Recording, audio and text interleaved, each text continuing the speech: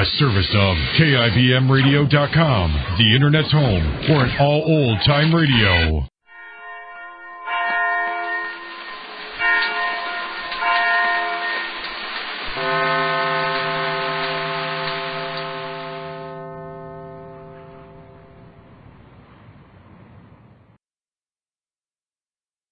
Now, Backstage Wife, the story of Mary Noble and what it means to be the wife of a famous star. For months, wealthy Rupert Barlow has tried to find some way to have his romantic interest in Mary Noble reciprocated. And with each failure, his determination has increased, until now it has become an obsession. Right now, he's talking to the famous trial lawyer, Clarence Brewster, whom he has hired to defend Larry Noble for the murder of the young Englishman Oliver Wilson, who was found strung high in the wings at the Hamilton Theater, where Larry was starring in a play.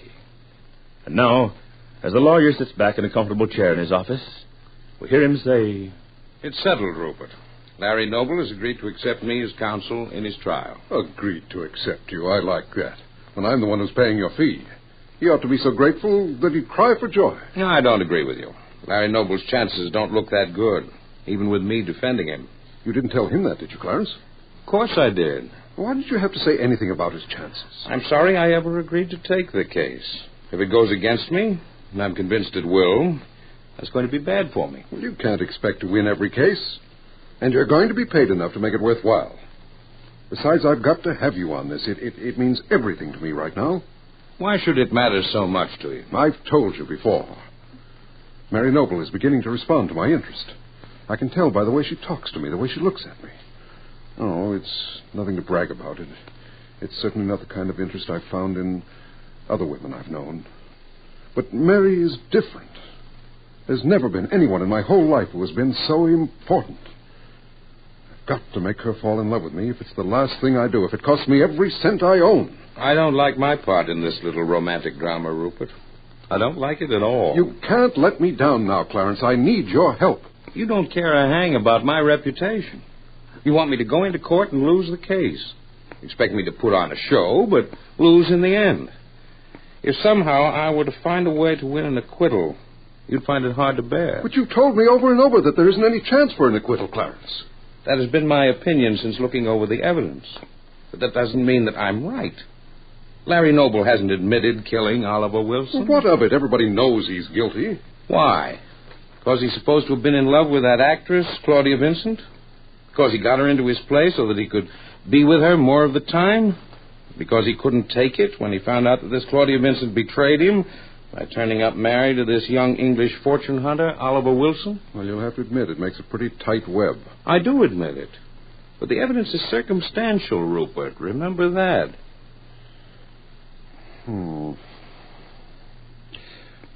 What about Claudia Vincent? How important will her story be in court? I don't know, Rupert. Well, if she gives evidence to prove that Larry is guilty, what can you do about it? I can only try to disprove her story. Shake her on her facts. Claudia Vincent will be a match for you, Clarence. She's lived by her wits for years. She knows all the tricks.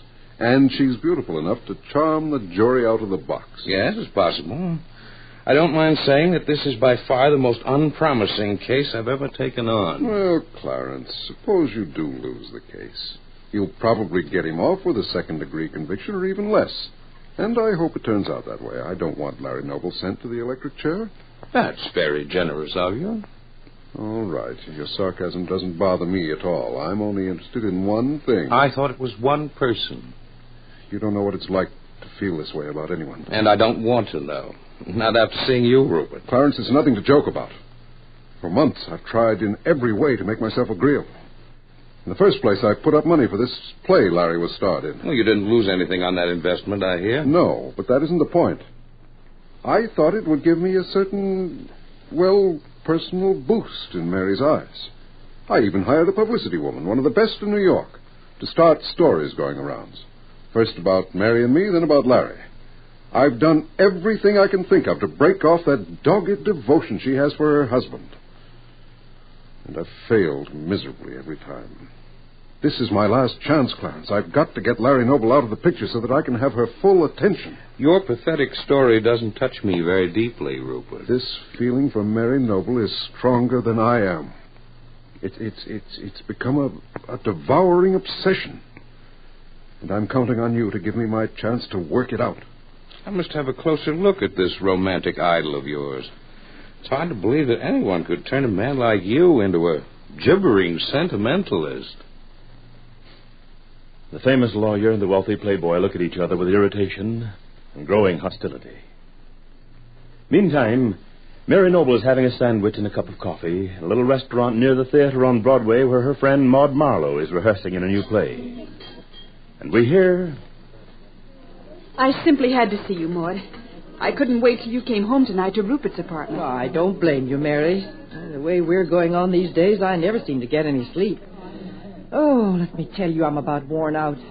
Well, an actress my age should stick to character bits and not try for big dramatic parts. You're wrong about that, Maud. I know you'll be a big hit. Right now I'm so dead on my feet that I don't even care much. Oh, well, tell me your news. I hope it's good. It is. Larry has agreed to have Clarence Brewster handle his defense. Well, that's a mixed blessing, Mary, if you ask me. Why, I think it's the best thing that could possibly happen to him. Oh, it's taken a terrible load off my mind. I didn't know whether Larry would accept the offer, since it was arranged through Rupert Barlow. But he did. Yes, well, tell me about Rupert. How much do you see him these days? Why, quite a lot. But that's only natural, don't you think? Considering how important a part he has in Larry's defense. I was wondering how important a part he's playing these days in your life. Oh, I think he's been perfectly wonderful in every way, Maud. No one could have been kinder or more generous. I'll never forget what he's done for Larry and for me. Why, think of getting a lawyer like Clarence Brewster and taking care of the fee. And as if that weren't enough, turning over his whole New York apartment to me. And the rest of us. He's certainly outdoing himself in every way. He's the most understanding and sympathetic person I ever met. I don't see how I'd have lived through these last weeks without Rupert's moral support. Mary, I'm not thinking so much about all the things he's done, but about why he's doing them. What in the world do you mean by that, Maud? Well, never mind. I haven't the energy to go into it right now. And I don't suppose you'll be up when I get in, if I ever do. Oh, by the way, how does the gallant Rupert like the idea of having me as a guest in his apartment? Why, he thinks it's very nice. He knows that I couldn't stay there unless I had someone with me. Particularly now that I've put Larry Jr. in school and let Phoebe go on a visit to her folks. Still, with my late hours at rehearsal, I'm not exactly a very menacing chaperone, am I? Why, that's a terrible thing to say, Maud Marlowe. I don't understand how you can be so prejudiced against a man who's doing everything he can to help us, when we need help as never before. Mary, dear, I only wish I could believe that Rupert Barlow's motives are as admirable as you seem to think. But I can't. Yes, and now I have to get back. Oh, waiter, check, please.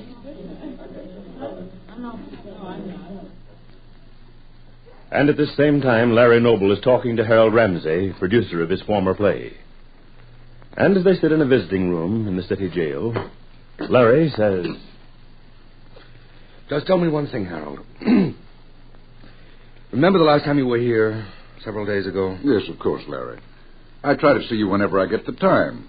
I'd be over more often if I weren't nearly out of my mind trying to figure out a way to save the play. An empty theater gives me the creeps every time I go over there. I think I only have till the end of the month before it'll be leased to someone else. It nearly drives me crazy. Yes, I understand that. What I want to ask you is whether you mailed the letter I gave you. Letter? Well, what letter? I handed you a letter to mail. I told you it was urgent, and you put it in your pocket, promising to put it in the nearest mailbox. Great guns, Larry, so I did. Now, let me see, what did I do with it? You didn't mail it, is that right? My dear Larry, I can't for the life of me remember. So many things on my mind these days. I'll bet I did forget to mail it. It's probably still in the pocket of my suit. Unless the valet sent the suit out to be cleaned. I'll tell you what. I'll look it up the minute I leave. And in fact, I'll go right now and call my house and make sure. I'm terribly sorry about this. Oh, well, never mind. It probably wouldn't have done any good in any case. I'll see that it gets mailed. And I'll be sure to remember this time. Look here, I'll write it down on this envelope, and then I'll be sure to see it. Don't worry about it, Larry. That letter's as good as mail right now. That is, if Miss Uter's still at home. Try to keep up your courage, Larry. It's a bad business, I know, but now that you've got Brewster defending you, things ought to be looking up. I'll keep you informed. Goodbye for now. Let me know if I can do anything for you. And Harold Ramsey leaves in a typical rush. Larry feels that another prop has been pulled out from under him. Be sure to be listening tomorrow to Backstage Wife, the story of Mary Noble and her husband Larry Noble, famous Broadway star. The Anchor Hawking Glass Corporation brings you Crime Photographer.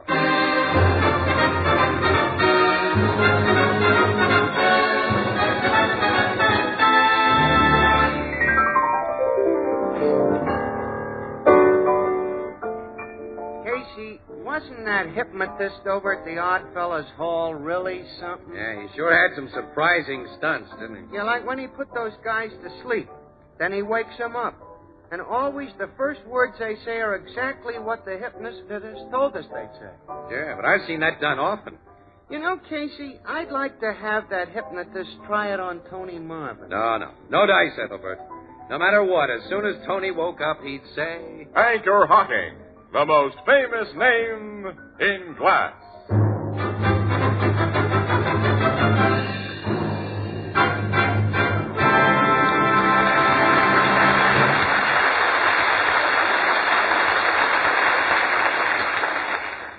Good evening, ladies and gentlemen. This is Tony Marvin. Every week at this time, the Anchor Hawking Glass Corporation of Lancaster, Ohio, and its more than 10,000 employees bring you another adventure of Casey, crime photographer, ace cameraman who covers the crime news of a great city. Our adventure for tonight, The Fix.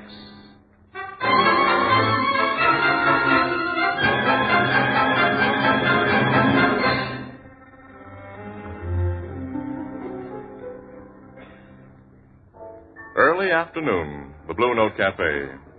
Ethelbert, the head bartender, is engaged in conversation with a rather weak-looking young man and a very good-looking young woman when the street door opens and... Whoa. Oh, it's nice and warm in here, Casey. Boy, does that heat feel good, honey. Wow, look who's here. Hi, Ethelbert. Hi. Hello, Ethelbert. Casey. Huh? But doggone. How are you, Archie? Fine, and you? Well, I'll feel better when spring comes. Don't you remember me, Casey? Mildred. Hello. Well, what do you know? Say, you look like a million in that mink coat. Thank I you. gather you know these folks, Casey. Huh? I've known Archie ever since he was a punk at grammar school, Ethelbert, and Miss Sells. Our acquaintance goes back only a few years to the Warren affair. Yeah. Oh, excuse me, Miss Ann Williams, Miss Mildred Sells. Hello, Miss Sal. How do you do? And Archie Purcell. Pleasure, Miss Williams. Oh, thank you. You know Archie's father, Annie. He's one of our favorite cops. Not Lieutenant Purcell. Mm-hmm. He's my old man. Well, we have a great admiration for your father. Yeah, he's quite a guy. They don't come any better. Well, Miss Sells and I must be running along. We have a date. Yes, it was nice meeting you, Miss Williams. See you again, Casey. That goes double. Must get together sometime. Yeah, we'll try to, Archie. I paid you, didn't I, Ethelbert? Yeah, we're all square. Well, see all of you again. Yeah, so long. Bye. Bye. Come again. We will, Ethelbert. Blondes. Wow. There goes one beautiful babe, Casey. Yeah. She's dynamite, too. I mean that literally. You know, she's a stooge for old Iron Hat. Tim Lansing? The political leader? Yes, sir, the boss. The big crook under the old-fashioned derby who protects professional gambling in this midtown section. How does that swell-looking gal stooge for him? Dames are used in all the big rackets, pal.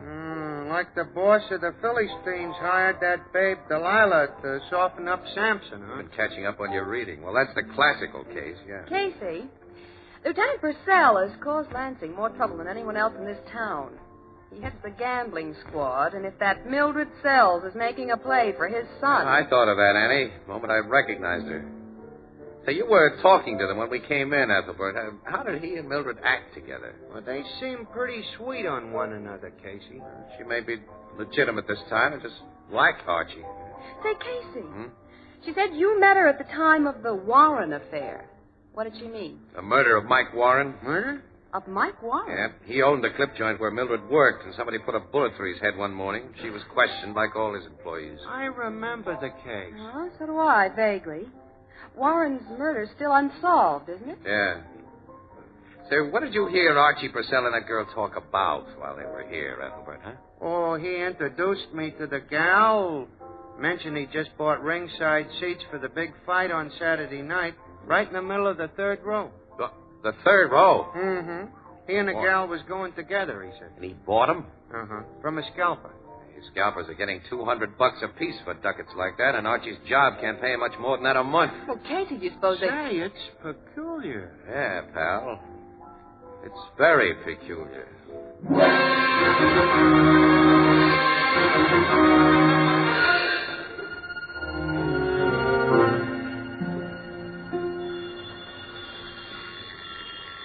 Will you answer that, Whitey? Okay, Brent. Hello. I'd like to speak to either Mr. Kelton or Mr. Watts. Kelton speaking. This is Archie Purcell. I don't know you, friend. You may have heard of my father, Police Lieutenant Frank Purcell. I've heard of him. We thought you might like to talk over a little matter with me. I'm downstairs in the lobby of your hotel right now. We'll be right down. What is it, Whitey? The shakedown we expected, but not from the source we expected. What do you mean? Down in Florida, they told us the guy who fixed things in this town was Lansing. The guy to be careful of was Purcell. Purcell's son just gave me the come hither. This don't sound right. We'll soon see how right it is. Put your coat on, Brent, and let's go.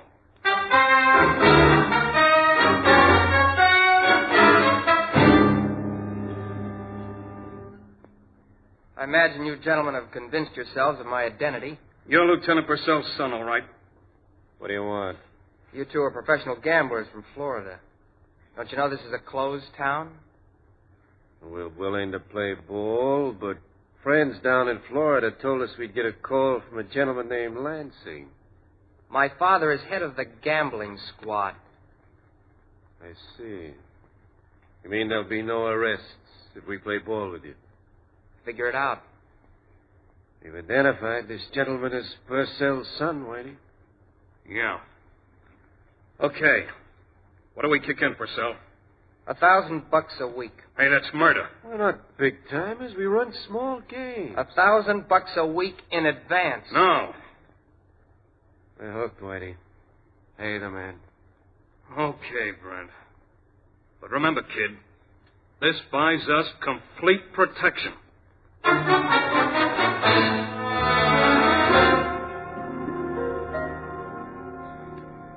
Thanks for the tip, Casey. And to you, Miss Williams. I didn't know my son was running around with this Mildred saleswoman. We're going to have a talk with Archie. Now, we may be all wrong about her, Lieutenant Purcell. I hope we are, Frank. Excuse me. Gambling squad, Lieutenant Purcell speaking. I got a red-hot tip for you, Lieutenant. Who is this? Never mind that. You can pick up 2 card shops. They're registered at the Hotel Fultonian. There's Brent Watts and George Kelton. There's a poker party going on in their suite right now. That's all. Goodbye. I couldn't help but hear that one, Frank. The old anonymous tipster. A lot of our information comes in that way, Casey. Most of it's on the level. I've got to leave you and Miss Williams. Go to work. A little surprise visit to the Hotel Fultonian? Right away. Let's tag along, Casey. Why not, Annie? Let's go.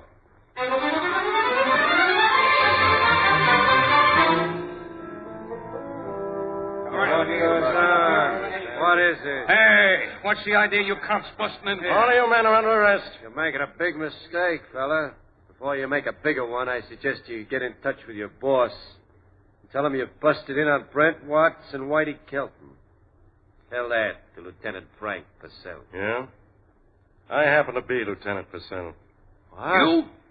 Just why did you want to get that little message to me? Hey, there's been a slip-up, Brent. Yeah.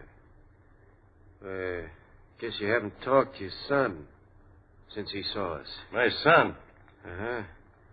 Can I have a word with you alone? Anything you have to say can be said right here. Okay. If you want it that way. We fixed your son with $1,000 this afternoon for complete protection.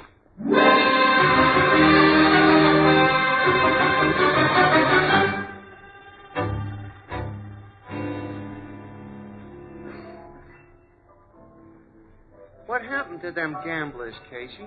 Lieutenant Purcell got the full story about Archie from him, then took him to headquarters and put him in cells. Archie had traded on his father's reputation to extort dough, huh? Yeah. What does he say about it? Archie, I mean. Oh, he hasn't been found yet. And Mildred denied that she knew anything about Archie's fix racket. Yeah, but the whole thing smells like old Iron Hat Lansing. One of his lawyers sprung the two guys this morning. What does Lansing get out of it, Casey? Well, he's thrown suspicion of bribery on Frank Purcell. Well, how? Purcell raided them gamblers and threw them into the cooler, which proves he wasn't protecting them like his son promised. Yeah, but a lot of people will think there was a slip-up, though, Ethelbert. That Archie neglected to tell his father. I wouldn't. On the strength of just this one instance. No, I wouldn't either, Casey. And their accusation can't be blown up into a news story. Nothing novel about racketeers accusing cops of dirty work. Last night's affair won't even get into print. Well, not as it stands now, but... There's the bar phone. Excuse me. Go ahead, answer. Blue Note Cafe, Ethelbert speaking. Just a second. Your city desk, Casey. Huh? Oh, Your city desk. Hello. Yeah, she's here, too, Bert. Haskins Memorial Hospital. Archie Purcell. Archie Purcell? We'll get there on the jump. Goodbye. Casey, what's the matter? The story will get into print now, Annie. Big prints. Archie was taken to the hospital a few minutes ago after being found in an alley, beaten almost to death.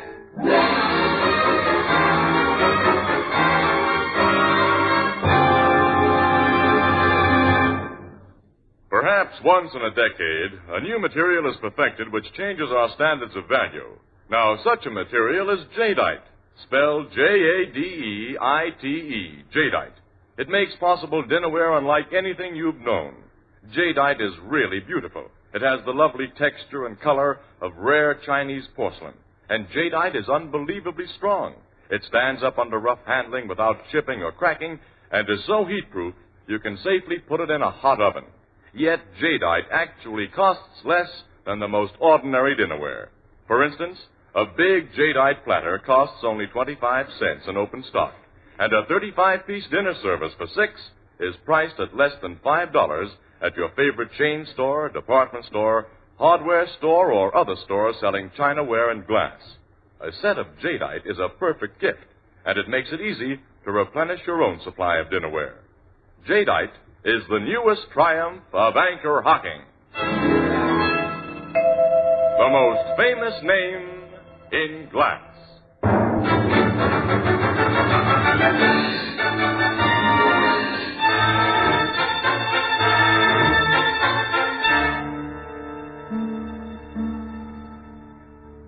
Since the doctors wouldn't let us see Archie Purcell, Captain Logan, suppose you tell us what he had to say, if anything. Well, he confirmed the story Watson Kelton had already told. Shook him down for $1,000. Yeah, Casey. He completely absolves his father of having any knowledge of his fix racket. And that won't help Frank Purcell much with the commissioner or the public. No. What did Archie tell you about Mildred's cells? He denies that she put him up to his racket or that she knew what he was doing. What did she have to say? Denies everything we think is so. We can't even hold her. Well, who gave Archie his beating? He says he doesn't know. Says it happened so suddenly he had no chance to see what the two guys looked like. The two guys, huh? Watts and Kelton were freed on bail this morning. They had plenty of motive to go after Archie, Miss Williams. And when my men find him, they'll have to prove they didn't do the job. Did you find anything at the scene of the beating? No, but the guys who worked on Archie didn't do it just for fun. They cleaned his pockets before they left him. Well, they took his dough, huh? Took everything. Come in. Detective Biddeford just brought in those two gamblers, Watts and Kelton, sir. That's fine. But they claim to have an alibi for the time of the beating. Yeah? They say they were with the lawyer who sprung him this morning at John Ferris. And here's his home phone number, sir. I'll call him right now. Not that I'd take the unsupported word on a Lansing's trained mouthpieces. It's beginning to look as though an alibi has been carefully set up for him, Casey. Hello. I want to speak to Mr. Ferris, please. Oh, Ferris, this is Captain Logan. We've got two new clients of yours here at headquarters, Watts and Kelton. I'm sure you can tell me where they were between 8 and 9 this evening. Huh? You haven't seen him since noon today. No alibi? Thanks. That's all. Goodbye. You hear that, Casey? Yeah. Gives me the idea that those guys may be telling the truth and somebody's trying to frame them. Yeah. Harris may have got him to his house tonight just so they couldn't establish a real alibi elsewhere. But why? I don't know, Miss Williams. Yet. Sergeant, bring in Watson Kelton. We'll hear what they have to say.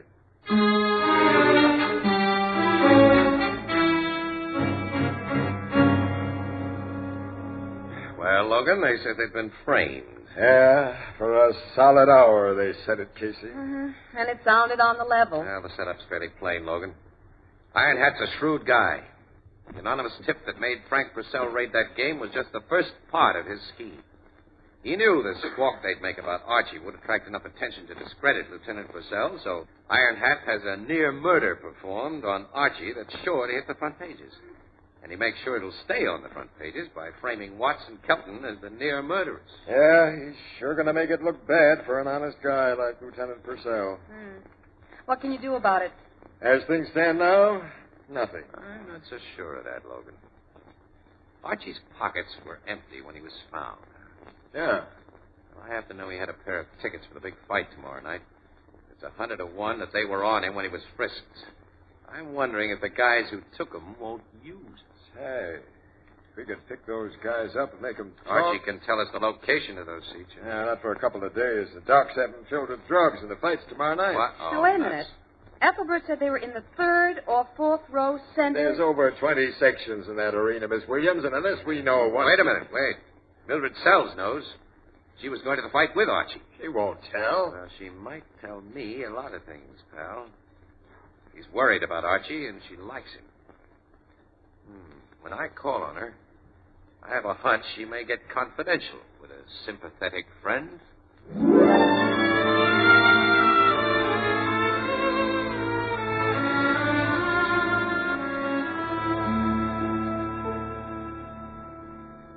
You've just come from the hospital, Casey. Yes, Mildred. Well, how is Archie? I got some news, Mildred. It was not pleasant. Well, Archie isn't... No. He isn't dead. But he's in pretty bad shape. Oh, no. The docs say he has a chance to pull through if he wants to. If he wants He to? realizes what he's done to his old man. He hasn't got much interest in living. I know. How do you suppose Archie got himself into this mess, huh? I don't know. Said he wanted the dough to spend on you. The cops told me that. What gave him the idea to get the dough that way? I don't know. Archie was going to take you to the fight tonight, huh? Yeah. He had tickets for swell seats. Remember where they were? I couldn't forget. He was so proud of having gotten them. He told me over and over. Yeah. Where were they? Numbers 8 and 9 in the 3rd row of Section F. Why? Just curious. You know, Mildred, you're the only one who can save Archie's life. Casey, what do you mean? He's going to die unless it can be proven that he was just a fall guy in his fix setup. And that he was pushed into it so his old man would be kicked out of the police department.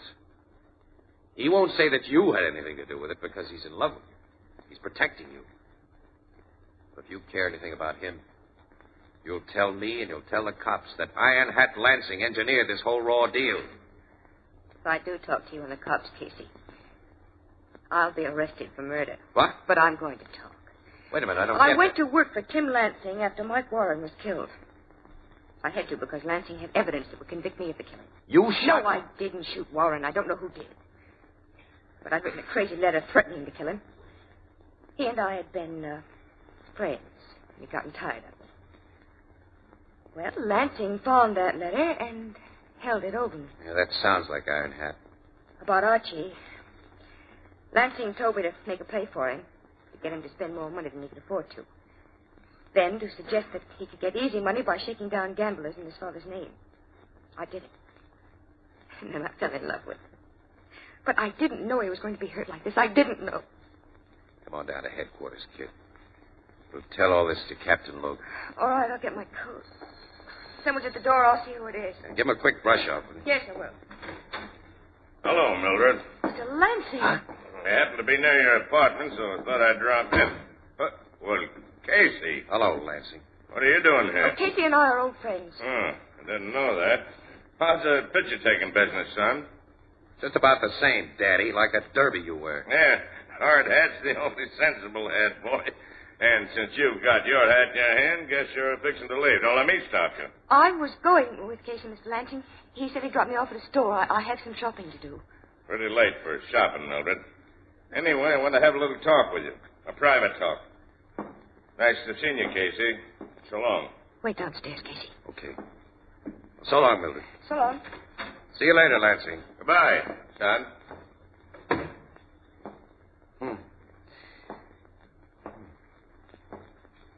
Don't ring for the elevator, pal. What?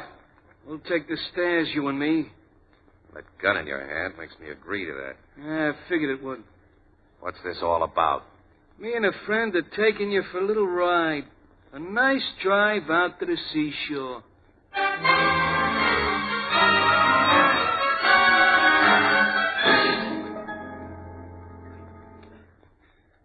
But how much longer are you guys going to keep me in this beach house here? Like I told you before, Bud, we're waiting for orders. Whose orders? That's something we ain't saying. Yeah, I hope we get them orders pretty soon. I want to see that fight. Fight? Yeah, me and my pal has ringside tickets to the big scrap tonight, Bud. Yeah. Ringside tickets, huh? Right down in front. Oh, seats like that are hard to get. We didn't have no trouble. It was easy. Hey, car's driving up. Give a look out the window. Butch. He'll be bringing our orders. He's also bringing the Celtic. The Celtic? I see. Open the door for Butch. I'm doing it. Here's more company for you guys. Get in, sister. Casey! Hello, Mildred. I didn't know they had you, too. They got me, thanks to Iron Hat, I guess. Yes, he told me he had me watched. He came to my apartment because he'd gotten a report that you were there and he was afraid I'd talk. Yeah. He had them grab me in case you had. Yeah. That's enough conversation for you two. Sit down, sister, and shut up. Hey, do we bump the two of them off, Butch? Yeah, but not yet. You guys will stand guard over him till the boss comes out here after the fight tonight. He's going to the fight while we stay here. That's his orders. Not. Hey, we want to see that fight. This'll do as you're told. I'm heading back to town now. I'm going to the scrap myself. So long. Of all the lousy... It ain't fair, it ain't. Hey, why don't you gentlemen go to the fight? We'd be glad to stay here till you come back. Wise guy, ain't you, Bud? Hey, got an idea at that. Are you nuts? No, we can tie these babies up, can't we? We'll get back here before the boss shows up. Well, I'm beginning to believe you got brains. Sure, I got brains. Hey, what if the boss sees us at the fight? He won't, because his seats are on the other side of the ring. I saw his tickets. Yeah, come on, let's get to work. And this was really your suggestion, fella. Yeah. Thanks. Why haven't I learned to keep my big mouth shut?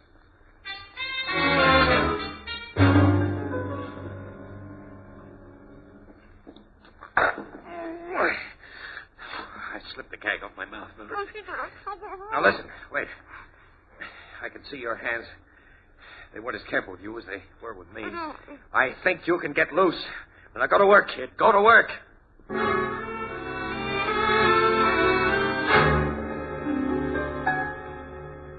I'm free, Casey. All right, get the wire off me. That won't take very long. I only have to untie it. And it's tied very tight. I feel plenty tight. Wait a minute. Now, there. Got it off your hands. What a relief. All right, I can get it off my feet. Casey. What? There's a car driving up. What do you suppose that is? Get to that window and see, will you? Stop outside. Get that wire off your feet. I'm working on it right now. Casey, it's Lansing. Lansing? He's getting out of the car. He must have decided to skip the fight. Is anybody with him? No. No, he's alone. He's coming toward the door. Get that wire off, Casey. This is a tight knot. Well, untie it quick. I'm trying. Open up in there. You fellas see me drive up? Casey, quick. I'm doing the best I can. Everyone is sleeping there? He may have the key if he comes in here before you get that off. Hurry down. He has the key. Okay, kid. I'm finally free. There he is. And here he goes. I don't like to hit old guys like you, Iron Hat, but you didn't give me much choice. He carries a gun, Casey. Get it. I've got it. Come on, Lansing, get up. We're going to drive you and your car to police headquarters. I had a feeling I should have come out here sooner than I planned, Casey. Seems I wasn't smart to come along. Nobody in your racket is smart, Lansing. Come on. We're going to the nearest precinct station. As soon as I pick up my hat, you knocked it off. Come on, pick up your derby. You look naked without it. Yeah, I'm attached to this old hat. And here's the ring. He had another gun in that hat. You take the next bullet. No, Lansing, you take it. I had your other gun, you know. Casey, you've got him. You're bleeding. He only got me through the shoulder. It's not bad. No, come on, sit down. Let me stop that blood. Now, let me see what I did to him first. Pick up that second gun he dropped. Your aim's as rotten as mine, Casey. I got it in the shoulder, too. That's swell. I don't like to kill even rats like you. Well, let's make sure you haven't got still another gat on you. It's a neat trick, that rod in your derby. There's a frame inside that held it, Casey. I see it. Yeah, you won't find another rod on me, boy. Two have always been enough until now. Look here, you young people. I've got lots of dough. We can make a deal. Sure, we'll make a deal. A deal that'll put you out of circulation for attempted murder. Come on, let's get started.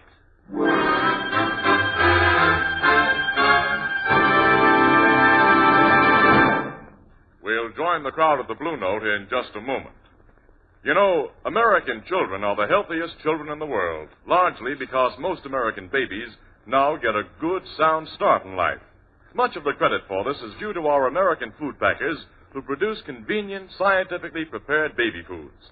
The young mother can now give her baby well-balanced, nourishing meals without spending endless extra hours in the kitchen.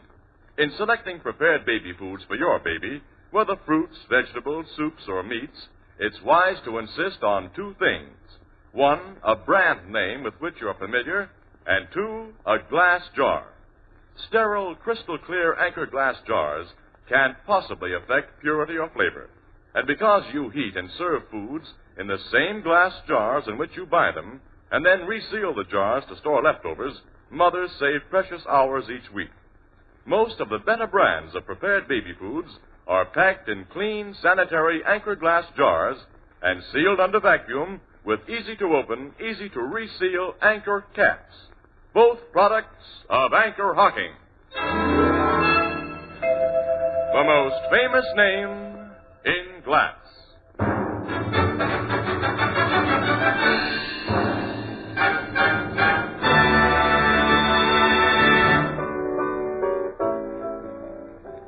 Mildred Sells ain't going to be accused of the Mike Warren murder, huh? No, not a chance, Ethelbert. For the very good reason that the bullet found in Warren's body years ago was fired from the automatic that Lansing wore in his iron hat. A ballistics comparison proved that beyond any doubt. Lansing killed Warren? Mm-hmm. After he found a letter that would incriminate Mildred if suspicion were pointed his way. Well, what do you know? At least one other thing. The DA won't bear down too heavy on the extortion charges against Archie. He and Mildred are going to be married. The DA and Mildred? Oh. Oh, no, of course not. Excuse me. Right, boy. You know, this has turned out so nice and romantical, it makes me feel good. Almost like throwing a party on the house. Almost. With that big bandage on your shoulder, you couldn't lift a glass, Casey. Ain't it too bad? Yeah. Al, I got news for you. I got one good arm. And I've got two good ones to help both of us with. Why don't I learn to keep my big mouth shut?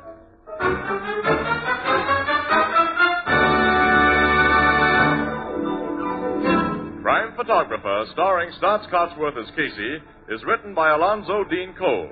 It is brought to you each Thursday by the Anchor Hocking Glass Corporation, makers of Fire King Oven Glass, Anchor Glass Containers, Anchor Caps and Closures, all products of Anchor Hocking, the most famous name in glass.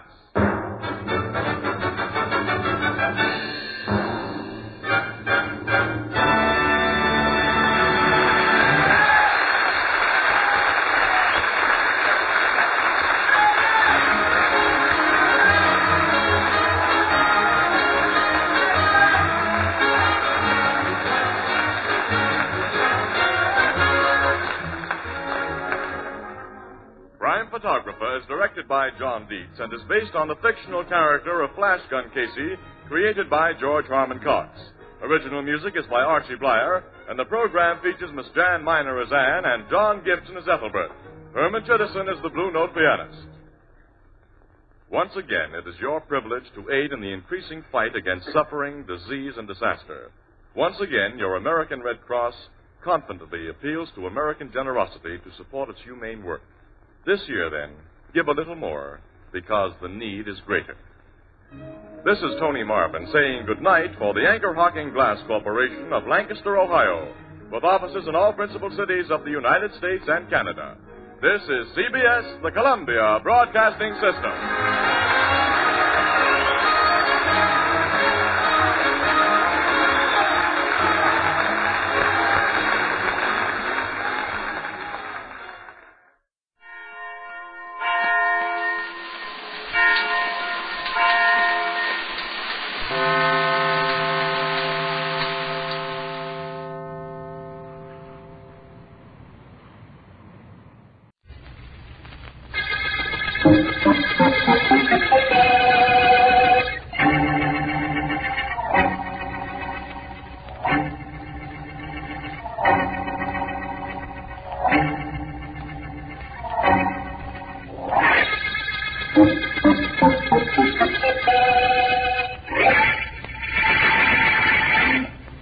So long, fellas. See you all in 3 days.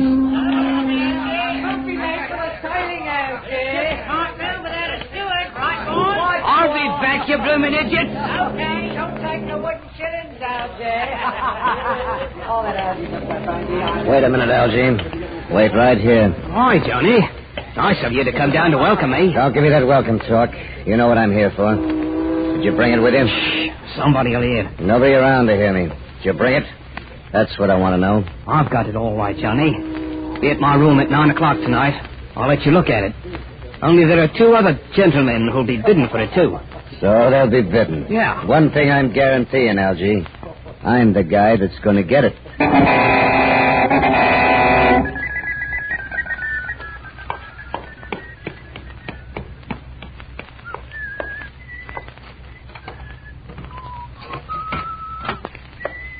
Hello, Algie. Oh, it's Mr. Burke. That's right, Algie, Mr. Burke. Your ship docked a little while ago. I was watching you when you got off. I was going to call you as soon as I got my room here, Mr. Burke. Honest, I was. Perhaps you were. I hope you were, for your sake. Did you bring it with you, Algie? Aye, but Mr. Burke, you'll have to come here tonight to see it. As you probably know, there are 3 of you gentlemen who want it. Sure. Johnny Peters, Reginald Sands, and me. That's right. I know they both want it. Mr. Burke, Johnny seems to be sure he's the one that's going to get it. Algie, please listen and remember this. Yeah? If Johnny Peters gets it, you're going to get it right between the eyes.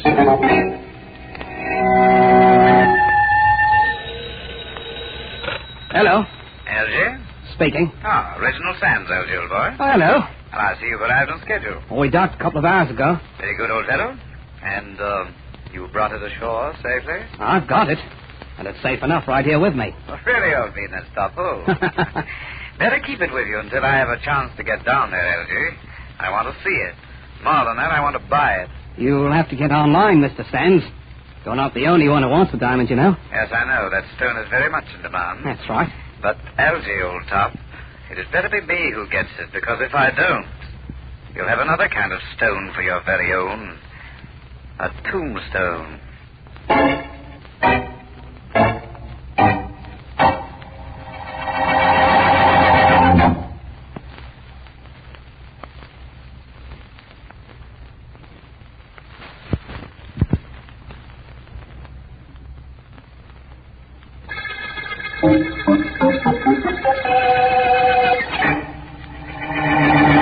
Well, Vance, this is the room where the body was discovered. I'll bring you up to date as quickly as I can. Thank you, Markham. But let me tell you first what I know. All right. The dead man was Algie Corcoran, a steward on a transoceanic liner.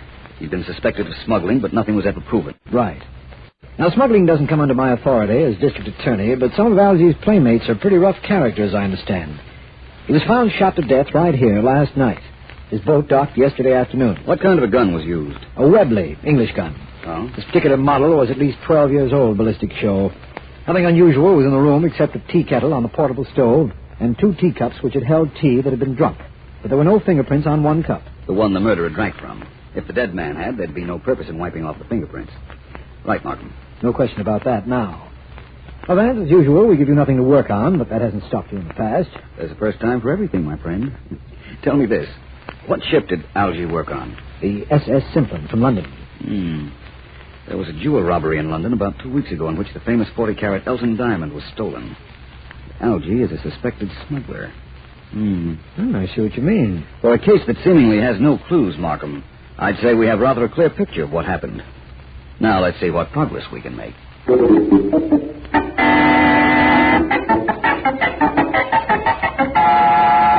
Well, come, old man. It can't take all that time. No. You ever try to cut a 40-carat diamond, Mr. Sands? I steal them. Cutting them is your department. I've got to be very careful. You want this stone split exactly in half so it will no longer be recognized as the Elton diamond, but can be sold for matched earrings. 2 20-carat stones will bring you almost as much as 1 40-carat one. Yes, and it'll be a whole lot less recognizable, old fellow. All right, go ahead. I won't interrupt you. I'm almost finished. I'll put the Elton in this vise. Put my diamond cutter right here. And just tap it once with this mallet. That ought to do it. Good. Where'd you get the diamond, Mr. Sands? It was lifted in London 2 weeks ago. I know. Never mind where I got it. Go ahead, old fellow. Tap it again with that thing, please. Very well. Here goes. The lights. Who turned out the lights? Mr. Sands, we're in the dark. It seems as if I'm in a bit of a predicament. I can't see you, but look, whoever you are in this room, let's make a bargain. I'll give you half of everything.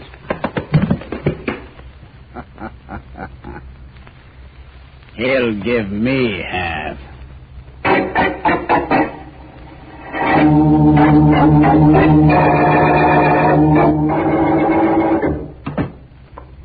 That you, Joe? It's me, Edna. What a day. Busy? And how? What's for dinner? I won't tell you. It's a surprise. All right? Sure, then. I have a surprise for you, too. Oh, let me see. Later. Honey, no teasing. Honey, no begging. Oh, please, if it's a surprise, let me see it. Please, Joe. What's for dinner? Roast beef. Now, what's your surprise? These. Oh, Joe. Pretty, aren't they, Edna? Yeah. 2 perfectly matched 20-carat stones. Had to kill a man to get them. Oh, the stones are lovely. I've never seen such fire. Had to knock out a guy, too. Killed the fellow who cut the stones, knocked out the guy who lifted them from Algy Corker. And the steward you read about? The one that was killed? Sure, I read about him. Oh, Joe, these stones are the most beautiful I've ever seen. Well, you keep admiring them. I'm going and wash up. I'll be out in a minute, and the roast beef better be ready and good. Oh, it will be, Joe. You can be sure of that.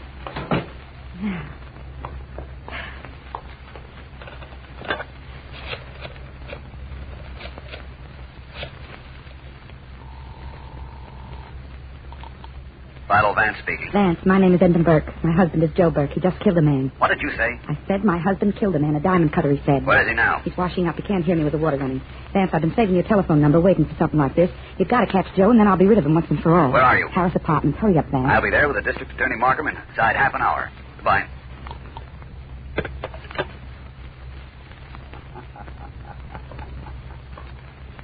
That wasn't very nice, Edna. Joe. I heard, honey. I heard everything. Oh, no, You told Vance to come over, and then you'll be rid of me once and for all. No, I didn't. You know, it seems to me that when he gets here, it'll be the other way around.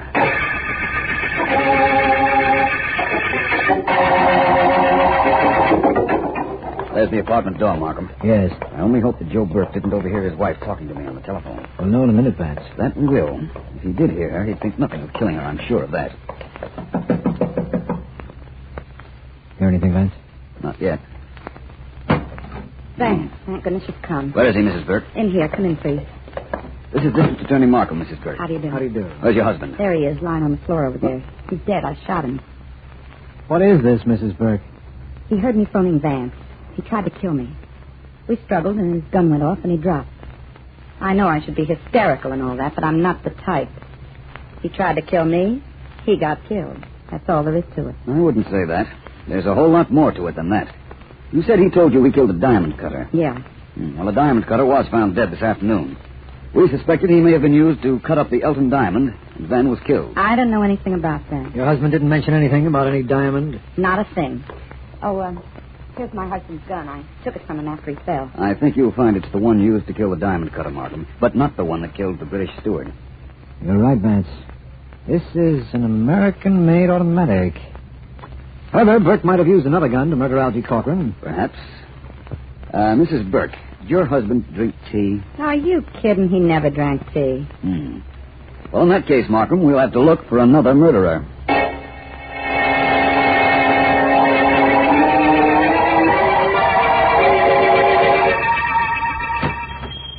Good afternoon. How do you do? What can I do for you, please? I'd like to know if you'd be interested in buying a pair of perfectly matched diamonds. Diamonds? How big, please?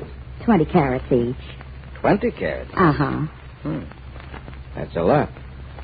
Stolen, of course. Does that make any difference? Not to me. You would want a lot of money for them. Oh, they're worth a lot. Here, take a look for yourself. Very beautiful. It would take some time for me to get rid of these. Put them away. Somebody's coming in. Somebody is in, Mrs. Burke. Somebody named me. Vance, you followed me. That's a logical conclusion. Yes, I did. And I'll take those stones if nobody minds. Mister, if you're the police, take them. I know nothing about them. This lady brought them in. She asked me to buy them. All right, I have nothing against you. Well, Mrs. Burke, apparently you left out part of your story, didn't you? Vance, I told you the honest truth. Joe did try to kill me, and the gun did go off while we were struggling. Afterwards, I got the idea of taking these 2 stones, but the rest of the story was the truth. I swear it was. Take it easy, Mrs. Burke. You weren't the hysterical type. Remember, that's what you told Markham and me. Just relax. And the 5 of us will take a trip to Mr. Markham's office. The 5 of us? Yes, this gentleman and the 2 stones and myself. I imagine he'll be glad to see us all. I beg your pardon, old boy, but I'll have to deny the district attorney that pleasure. I'll take the stones. Who are you? Well, it wouldn't matter if I told you my name, because to be perfectly frank, old man, I change it almost as often as I change my shirt. But I'll take those stones, old fellow. Now. Please, Mr. Vance, give them to me. He'll start to shoot if you don't. Oh, there's no question about that. Well, then? Well, I don't have any choice in the matter. Here they are. Oh, no, don't throw them. I know all the tricks. Just leave them on the counter and walk away 3 steps with your back toward me. That's it. Now, all of you, walk. Well, I should say we ought to walk, Mrs. Burke. Okay. Oh, quite the gentleman, aren't you, Vance, old boy? Quite a smart gentleman, too. And now I'll just take these diamonds. Actually, they belong to me, by the way. There's a family in London that might dispute that statement. Oh, I don't doubt it. Let us just say that I'm the American owner. It was I who had them when we, the diamond cutter and I, were hijacked by this lady's husband, Joe Burke. I knew he was after the stones. And I was watching his house and followed Mrs. Burke when she left with you after her. We made quite a parade, I imagine. Yes, all we needed was a banner and a band. You say those stones belong to you, that you're the American owner? Yes. Does that mean you killed Algie Corcoran to get them? The resourceful, redoubtable Philo Vance asked as leading a question as that. Why, it's hard to believe you'd be that obvious, Vance. I apologize. I accept your apology. I promise not to ask any more questions. And I promise you this. Within 24 hours, I'll have all the answers to this case, including knowing who you are and proving you killed Algie, if you did.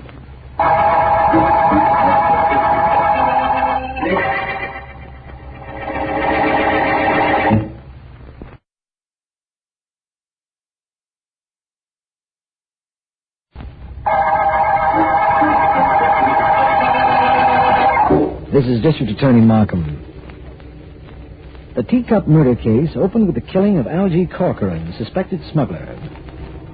His murderer, we're sure, drank a cup of tea either before or after killing him and stealing the famous Elton diamond, which we are sure Corcoran brought across with him.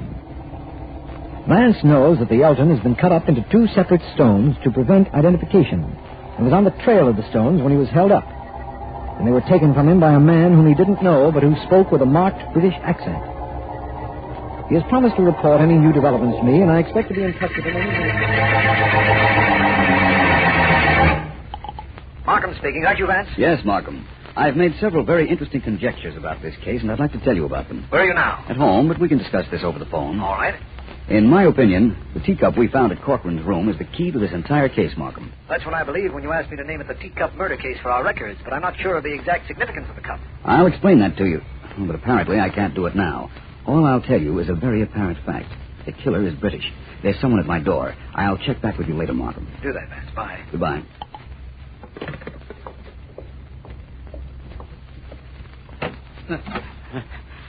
Vance. Vance, let me in, please. Well, come in, my friend. Sorry to see you so badly beaten up, but it's nice to see you without a gun in your hand. Here, sit down right there. Thank you. You recognize me, don't you? Yes. You're the man who held me up at the diamond store and took the 2 stones from me. What happened to you? To them? And to your British accent? Look, I'm going to give you that straight, Vance, because I need help. I was taking those diamonds back to my place when I got slugged and beaten up. Who it was that clipped me, I don't know, but he sure did a good job. Yes, he did. By the way, who are you? My name is Sands, Reginald Sands. That's my current name, anyhow. I used to work the boats. I'm a card man. Cheating passengers in fixed games. No, the games weren't fixed, just the cards. No. Anyhow, I got to meet Algie Corcoran on board one trip, and I knew he was going to grab the Elton diamond over there and peddle it here, so I wanted to buy it. So you went down to his room, killed him, and took it. Look, let's not start that over again, Vance. The important thing is that I haven't got the Elton stones. And I don't want the guy who has them to keep them. Understandable, of course. And it's also understandable why you don't go to the police with your problem. By the way, what happened to your British accent? Oh, it was knocked out of me by the guy who clipped me. See, I was born in Illinois, Vance, but I put on a phony accent when I worked the boats. You'd be surprised how a British accent can help me in my work, Vance. Well, let's not discuss that now. Just give me an idea as to who might have done that manual tattoo work on your face. Could have been only one guy. Johnny Peters. That's a new name to me. Who's he? Look, Algie told me 3 guys wanted the Elton. Joe Burke, he's dead, me, and Johnny Peters. I have a hunch Peters is the character that did a job on me. And I'll tell you where you can find him. Do that. And once I get in his apartment, I'll find what I can get out of him.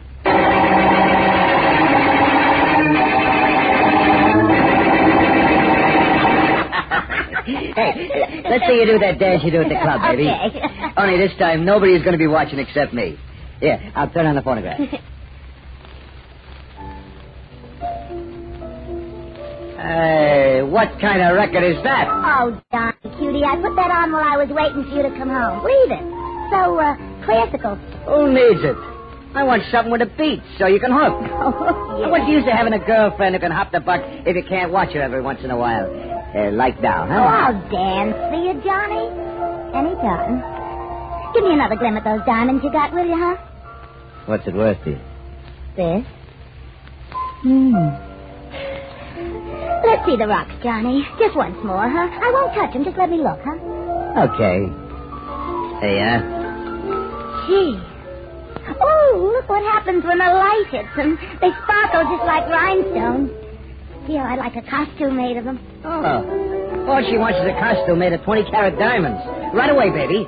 I'll make you one with my own lily white hands. Right away. Oh, they sure are pretty. They sure are. Yeah. A couple of guys have been killed for these rocks. One guy got beaten up pretty bad on account of them.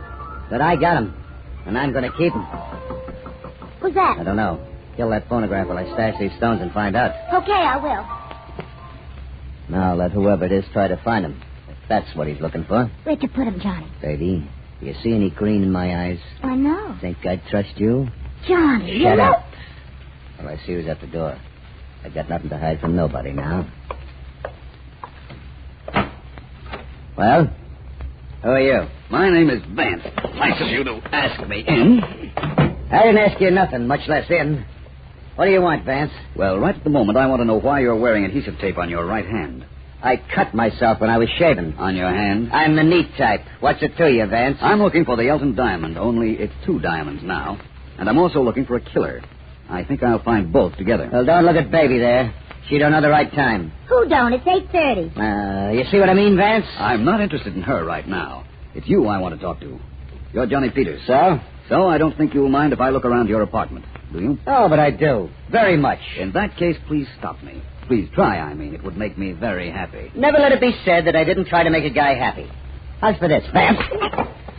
Laughing yet? No, but I'm going to be enjoying myself for the next few minutes. I can see that. Cut it out!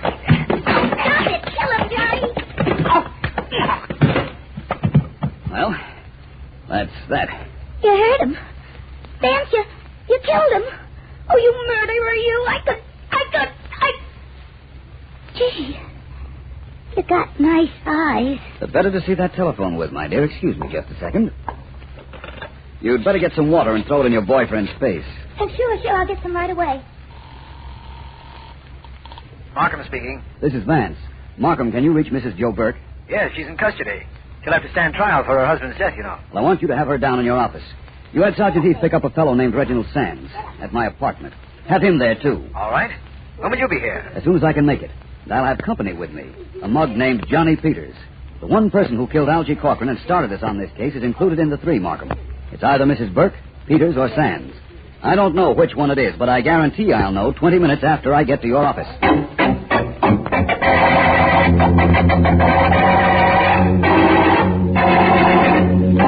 Come on, Peters, don't make me drag you in. You're too heavy. You hit awful hard, Vance.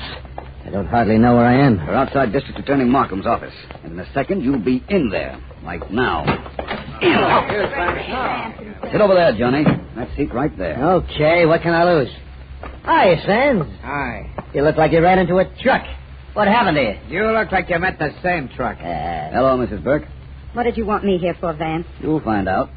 Thank you, Markham, for the trouble I put you to. No trouble, Vance. Well, what happens now? A little experiment. I have 3 lists of girls' names on these sheets of paper in my pocket. One goes to each of my suspects. Here you are, Mrs. Burke. What do I do with it? I'll tell you later. Yours, Peters. Gee, this is what I've always wanted. A piece of paper. Your list, Mr. Sands. Thanks so much. Mrs. Burke, read me the names on that paper. Yeah. Keep going till I stop you. Okay. Alice, Beatrice, Clarice, Dorothy, Evelyn, Frances, Grace. That's enough. Okay. Mr. Peters. How do you know I can read? Can you? Sure. Alice, Beatrice, Clarice, Evelyn, Frances, Grace, Hold it. Harriet. It's a pleasure. Mr. Sands. My turn, huh? That's right. All right. Alice, Beatrice, Clarice, Dorothy, Evelyn, Frances, Grace, Harriet, more, Vance? No, thank you, Mr. Sands. You've gone far enough. Markham, you can make your arrest now. I don't doubt it. But which one is the killer we're looking for? Couldn't you tell, Markham? Why, the murderer is Johnny Peters, of course.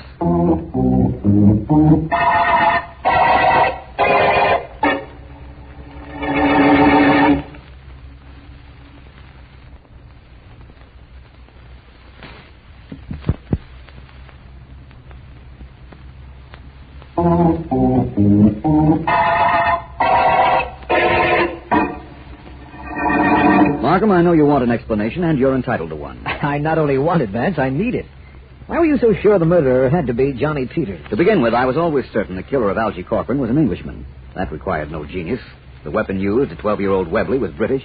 The fact that he drank a cup of tea with his victim while either about to murder Algie or right after was another indication that he was British. So far, so good.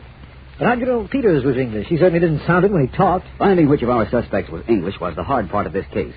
Peters had been over here a number of years, Markham, long enough to lose his accent when he talked. Yes. But not long enough to lose his inclination for tea, and when he read, the fact that he was English reached right out and asserted itself. Of course, you know that I don't know how it did. The pronunciation of the name Evelyn, Markham. The English don't say Evelyn, they say Evelyn. Of course. That's how Peters pronounced it when he was reading that list of names I prepared for just that purpose. Well, I'll be darned. His confession proves you were right, of course, and we found the diamonds in his apartment, but I'm still not clear on the mechanics of this case.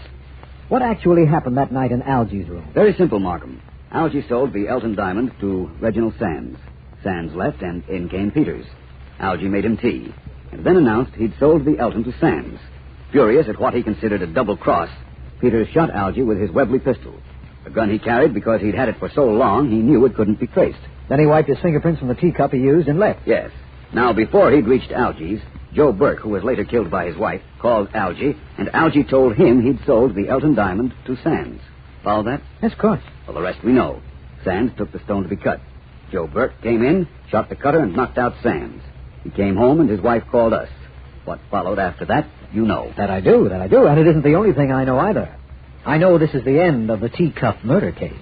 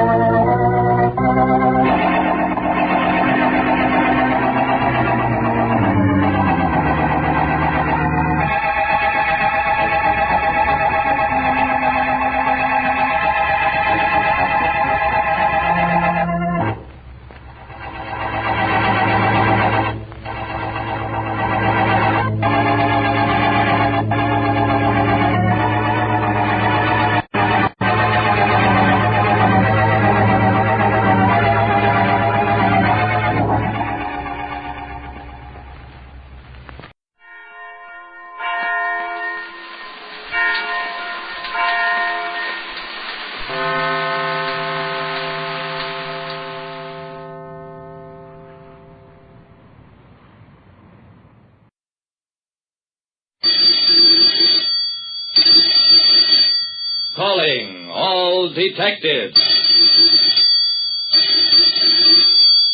Twin brothers, a package of diamonds, and a hard bargain. Those are the exhibits on this page from my casebook. The casebook of Jerry Browning, private detective. Every once in a while, a private detective like me, Jerry Browning, runs into a criminal who's just too smart. I was at the Central Railway Terminal, winding up a routine check for the Great Valley Railroad. The case had been easy, and I felt good, with nothing to do for a few hours but relax. I wandered into the main waiting room, sat down on a bench, and watched all the people who were hurrying to or back from someplace. Ooh. When I heard the groan, I looked around, realized it had come from the well-dressed man sitting alongside of me. I turned to him.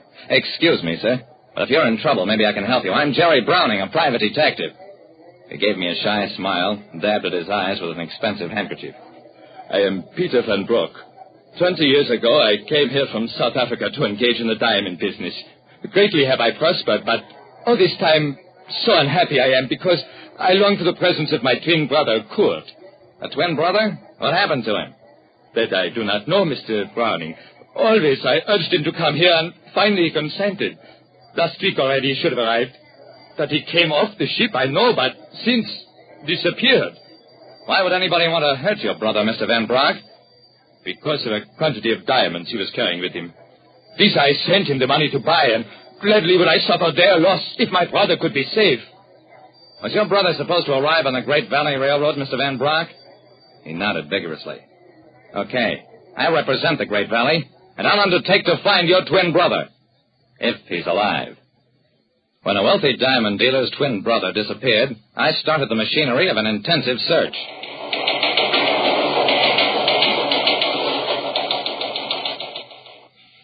To all cars, missing person Kurt Van Broek, age 46, 5 feet 8, weight about 170, blue eyes, light brown hair, speaks with a Dutch accent.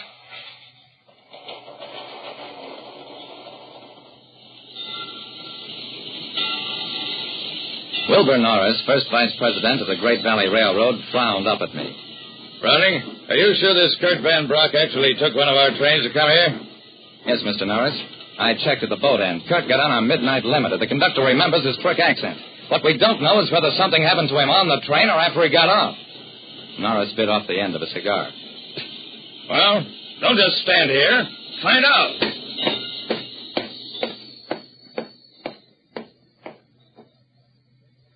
For 2 days, nothing happened. The search for Kurt Van Broek widened out into a 6-state alarm.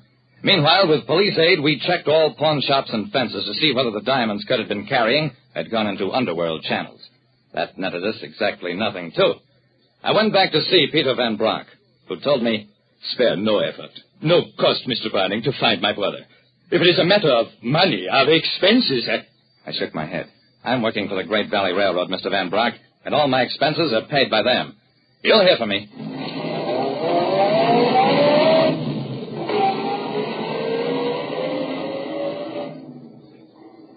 The break in the case came the next day in the form of a message from Lieutenant Dawson of the Homicide Squad.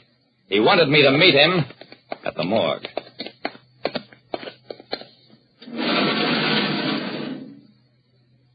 Dawson and I stared down at the body on the slab. "That's him, isn't he?" I nodded. Even in death, Kurt Van Broek was the exact image of his brother. He'd been shot to death. There was no money, no diamonds, no papers on the body. We found him on the waterfront, dead about 8 hours. They must have been holding him prisoner. Killed him when they thought we were closing in. I'm sorry, Jerry. Yeah. Well, I guess I'd better break the news to his brother.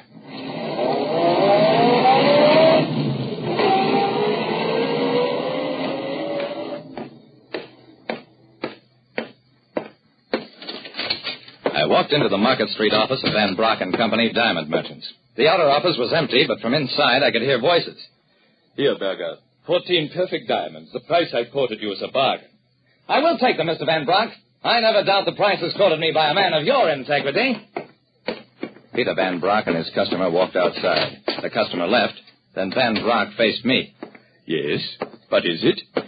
I took a deep breath. I have bad news for you, Mr. Van Brock. The worst kind.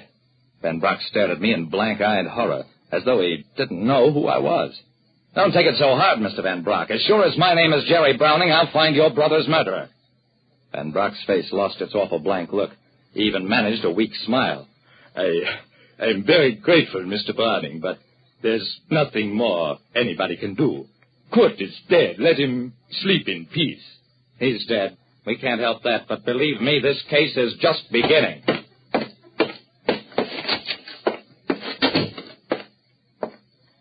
I walked outside, shook my head at the kind of resignation Peter Van Brock had shown. I could just see myself telling Mr. Norris something like that, and the cold outrage with which he would instantly fire me. Oh, maybe Peter Van Brock was satisfied to let the thing drop, but that's not the way we did things.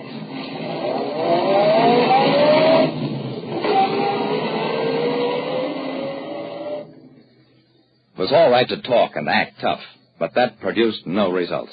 Neither the police nor I could uncover any trace of the person or persons who'd been holding Kurt Van Brock a prisoner for more than a week. But that did lead to a thought. Maybe Kurt had been kidnapped and held for ransom. Maybe Peter had even paid a ransom and had been afraid to mention that angle of the case. I phoned Peter Van Brock to ask him about that. Couldn't get him on the wire. After the 6th such call, I realized that Mr. Van Brock didn't want to talk to me. But I've never let something like that bother me. I went to his office, found Van Brock in the outer office with the same customer who'd been there the last time I called. Mr. Van Brock, you quoted me a wrong price. There must be a mistake. These gems are worth 20% less than I paid you. What is 20%? A trifle no more than a matter of opinion. You say that? You, Peter Van Brock, the man most respected in this entire business? Van Brock's face hardened, and so did mine. I stepped between the two men. Excuse me, sir, but I'm afraid you've made a mistake. Peter Van Brock wouldn't cheat you. But this isn't Peter Van Brock. Peter is dead, and you're talking to his brother, Kurt. Van Brock blustered until I told him, you made a bad mistake, Kurt. You didn't realize that in this country the fingerprints of all diamond merchants are registered. That's how we found out you're Kurt, and that you killed the brother who was looking for you. He broke down after that, signed a confession that he'd arrived in town as scheduled, trailed his brother for a week, learned his habits, and then murdered him in order to take over his business. That stuff about registered fingerprints wasn't true, of course, but Kurt did make one mistake just as bad as the one I'd accused him of. When he took over his brother's life and business, he forgot to take over Peter's integrity, the most essential part of the man. Like I said, some criminals are just too smart, drive too hard a bargain, and wind up behind bars a lot sooner than they expect. Listen next time to Calling All Detectives. Mystery drama, mystery quiz, and a chance for you to match wits with yours truly, Jerry Browning, Private Detective. They all knew he was aboard the yacht when it exploded and sank, and everybody called his death an accident. That is, everybody except the corpse himself. He said it was murder. From the pen of Raymond Chandler, outstanding author of crime fiction, comes his most famous character as CBS presents The Adventures of Philip Marlowe.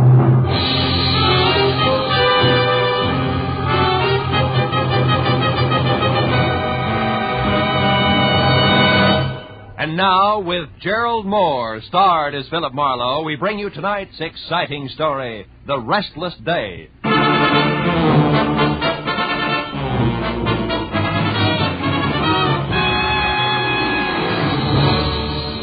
It had been a long, hard Saturday night that topped off a long, rugged week.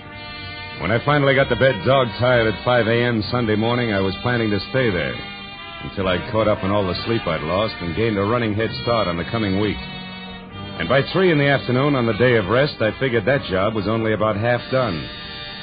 But whoever it was that started riding my doorbell had a different idea. I held out until the buzzer stopped, but it was only a change of tactics, so I gave up. All right, I know when I'm licked. Just a minute. Thank heaven you're in, Mr. Marlowe. I don't know what I'd have done otherwise. I'm sorry. Sorry. Here, read this story on the front page. What? No, down here. Oh, yacht explosion, death label accident, huh? Yes. Mystery blast which destroyed the Rollins yacht at Santa Monica Friday night, and in which Benjamin Rollins, noted cosmetics manufacturer, was killed, was established today by police investigators as accidental. Sorry, I spoke too much. That's all right. The explosion which shattered and sank the 50-foot pleasure boat was caused by a leaking fuel line. Rollins, known to be a chain smoker, is believed by witnesses to have continued on page 7. Never mind, Marlowe. I'll tell the rest. Right. Think you'll make it? There are 2 frightening things wrong with that story. Well, go ahead. Frighten me. First, the explosion was no accident. That fuel line was repaired a week ago. Second, Ben Rollins was not killed. You're shaking my faith in the American press. How do you know all this? Because I am Benjamin Rollins. Yes. Well, look, fella, you better dial 116 on the phone and tell the police all about it, huh? No, that's exactly what I can't do. Someone's tried to murder me. If they find out I'm still alive, I'll be a target for a second attempt. Wait a minute. I need 2 things right now. One, a cup of coffee. Would you like some? No, milk, if you please. My doctor insists. Okay, come on. The other's a good, solid explanation of why everybody thinks you were aboard that yacht. Well, first, they believe my body was lost in the explosion. You see, I intended to spend the night there because Lucille, my wife, and I had quarreled. But I got a call, and I had to go out of town on business at the last minute. I went out to the boat, but only to pick up some papers. I was in a hurry. I must have left the lights on. I lost my hat in the wind on the way back. It was found in the water. Apparently, I didn't secure the dinghy because that was adrift offshore. Mind you, I read all this in the paper when I got back this morning. Back from where? Phoenix, Arizona. Figures. I came in on the California Limited. You can check on that. Marlowe, I must know who tried to kill me before they know they've failed. That could be tough. Have you got any ideas? Yes, I have. It might be any one of 3 people. 3? For instance, Walter Pittman, my ex-partner, threatened to kill me less than a month ago in New York when I won another court decision from him. Then there's my business manager, a fellow named Slater. I almost fired him last week, the arrogant fool. It's always when I get cross this comes. I see. And I'm sorry to say it, but Mrs. Rollins would no doubt rather have me dead than alive. That's quite a lineup for a mere cosmetics chemist, isn't it? Yes, it is. Look, you haven't been running lipstick experiments with somebody else's live equipment, have you, Rollins? Oh, certainly not. I've been working so hard I haven't time for my wife. Say nothing of another woman. Oh, Marlowe, I'm frightened. I must get to the bottom of this. I'll pay you double your usual fee. Will you help me? Okay, Rollins, it's a deal. If I hurry, I might get in on your funeral. Under the circumstances, that should make somebody due for a very big surprise.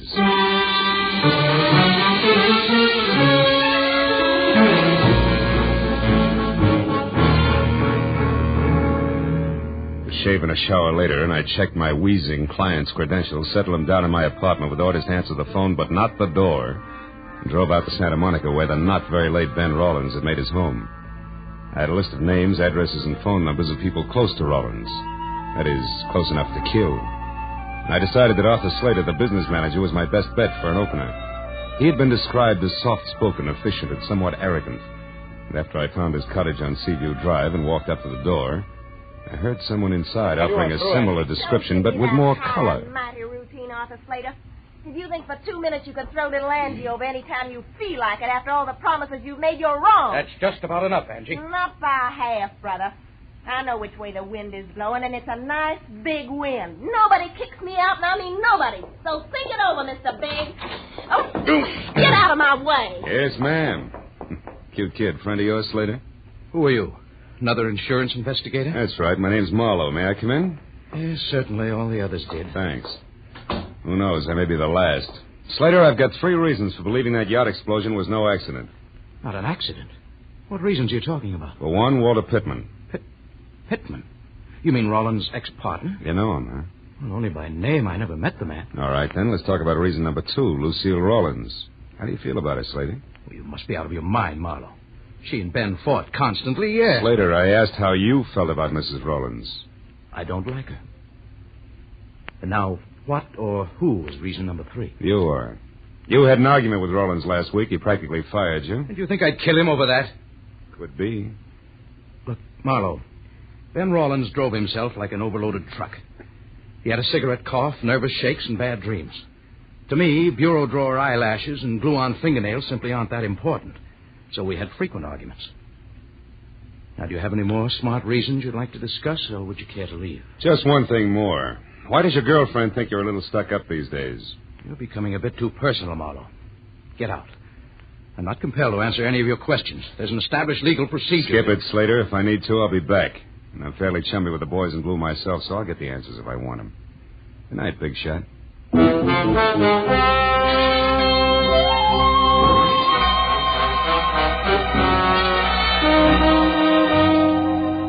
Arthur Slater was like a billiard ball, hard to rub the wrong way. And if he did have an angle, he was playing cagey. So as long as I was in the neighborhood and the trail was hot, I figured I'd have a talk with the Spitfire, Angie. It wasn't hard to trail her. A corner newsboy had heard her get into a cab. The cabbie swore he'd never forget her. Swore again. So finding her apartment was less trouble than unfolding a $5 bill. When I pulled up across the street from her place, I noticed a big car as big as the average garage and older than last year's college graduate parked in front. It was a black Pierce Arrow and someone with a mouthful of cigar hugged behind the wheel. The cigar was pointed at me as I crossed the street. When I went up the stairs to Angie's door, it was still pointed at me. But I forgot about that when the apartment door opened. Angie was relaxed. There were little glints of gold in her green eyes. And the warm lights behind her shimmered on soft waves of hair, a shade of burnished copper. Maybe she was a Spitfire, but at the moment, her damper was down. Yeah? Well, Buster, you got your mouth open. You might as well say something. Angie, who do you think murdered Ben Rawlins? Murdered? My mistake, chum. Good night. Just a minute. This is business, honey. Who are you, anyhow? Philip Marlowe. You ran over me on your way out of Slater's place a few minutes ago and dented my ego. Well, sue me. Who are you working for, Shamus? You wouldn't believe me if I told you. But I will tell you this, sweetheart. The explosion on that yacht was no accident. So I'm checking up on wives who'd rather be widows. Lucille Rawlins? Mm-hmm. Nuts. She was rolling in dough either way. She hated her job, but she sure didn't have to kill to quit. Get your compass fixed, Marlowe. Wrong way, huh? Well, suppose Lucille were in love with Pittman, maybe. Pittman? Who's he? Shot in the dark. Tell me something, Angie. Your boyfriend Slater has picked up a lot of push lately. How come? Some big deal they've been working on at the plant. And he makes me sick. Gets the first sniff of a success, and suddenly all his hats are too small. Especially his old hats, honey. And you can't blame the guy if he's really on his way up now, can you? Listen, Mac, I'll tell you, him, and the whole world something. Nobody is going to put little Angie on the skids. If there's a heave-ho pulled around here, Mr. Hotshot Slater himself will get it, and right in the neck. So if you happen to be snooping for him, Marlowe, you can putter right back and tell him so. Now beat it. That's not a bad idea. Oh, by the way, what's Angie stand for? Angelica? But don't count on it, brother. Don't count on it.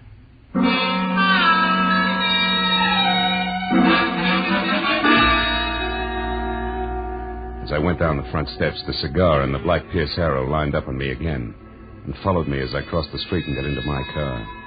It was still pointing at me as I drove away, but after all, the street was public property and the guy could smoke a cigar if he wanted to. Well, by the time I knocked on the front door of the Rawlins home, I was braced for a deluge of tears and a session of red-eyed hysteria. So I was caught off balance by the handsome blonde woman of 35 with a wry, crisp waistline who was cool, calm, and well-collected in green slacks. She introduced herself as Lucille Rawlins. Sit down, Mr. Marlowe. You said you're a friend of Ben's? That's right, Mrs. Rawlins. I stopped by to offer my condolences. But apparently condolences aren't much in order today. No tears, huh? Not even crocodile tears. I'm not a hypocrite, Mr. Marlowe, that's why. I'm merely stunned and confused over this terrible accident, and I'm not sure yet how I feel. Yeah, it was an accident, all right. Especially since that leaky fuel line that caused it was repaired a week ago. It had been repaired? Oh, yeah. It's interesting, isn't it? Who are you, Marlowe? I'm a private detective, and I know a lot more than that. I know, for instance, that the insurance on the boat alone will keep you in pretty doodads for several years. And that's only a drop in a bucket. Mr. Marlowe, I think you'd better leave. And I think you better climb down off that high horse and listen. Because I haven't even started yet. Ben was a hated man by Pittman, by Slater, and maybe by you. And I can prove he didn't die accidentally, baby, so I'd like some nice straight answers, huh? When did you see Pittman last? I've never seen Walter Pittman. I don't even know what he looks like. Ben and I were married 2 years ago. He broke with Pittman long before that. But you're pretty chummy with Arthur Slater. That's a lie. Why, we hardly spoke until a week ago. You picked a poor time to get friendly, baby. Listen here, Marlowe. Mr. Slater, I ran into each other purely by accident one afternoon last week. I happened to stop in at a small bar in downtown Los Angeles. Mr. Slater was there at a table talking with some man, a stranger to me. When he saw me, he came over. He seemed upset. So upset. Wait a minute. Is there anyone else here now? Well, no. My maid went out to the movies. What's the matter? I heard something, a noise. Sounded like it came from the service boys. Come on, let's have a look. Well, I don't know what anyone... Hey! The lights went off. Somebody turned them off. You better... Lucille, look out!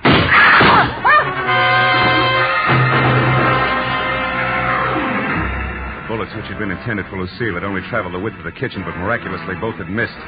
Whoever had thrown them moved out fast, because when I got through the service porch and into the backyard, nothing stirred, except the restless ends of a pepper tree.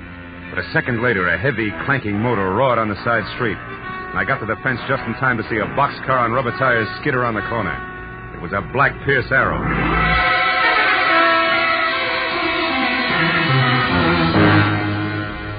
I went back to the house, found the master switch, and turned on the lights. Lucille, her face strained and bloodless, stood in the kitchen door and watched me. A hole had been punched in the back screen door, and on the floor was a strange object which had been used to unhook the lock. It looked like an oversized bobby pin wearing rubber pants, which didn't mean a thing to me. But to Lucille, who stared at it like it was a centipede she just found in a cream puff, it meant plenty. Ben. What? It's like Ben himself was here. Like he wasn't killed at all. What are you talking about? What is this thing, anyway? I don't know. Part of some new invention he was working on. For the last month, Ben carried 2 or 3 of these things with him everywhere. Look, Lucille, where's your phone? Right there. Oh. But Marlowe, you don't suppose... Who are you going to call? Friend of mine. He'd better be in, too. Go. Marlowe. What's the matter, Marlowe? Busy? Yeah, busy. He's either talking to someone or he's gone out after leaving the phone off the hook. And either way, Lucy, that makes my friend very busy.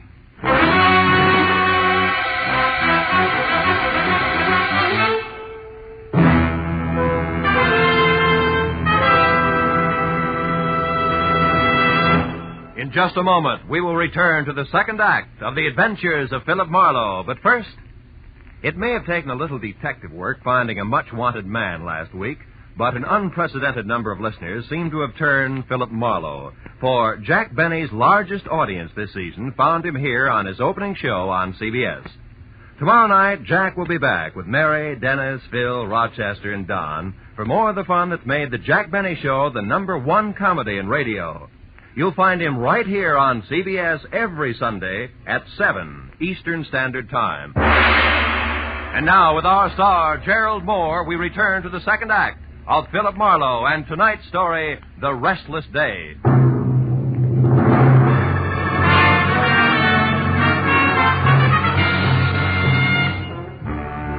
When I left Lucille Rawlins, the feminine target for tonight, I headed for Angie Gordon's, where I'd first seen the man with a cigar in his face, who I suddenly figured might be Walter Pittman. And as I drove, I felt like my brains had spent the night playing leapfrog in a squirrel cage. Because any way I call the dice, every one of my clients suspected of murdering him to somebody else. And just to keep things from making any sense at all, I suspected my client. I pulled up near Angie's and saw the Pierce Arrow parked, lights and a man with cigar out. When I got close to the bungalow door, I knew that the lady was at home. Now, look here, and that she was receiving a gentleman caller, more or less. Tell me your name is Smith, which incidentally I don't believe.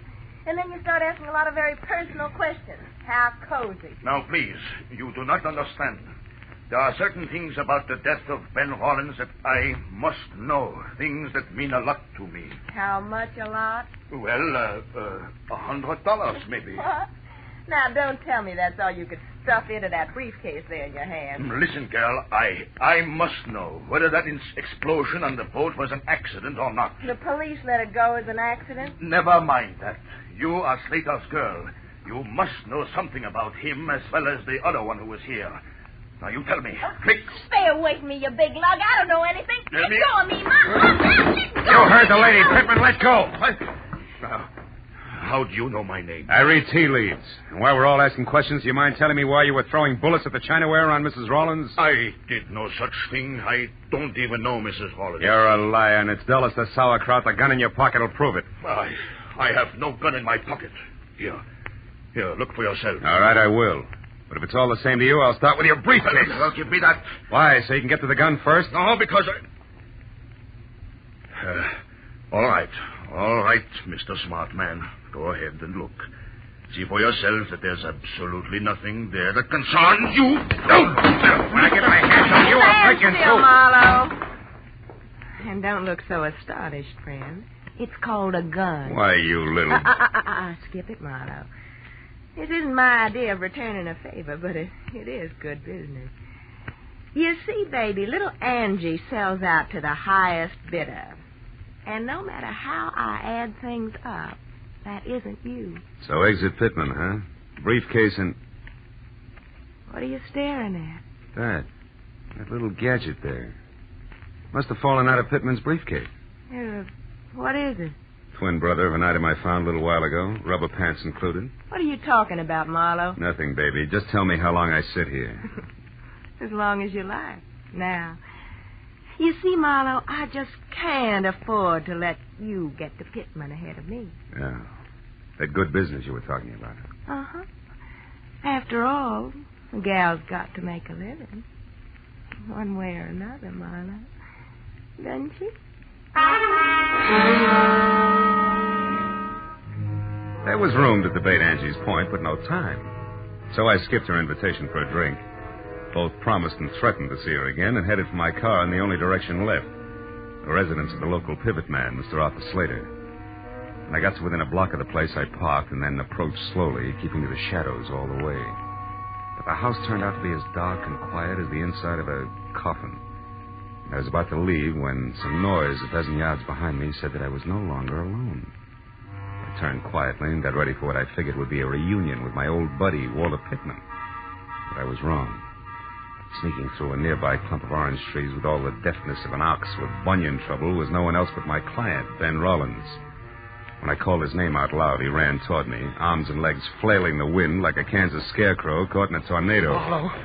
Marlowe, I've been looking all over for you. Rollins, why aren't you back in my apartment where you're supposed to be? I couldn't wait any longer. I was afraid something had happened to you. When you didn't call, I was sure of it. I thought you might be here at Slater's. But I did call, and all I got was a busy signal. Oh, about an hour ago. Why, that was a friend of yours. He wanted to know if you'd play cards with him tonight. Now, do you believe me? No, for the time being, yes. Incidentally, Rollins, do these mean anything to you, these oversized bobby pins? Good Lord, the curlers. Where did you get those curlers, Marlowe? They should be in my safe. Well, I found one at your house and the other in a briefcase that belonged to Walter Pittman. But, Marlowe, these are samples of my newest invention, these hair curlers. They can produce a home permanent wave overnight that will last for 6 months. It's worth millions to me. If you live. Yes. Now, it should be easy to figure out who wanted to kill me. I'm not so sure. If you didn't even know these were missing, why should someone have to kill you to get hold of them? And second of all, how come the shooting's still going on? What shooting are you talking about? Over at your place. Somebody tried to kill your wife there just before I called you. And that brings us right back to your alibi about talking to Ibarra at the time. It's a little too pat, Rollins. Besides, that curler could very easily have dropped out of your pocket. But why should I shoot at Lucille? For the best reason in the books, you wanted to kill her. And when that yacht business almost boomeranged on you, you still hadn't changed your mind. And that led to this whole routine with me double-billed as Patsy and star witness both. You're out of your mind, Marlowe. I couldn't have set that explosion on the yacht as a trap for Lucille. Why not? Because it was on account of me that Lucille wasn't on the yacht herself that night. What? After we argued, we decided not to spend any more time under the same roof. Lucille said that suited her fine and she'd sleep on the yacht. We let it go at that till about noon on Friday. And you got small about things and said the yacht was yours, maybe? That you'd sleep on it? Yes. I was just bickering. Just a minute, Rollins. I've heard enough, and I think I finally understand this whole screwy deal. I'll know for sure just as soon as I can make one single phone call to your house. We'll get back to Slater. Come on.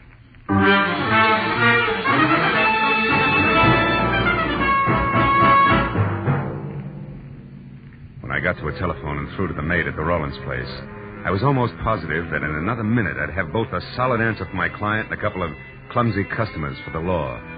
But when the shaky voice at the other end of the tube told me that Lucille had just left the house in high gear, after mumbling something about a place called Inspiration Point, I stopped being confident and started to worry. And when I tossed the jackpot question at the maid and got the winning answer, that worry became something worse, and it must have showed. What is it, Marlowe? What did you find out? Too much to explain now. Where's Inspiration Point, Rollins? About a mile south of here, straight along the shore. Good. What kind of a car does your wife drive? A blue Nash. What's Inspiration Point got to do with Lucille, Marlowe? Everything. Now, look. You call the cops and tell them to get out there as fast as they can. Do you get me? As fast as they can.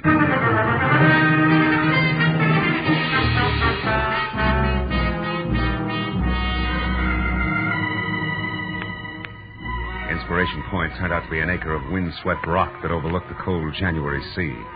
And after I saw Lucille's empty car, I crept, staggered, and fell down the narrow, winding trail that led from the road to the promontory itself.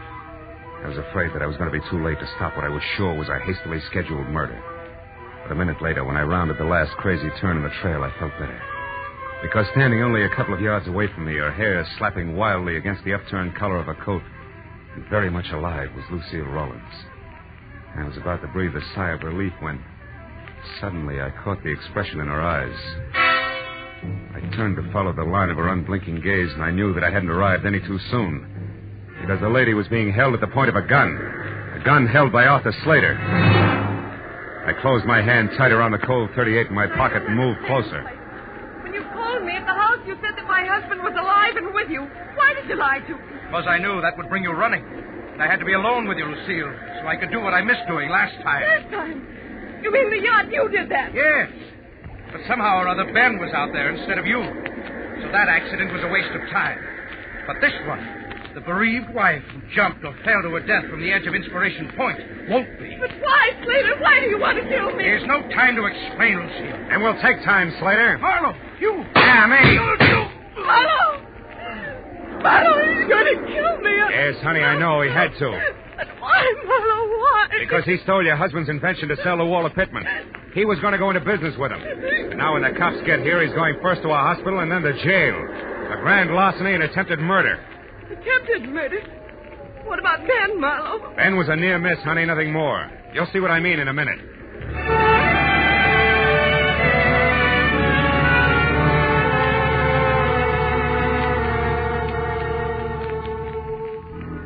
When Lucille found out that Ben was still alive, there were a lot of tears and promises to be good from both parties. And it wasn't until an hour had gone by and the police had already booked both Slater and Pittman, who was picked up heading back for L.A., that Mr. and Mrs. Rollins were in any condition to sit down and talk things over, even with the help of coffee and cigarettes in the Rollins home. And the whole scheme, Marlowe, was designed by Slater, who, as my business manager, had access to the new curlers. That's right. Knowing how Walter Pittman felt about you, Slater secretly contacted him to handle the manufacturing end, you see? Yes, I see. Well, a few changes in the design, and the whole thing would have been patented and on the market while you and Slater... pretended that Pittman was a stranger to him. Were still laboring away at last-minute changes. And when we learned about Pittman's product, Slater would act as surprised as Ben here. You're so right, Lucille. That was the plan. Oh, but it fell apart. See, it fell apart when you accidentally ran into Slater in that small bar in downtown L.A., do you remember? Yes. When he was with Pittman, the man you described to me as the stranger? Yes, of course. All right. Well, he realized then that with Pittman's product a success, you would sooner or later see a picture of Pittman, the newly rich inventor, and recognize him as the man you saw with Slater before Pittman's product was on the market. So that meant that Slater either had to get rid of Lucy or give up his entire plan. Mm-hmm. Have you got a match, Mr. No, I'm going to give them up. But Marlowe, was Pittman involved in the murder attempt, too? Oh, no. He drew the line at the theft. See, when he found out that you had died mysteriously, he turned up here to check on Slater because he couldn't afford to be mixed up in your murder. I see. But how did you figure all this, Marlowe? Well, after I had tangled with everybody, I was no place. Angie Gordon was looking for an angle. You, Lucille, were getting shot at, poor darling.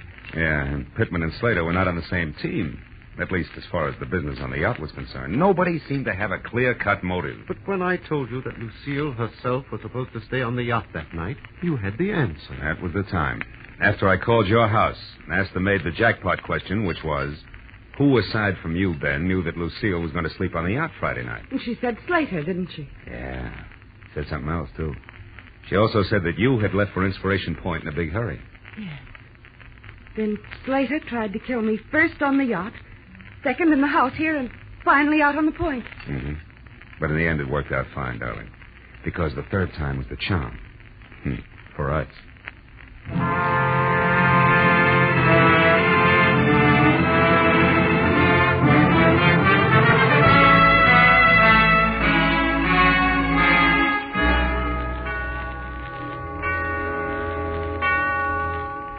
Well, by the time I was through tying in all the loose ends for my client and his wife, it was 3 o'clock in the morning, and I was dog-tired all over again. When I got into my car and started away from the place, Ben and Lucille were standing in the doorway waving at me and smiling. So as I drove back toward L.A., I forgot about the sleep I was missing and thought about them. A couple who couldn't get along until one or the other of them had been robbed, dynamited, and shot at. I guess it's really so. As the old bromide has it, the path of true love never does run smoothly. It's smooth. Oh, well.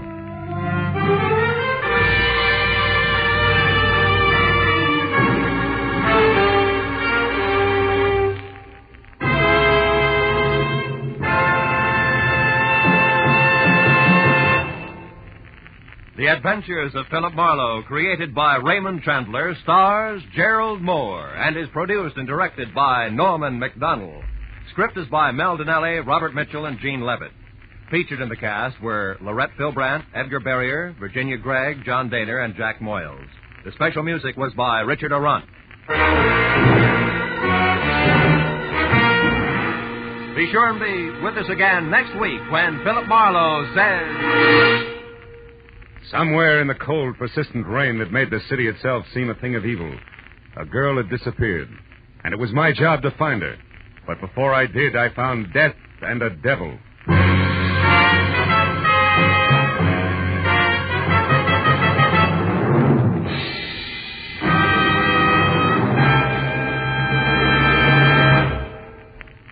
The Jack Benny Show's on CBS Sundays at 7 Eastern Standard Time, and comes right in the middle of 90 minutes of wonderful comedy on CBS's new early Sunday evening lineup.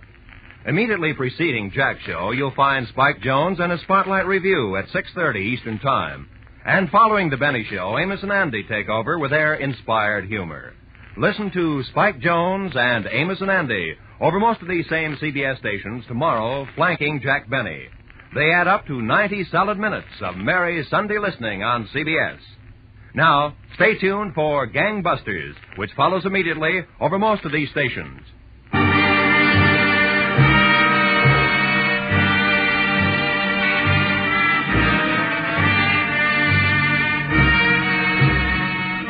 This is Roy Rowan speaking for CBS, the Columbia Broadcasting System.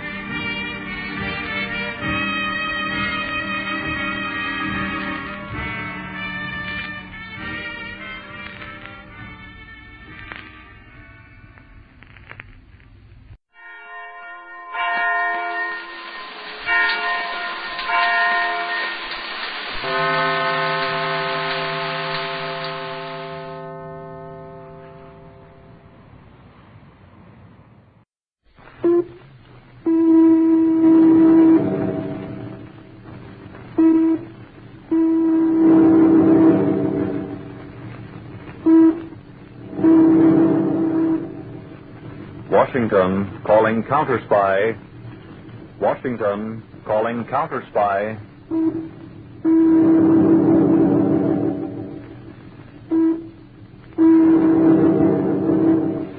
Washington calling Counterspy.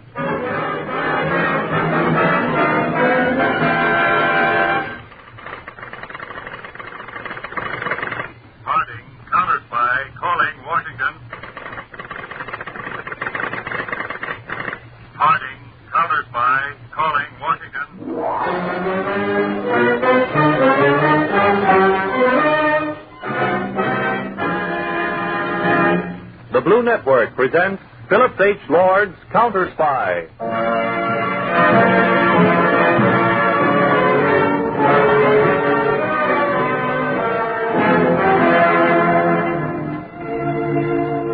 Backing our great Army and Navy at the front is our invisible army of United States counterspies who work quietly, effectively, and swiftly against the enemies in our midst. They are the dread of the German Gestapo, the Italian Obra, and the Japanese Black Dragons. Imagine the ace counterspy of them all as David Harding, specially appointed with authority to work however or wherever he will. 3 weeks ago, in Washington, a very prominent bachelor by the name of William R. Terrace stood in the center of his expensive apartment. The time, 11:25 at night. A dim light burned on a little ebony side table. Mr. Terrace stood there. His face was ashen white. Great beads of perspiration stood out on his forehead. Go on. You've betrayed your country. Go on. Go on, pull the trigger, you coward. Go on.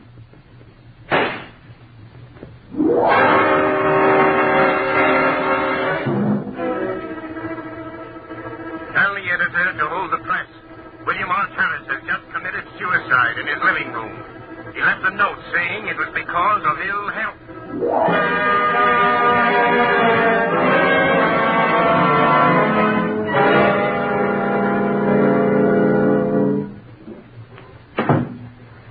It's a clear-cut case of suicide, Mr. Harding. You're the chief, and what you say goes, but it's just the case of a wealthy bachelor in poor health.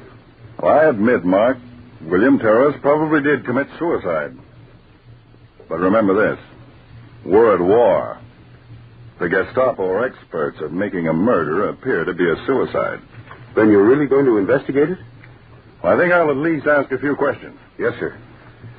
Now, the note Terrace left, Mark, said he was committing suicide because of ill health. I think I'll drop in on his doctor and see how bad his health really was.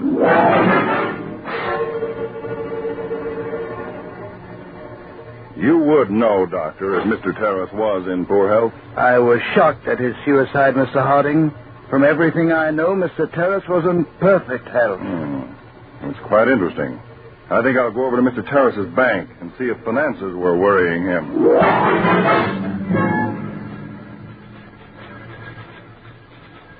No, Mr. Harding. Mr. Terrace's finances were in perfect condition. He was worth nearly $750,000. He had many government bonds and securities.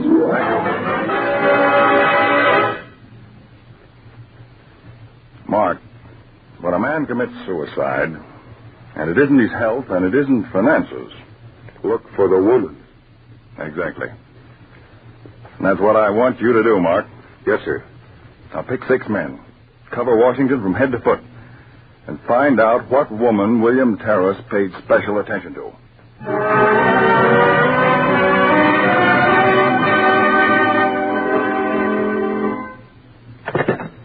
Yes? Mr. Harding, I've just completed that investigation. Man in question was spotless. Described as congenial, social, friendly, but never escorted any particular woman. Was known to be very proper and old-fashioned in ideals. All right, Mark, that ends that lead. Meet me later. I'm going to take a long chance and visit the accounting firm which checked Terrace's books.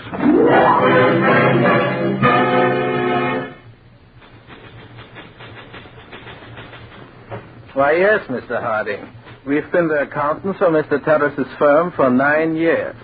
I want you to go to Mr. Terrace's office and get his office pad of appointments for the past year. Now, check that appointment list for lapses of time.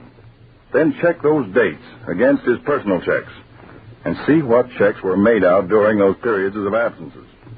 This should tell us where Mr. Terrace was during those absences.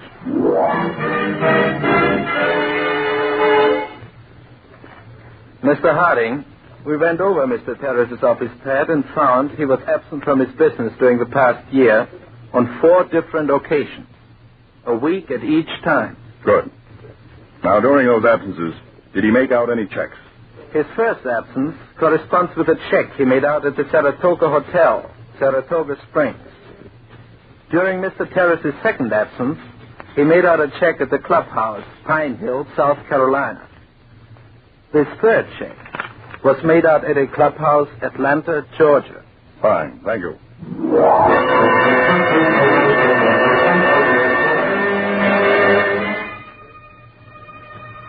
Proceed. This is G6, calling from Saratoga Springs. Man in question spent week here in company of woman.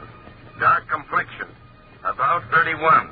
Expensively dressed, unusually attractive. Full report follows. Fine. Proceed.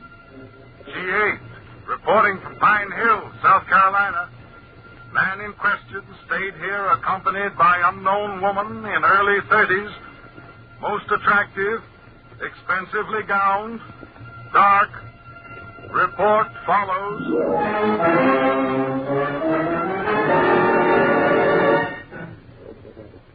This is beginning to get very interesting, Mr. Hardy. Yet we may still be on a wild goose chase, Mark. We have no idea who that girl was. She may have been perfectly all right. But how can we ever find her? She may be anywhere. Well, here's a little something I dug up. April the 2nd, William Terrace made out a check to the Washington Jewelry Company for $8,000. Say, that's a pretty sizable amount for a bachelor to be making out to send to a jewelry house. That's what I thought, Mark. I'm going to check that jewelry house. I wonder just what William Terrace bought with that $8,000. Mr. Terrace bought a solitaire diamond ring, 10 1/2 carats, platinum setting, a woman's ring. We have no record that he said whom he was buying it for. That is all. Thank you. Well, Mark, now we know that Mr. Terrace bought a ring for some woman. But who is she? Where is she? Oh, that's a tough question, Mr. Harding. Well, let's put 2 and 2 together and try to make 5. Check all insurance companies, Mark. Yes. And see if within a few days after April the 2nd, any woman insured a ring for approximately $8,000. Say, that's clever reasoning.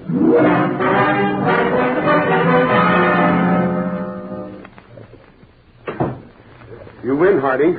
We're getting hot. Here's the insurance report. April 5th, a solitaire diamond ring, platinum setting, was insured for $8,000 by a Miss Avery Rollins of 1370 Lincoln Boulevard, Northwest, Washington. Rollins. Avery Rollins. That name's very familiar. She's high society, Mr. Harding. Lives with her uncle and aunt. I got a report on her. Age 32, height 5'5", light hair, light complexion, very social, educated at the Sorbonne, Paris. Above reproach. But the woman seen with William Terrace at the resort was dark hair. The weights are approximately the same, both apparently wealthy, both smart dressers. Mark, there's something wrong, something very wrong. It's a problem that's got to be approached from some unusual angle.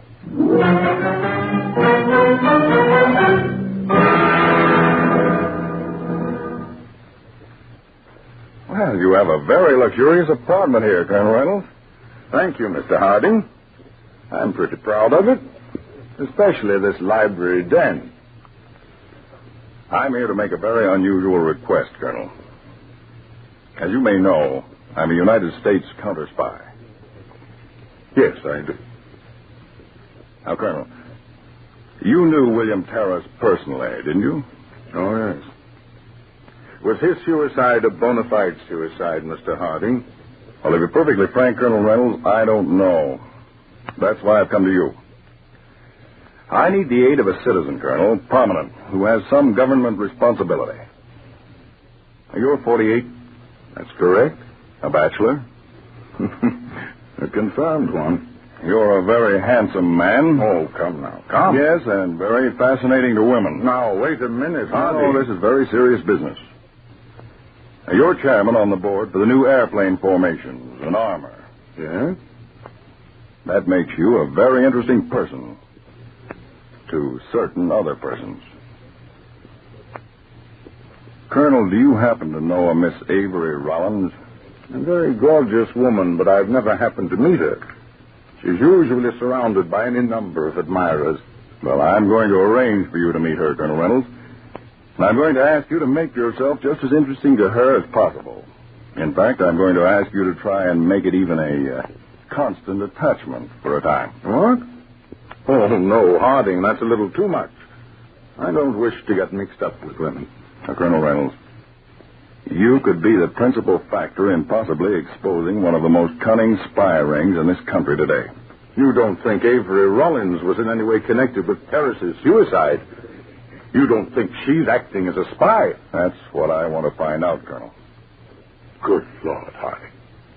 I've arranged with Lady Keston to give a formal ball next Friday evening. I've given her a list of guests she's to include. Miss Rollins will be one. And I'd appreciate your being another and casually meeting her. Naturally, Rollins. Huh.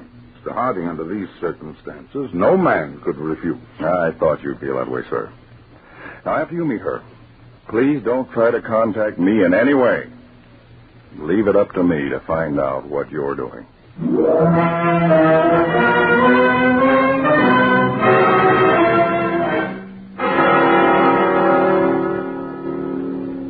Three weeks later, March 23rd.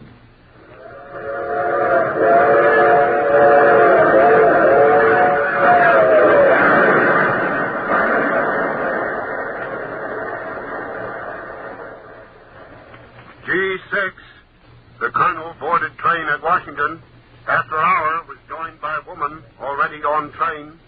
She is of dark complexion, expensively dressed, very attractive, black hair, height approximately 5 feet 5. Ticket reads Palm Springs. That is all. That's strange. That's not the description of Avery Rollins.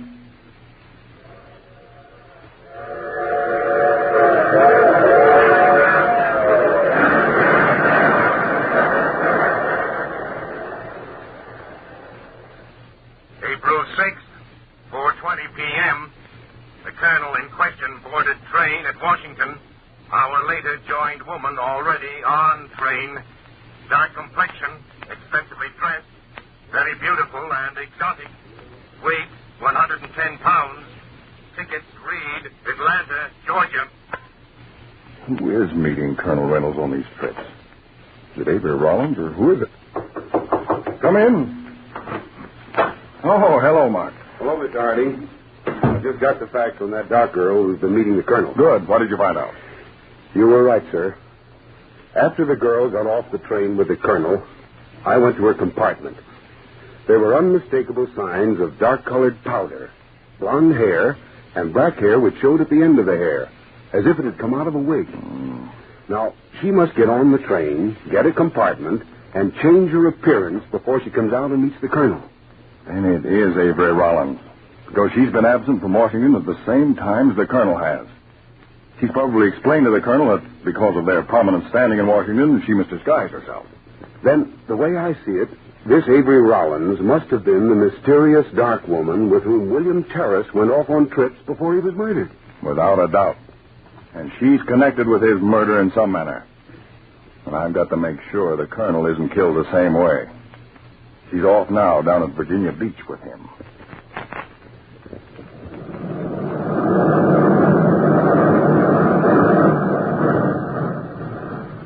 What a sunset, Avery. Beautiful. I love to lie on the beach after all the others have gone in. Look at those breakers on the sea. John, sometimes I see a look come over your face. A look of pain. Anything troubling you? No, dear. Nothing really. Perhaps you're worrying about your responsibilities. Those new war plans or something. No, I don't think I am. Oh, I wish we didn't have to go back to Washington tomorrow. We must, though. I've got some important conferences. Here, put these in your bag, will you, Avery? I'm afraid I'll lose them in the sand. Oh, but why bring keys down to the beach? I don't dare leave them in the hotel room. The flat one is the key to the secret cabinet in my library. It has the government plans we're drawing up. Oh, no, John. Don't give me the keys. It's too big a responsibility. Well, all right. I'll hide them next time. under the rug at the hotel. Oh, silly. Let's go in the water. Come on. All right. I'll beat you to it. Oh, you just try.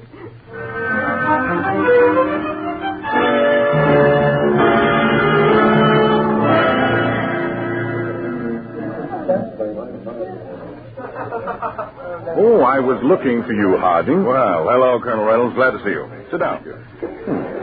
Now, I thought it might be better for us to meet openly at the hotel here rather than for me to go again to your apartment. A good many things have happened since we last talked, Harding. Yes. And you've proved yourself a veteran. A professional counterspy couldn't have done better. Anything the matter, Harding? Well, I think the big moment's here. It's now or never. What shall I do? Now, I'd like to have you invite Miss Rollins up to your apartment Tuesday night for a formal dinner. Just you two. I'll try. You don't think, do you, Harding, Miss Rollins really is a spy? Yes, Colonel. I do. But I kept the key to my secret file where she could get it. Called her attention to it. Harding, tell me the truth. You don't think Miss Rollins was the girl who was with Terrace on those trips before he committed suicide? Yes. His blood is on her hands, Colonel. And probably the blood of a dozen other men. Now, Tuesday night, after you've had dinner, I wish you'd go with her into your library den for coffee. But under no conditions, Colonel, drink the coffee. Now, I'll casually drop in a little later. You intend to break her Tuesday night? If I can. And I hope I can. What's the matter, Colonel? You're white as a sheet. I'm all right. What? Can I get you something? No. What is it, Colonel? You can tell me. Harding, I love her. You don't mean that. Yes. Yes, I do mean it. I love her. Good heavens, man, you can't. But I do. I think she's innocent. She didn't try to copy the key. She's never tried to ask me questions about secret government affairs. But she's a murderess, Colonel. Take my word for it, the blood of Terrace is on her. She'd double-cross you in a second. I didn't realize how lonely I'd been. She's so clever, smart, beautiful, everything about her. I can't stand it. You're not thinking of doing what William Terrace did? No. No, not that. I guess I can see it through. I'm sorry, Colonel. Terribly sorry. I guess there's no more to be said. You'll go through with it tomorrow night, as planned. Yes. Now remember, do not drink any coffee that's poured. I wish I could say something, Colonel Reynolds. I feel for you from the bottom of my heart. But this is bigger than you, or me. I know. But still, I think she's innocent.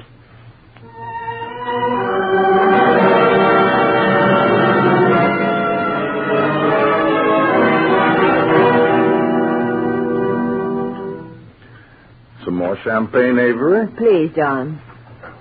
That's a stunning evening gown. It blends right with your skin. Oh, flattered. Some more champagne for you, sir. Yes.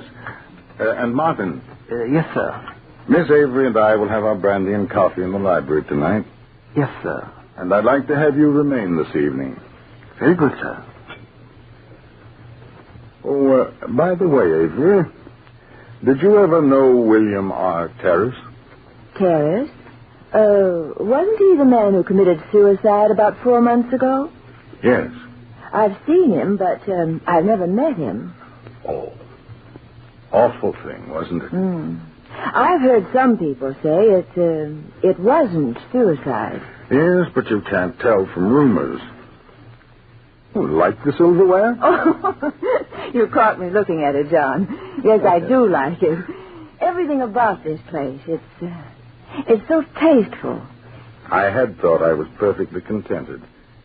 But now it all seems so insignificant.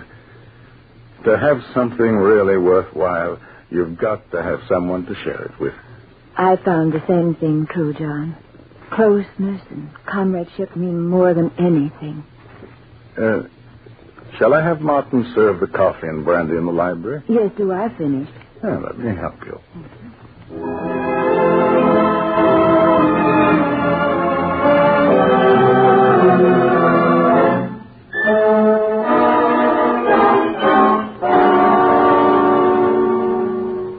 But I'd rather sit on the divan with you. Avery, you look like the most sophisticated woman in the world. Like one of those gorgeous paintings. And then you say something so tender. Oh, but a woman should be a mystery to a man. Oh, there. Avery. I know. But you don't know how much. Yes, I do, John. My heart's pitter-pattering the same way. It has been ever since that last trip. Do you love me, Avery? Yes, John. Very deeply. Avery. Pardon me, sir, but Mr. Harding and his friend have called. Oh, yes. Yes, Martin, show them in. Certainly. Why did they have to come at just this moment? Well, Harding's a very good friend. I guess he's just dropping in. No, we were just on our way to the club. We thought we'd stop in, Colonel. Hello, Harding. Glad to see you. Have you met Miss Rollins? I don't believe I've had that privilege. Good evening, Miss Rollins. Good evening, Mr. Harding. Miss Rollins is a friend of mine, Mr. Mark. Good evening, Mr. Mark. It's a pleasure. And Colonel Reynolds, Mark. Good evening, Mr. Mark. Won't you join us in the brandy and coffee? No, thank you. We've just finished dinner. Sit down, gentlemen, and make yourselves comfortable. Thank you. Well, while you men chat, I think I'll go and freshen up a bit. We just finished dinner. A delicious dinner, Mr. Harding, but fried chicken, and you know what that does to the hand. Well, I've always maintained the only real place to really enjoy fried chicken was in the bath. You men chat, and I'll be back in just a few moments, if you'll excuse me. Harding, it's all right to talk in front of Mr. Mark? Yes, Colonel. He's a counterspy in active service. Harding, it can't be true. She's too decent. I'm going crazy. Colonel Reynolds, I'm going to have to be brutal tonight. Ordinarily, I wouldn't operate this way. But I'm going to do everything I can to expose this right here in front of you. I believe I owe it to you. Tell me, Harding, she's really one of your agents working with you. Tell me that you suspected me and really did this so she could check on me. Tell me that. Ease my mind. The only way, Colonel, is to let this unfold. Now, would you ring for your butler, please? Yes. Yes. Harding, is it the butler you're really after? Tell me it's he and not Avery, isn't it? Colonel, I know how upset you are. I sympathize. But I can't change the facts. Now, don't say anything for a minute. Did you ring for me, sir? I believe the Colonel wanted you to pour some brandy for me. Yes, sir. Thank you, sir. This is a gun in your stomach. Don't move. Harding. Quiet, please, Colonel. Cup his hands behind him, Mark. Tight. I've got him. Then he's the man you're after, not Avery. I believe he... Martin. There. Without his wig, he looks more natural, like his pictures. Your butler, Colonel Reynolds, is Herr Franz Bergman, one of the cleverest Austrian spies. I am not him. I do not know whom you are talking about. Colonel, when your butler was hurt by a car 6 weeks ago, you might be interested to know it was a plot. The man at the wheel of the car which ran down your butler was this man standing here. He wanted to pose as a butler so he could get in your house here. We've been checking on it for weeks. Here. Drink the coffee you served the Colonel. Drink it. Now, you don't like doped coffee, huh, Bergman? Please, Harding, Avery is coming back. I'll watch her when she comes in. I think she'll be pretty surprised. There's something the matter in here. Well, is that your butler? His hair is... Yes, Miss Rollins. We removed his wig. Why? Well, for the reason that he happens not to be a butler. But Herr Franz Bergman, a very noted Austrian spy. Spy? He's a spy? Yes. Quite a catch. Oh, I'm so glad you caught him. Mark, take Bergman over to the other side of the room. Come on, Hitler, or I'll lead you by the nose. Oh, John, you must feel terribly about this taking place in your apartment. Here, take this brandy. You look like a ghost. Thank you. Thank you, Avery. Thanks. Now, Colonel Reynolds, I have a record I'd like to play for you. Would you mind my using your machine? Why, no. No, the switch is right on the side of the radio. It's just a short recording. I feel a little dizzy. I guess I'll sit here by you, Avery. Good. What kind of a record is it, Mr. Harding? What's the purpose of it? I believe that it'll be self-explanatory. It was made last night. There. The lines were spoken rather softly at the time, but I'll turn on the full volume so we won't miss anything. Here. Quick, get the camera ready. Oh, I can't find anything but personal papers. Oh, they must be there. The colonel told me himself. He kept them in the wall safe in his library. Yes, all right, but if we don't find them, you'll just have to keep on playing him. Oh, that old fool. I want to spit in his face every time I get near him. I can't stand to touch him. Oh, the plans are not here. Yeah, he has tricked you. But they must be there. We have failed tonight. But he'll probably put them in here tomorrow night. I hope tonight would be the last. Then I could break him and force him to commit suicide like terrorists.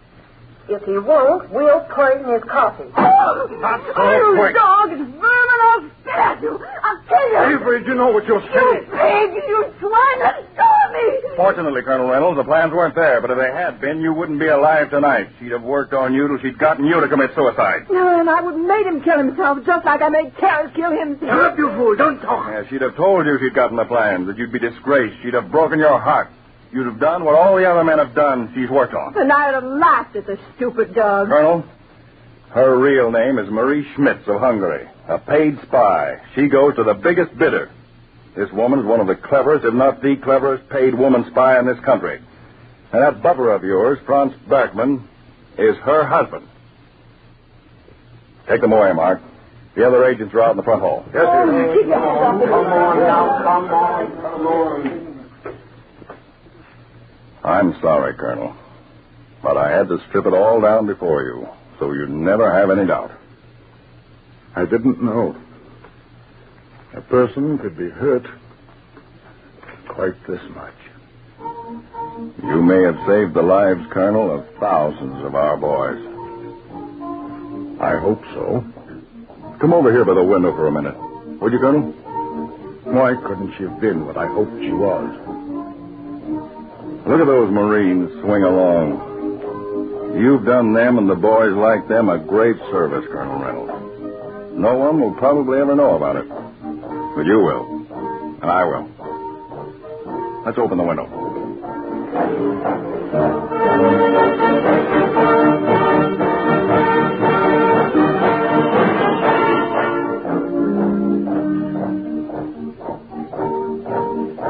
Doesn't that send a thrill through you?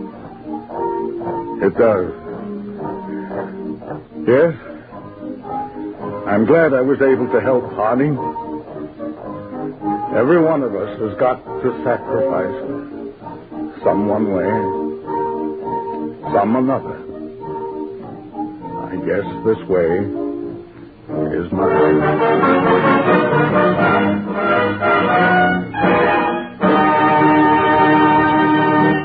All over this country tonight is spread a great army of counterspies, men working to protect you and our boys at the front. Special agents of the Federal Bureau of Investigation, of the Secret Service, of the Treasury and State Departments, of the intelligence bureaus of the Army and the Navy. Men who are constantly on the alert, diligently protecting our home front. These men beg of you not to talk concerning troop movements, armaments, defense plants, and wartime plans. There are many leeches, enemy agents, just waiting to pounce on every little scrap of information so their experts can piece it together into a big, compact picture of our war efforts.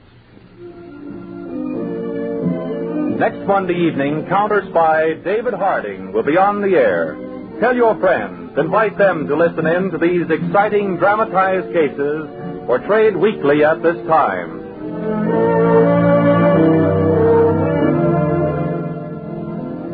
Counterspy is a Philip H. Lord production which has originated from New York. This is the Blue Network.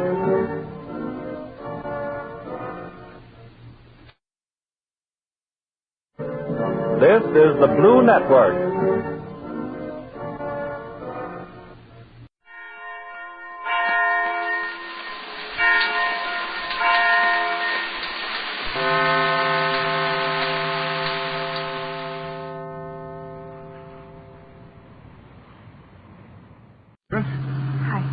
I guess so, Nick. I feel like a Hollywood stunt woman about to be pushed off a cliff. Just do as I told you. There shouldn't be any danger. The Underwriters Association's going to feel awfully bad about having this nice new car wrecked. Not if it gets results, they won't. All right, hold tight. Here's the curve. And here we go.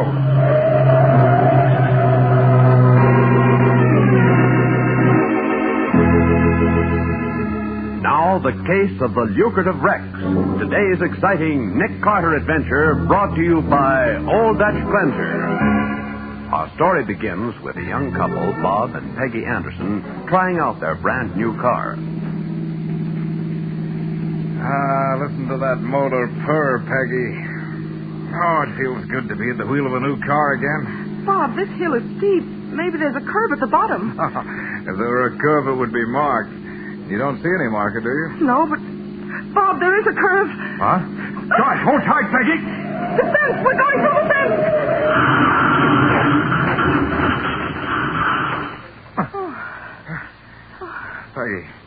Peggy, you all right? I guess so. Oh, how about you? Oh, I got a bump in my head, I guess, but no bones broken. Let me help you out. Yeah. Oh, Bob, our new car, it's a total wreck. Yeah. Golly, we not only went through the fence, we went halfway through the wall of this barn. Say, you too. Don't try to get away. Well, who's trying to get away? Put down that shotgun, you idiot. Young fella, you might have near ruined my barn with your reckless driving. Done near $1,000 damage to it. $1,000? The whole barn isn't worth that. Don't go getting sassy, young lady. I'm a deputy sheriff, I am. Oh, now, look, mister, name is Dillon. All right, Mr. Dillon. You'll get paid for the damage as soon as I can arrange it. I want cash, young fella. Oh, I haven't got enough with me. I get the cash, or I hold your car. Look, we can work this out somehow. Yeah? Well, look, tell you what. I got a nephew in the garage business. Now, this wreck of yours might be worth $200 or $300 to him. Now, here's my proposition. I'll take what's left of the car and call it quits. Oh, wait a minute. Take it or leave it. Well? Oh, all right.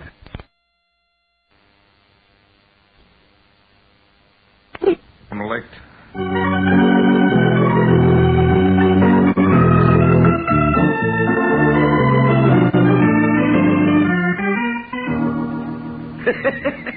Yeah, Mace. Another wreck this afternoon. Mighty nice new Royal Coupe. Here's a bill of sale. Good work, Dillon.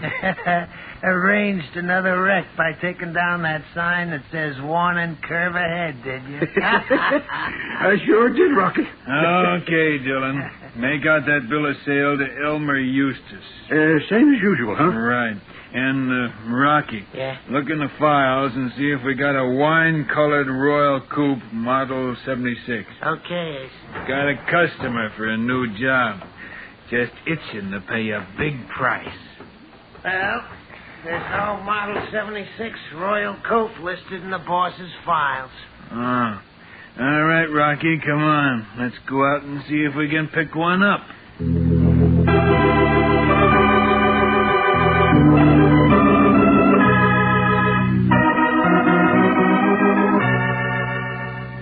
Well, there are the records, Mr. Carter. In the past 3 months, there's been a positive epidemic of thefts of new cars. Mr. Benson, hasn't a single car been recovered? Not one. That's why the Underwriters Association is asking you to take the case. Very well. But I warn you, I'll have to have a free hand, no matter how strange my methods may seem. Of course. Now, what can we do for you first? I'd like a list of all the cars stolen in the last 3 months, together with the names of their owners. Certainly. Oh, Miss Collins. Yes, Mr. Benson. Have you the car theft file? Oh, yes, Mr. Benson. I thought you'd want it. Here it is. Oh, thank you. That's all right now, Miss Collins. Yes, Mr. Benson. Here you are, Mr. Carter. Anytime you want me, day or night, please call me. If I'm not in, call Miss Collins. Oh, here. Here's her home phone number, and here's mine. Thanks. Now, if you'll excuse me, I've got some work to do.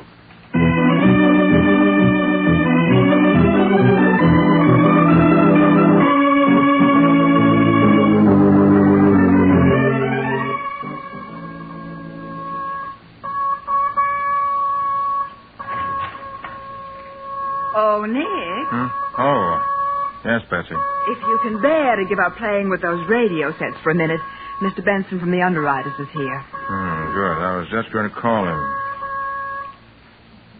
There. All right. Show him in, Patsy. Right, Nick. Mr. Benson, will you step in here? I'll say I will. Mr. Carter, do you realize that it's 48 hours since we gave you a free hand on this case? And in that time, you haven't lifted a finger. Oh, yes, I have, Mr. Benson. In my own way, of course. Do you know that another one of our clients had his car stolen last night? Yes, I know, and I'm sorry. But I couldn't do anything last night. Now I can. Well, that's something at least. I'll need 3 cars from you. 3 new cars.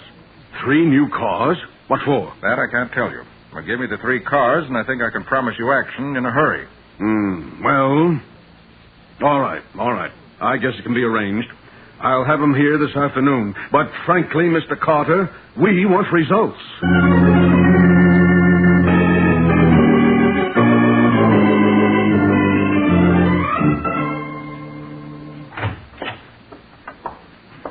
Well, Nick, I just left the last of those 3 cars at 7th and Washington Streets. Now maybe you'll break down and tell me what this is all about. Why, Patsy, I thought you'd figure the whole thing out by now. Oh, all I know is that you had me park those 3 beautiful new cars in different parts of the city, and they're supposed to be bait for this car-stealing gang. Well, why didn't you have me put them someplace where you can watch them? Oh, but I am watching them, Patsy. Oh, are you kidding? I am not. Huh? Under the back seat of each of those cars, I've hidden one of those little radios you said I was playing with. What? They're really small, compact sending sets with an individual signal and a 2-mile range. Catch on? Oh, I think I do, Nick. If anybody steals one of those cars... The radio starts sending out a signal automatically. And with a direction finder in my car, we can follow the stolen car straight to the gang's hideout. Now, if that gang will just pick up one of those cars... Nick, they have. How do you like that for service? Wait. That's the signal from the Royal Coupe you parked at the corner of 6th and Johnson. We gotta get there fast. It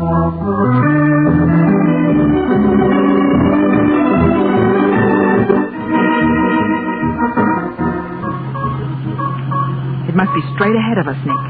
The signal's been getting louder ever since we turned that last corner. Yeah. Thieves are taking it out this road. Must be headed for someplace in the suburbs. There's nothing in sight, except that big truck up ahead. Why don't you pass it? Because that wouldn't do any good. Huh? What do you mean? I mean, the stolen car's on that truck. What? Under that big canvas. Why, I never thought of that. Neither did I. Not until I saw that the truck was the only thing in sight.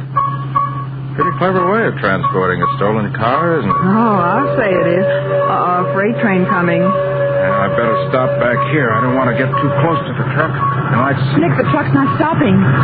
Great Scott! They're going to try to get across the tracks in front of the train. Oh, Nick! Confound it, they made it. But we can't. And look at the length of this train. It must be a mile long. Worse than that, it's stopping. How do you like that? I don't. While this darn thing gets out of our way, that truck will be so far away we won't be able to pick up the radio signal. Certainly looks as though luck's against us.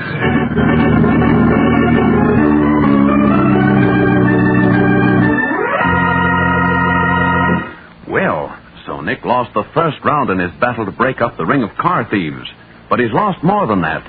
He's lost a brand new car lent to him to use as bait. We'll see what that leads to in just a moment.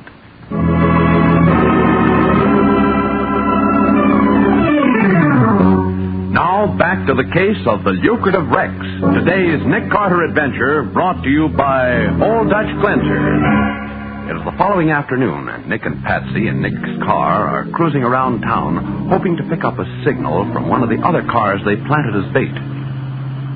Hadn't been for that doggone freight train, I might have the gang rounded up by now. Nick, listen. Huh? That's the signal from the radio in the Royal Coupe that they got away with. Yeah. It's getting louder. Now it's getting faint again. And did you notice that it got louder just as that wine-colored Royal Coupe ahead passed us? Hey, that's the car that was stolen from us. It's not getting away from us again. Want to force it to the curb. Hey, pull over. What's the big idea? Pull over and stop. Why, you stupid! Watch out! Say, what's going on here? tried to wreck me. Oh, I didn't. I just want to stop you. That's a stolen car you're driving. stolen car? You're crazy. I just bought it an hour ago. Paid spot cash for it. Maybe, but it's still a stolen car. Now, see here. I'm Judge Pearson, and if you think Judge Pearson, my name is Carter, Nick Carter. Oh, sure, I've heard of you, Mr. Carter. But I still say I bought this car legally. Look, here's the bill of sale. Mm-hmm. Sold you by a man named Elmer Eustace. Address 3192 Grand Avenue. Bill of sale's in order, all right. But the engine number it gives is wrong. But it can't be wrong. Look at the number on the engine and see for yourself. Thanks, Judge, I will. This is the car, all right. I recognize that tiny scratch on the door. So do I. The engine number will clinch it. Let me get the hood. Mm-hmm. Now, let's see. D477789. Well, that's the number on the bill of sale. But that's not the motor number of the coupe that was stolen from us. No, it's not. And it's obviously the real motor number. Hasn't been tampered with in any way. Well, are you satisfied? Yes, I guess I've made a mistake, Judge. I told you so. Next time, better make sure of your facts. Well, Nick, you let him go. You didn't even look to see whether the radio was under the back seat. Didn't have to, Patsy. That's the car that was stolen, all right, even if the engine number is different. Well, Patsy, listen. Go down to the Motor Vehicle Bureau and find out who originally registered a Royal Coupe with motor number D477789. Right. Where are you going? Going to drop in on Mr. Elmer Eustace, the man who sold that car to Judge Pearson.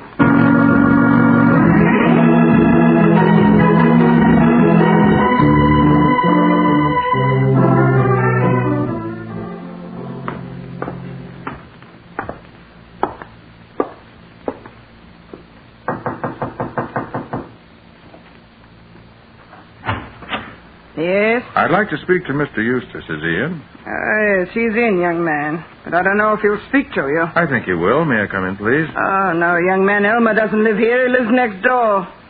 Next door? Yes. Right there on the other side of the fence. But that's a cemetery. Yes. Elmer's been dead 20 years.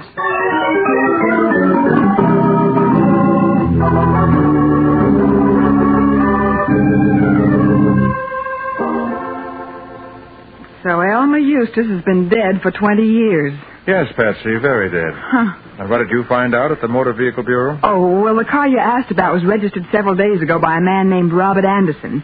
He lives only a few blocks from here, so on the way back, I stopped in to see him. What did he say? Well, his story, Nick, is that he bought a wine-colored Royal Coupe and wrecked it the same day. He gave the rest to a man named Frank Dillon to pay for damage the car did to Dillon's barn when it ran off the road.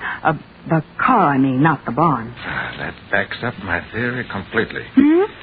Patsy, how would you like to join me in a nice cacophonic auto accident?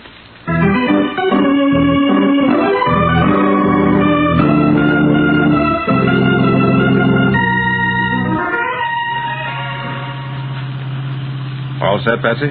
Well, I guess my football helmet's on tight enough, Nick. I feel just like a movie stunt girl who's about to be pushed off a cliff. Well, just hold tight. There won't be any danger. You hope. Well, look. There's Dillon's barn, just around the turn, down at the bottom of the hill. I can see it in the headlights, Nick. My hunch is right. Dillon's part of the gang. My bet is that he's responsible for the accident young Anderson had. And somehow or other got Anderson to turn the wrecked car over to him. But if you think the gang also stole the Royal Coupe we used as bait... It's the same model as Anderson's, Patsy. Only they took the engine out of Anderson's car and put it in the stolen car. But why would they do that? Because they got the bill of sale from Anderson. Then, when they put the engine from his car into the car they stole, the whole deal looked very legal. So that's how they disguised the cars they stole. That's how. And now we're going to have the same kind of accident Anderson had. Okay, Patsy, here's the curb. Hold tight.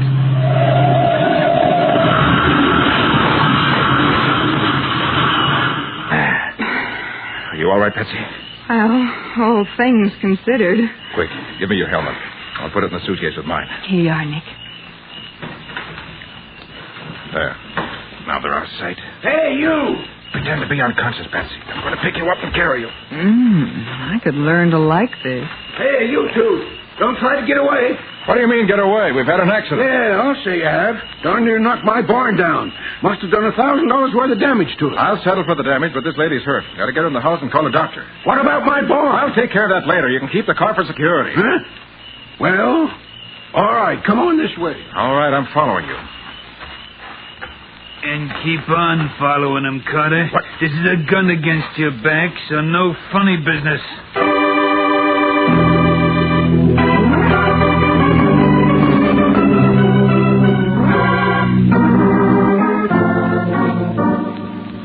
All right, Carter. Put the dame on that sofa and sit down there with her.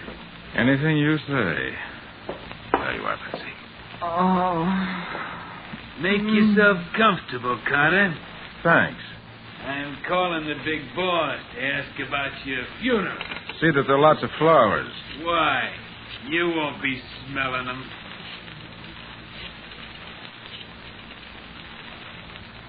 Hello, boss. This is Ace Williams. Listen, Rocky and me are at Dillon's. We were giving him his payoff tonight when in walks Nick Carter.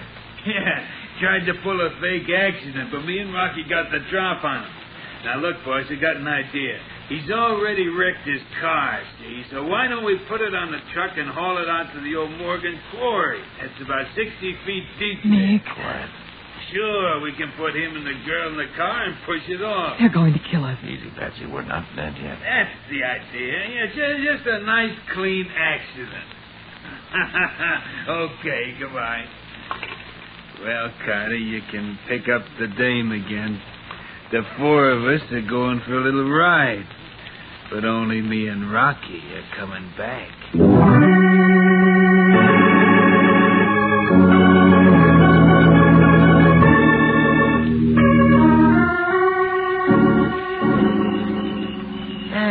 Gee, Carter, you sure make a pretty picture standing there on the edge of the quarry holding that dame in your arms. Hey, Rocky, give me a hand back here. Yeah, okay, Ace. I'll be right with you. Nick, they've got the car balanced right on the edge of the quarry. Which means they won't have to push very far once they get us inside. Oh.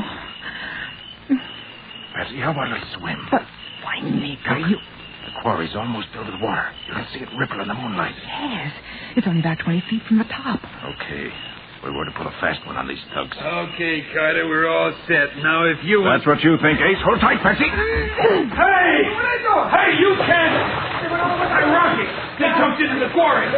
All right, Patsy? I guess so. Take it easy now. Make as little noise as you can. They can't see us, but they might judge where we are by the sound. I think you're a wise guy, don't you, Carter? Let's see how you like this. And here's some more for good measure, Carter.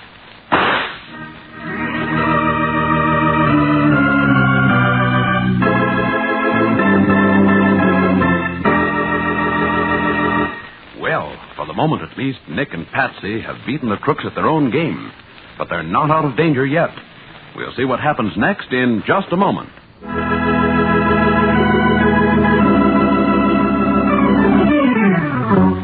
Now, back to the case of the Lucrative Wreck. Today's adventure with Nick Carter, brought to you by All Dutch Cleanser. We pick up our story with Nick and Patsy in the water in the old quarry. Ace and Rocky, standing at the edge of the quarry, are shooting at them through the darkness.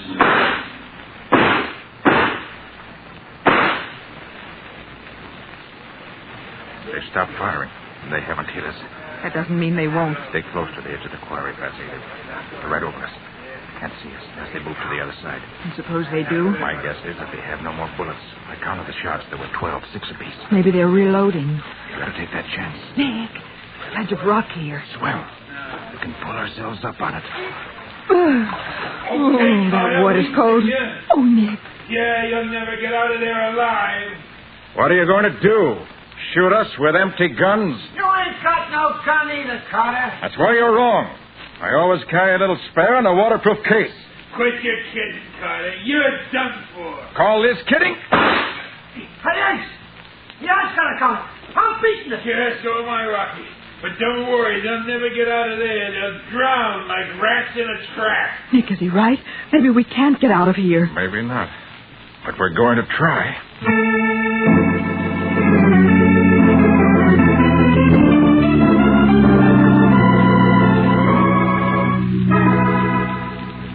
Well, Patsy, that wasn't so bad, was it? Oh, now that it's all over, it wasn't so bad. But for a few minutes, Nick, I thought we'd never live to get back here to the office. Well, we made it, and that's all that counts. Dry clothes help, too. I'm glad I have these extra things here at the office. What now, Nick? I've got an important phone call to make. As soon as I'm through, I'll get going again. Okay.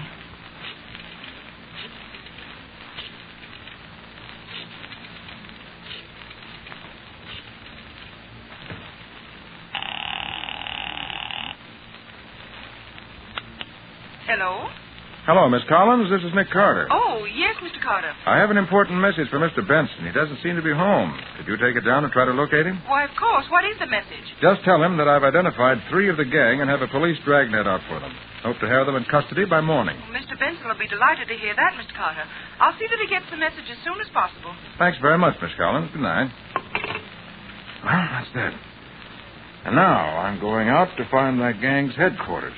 Find their headquarters? But, Nick, they didn't give us a single clue to its location. Oh, yes, they did. Just one clue. Huh? And I'm going to build that clue into a whole court full of convictions. But, Nick... You stay here by the phone. And when I call, come running with Sergeant Matheson. And every man he can get his hands on.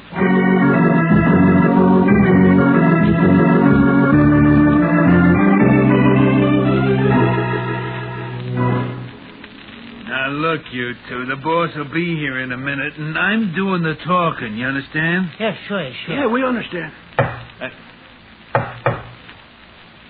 Yeah, that's the boss now. Open the door, Rocky. Yeah, sure, Ace.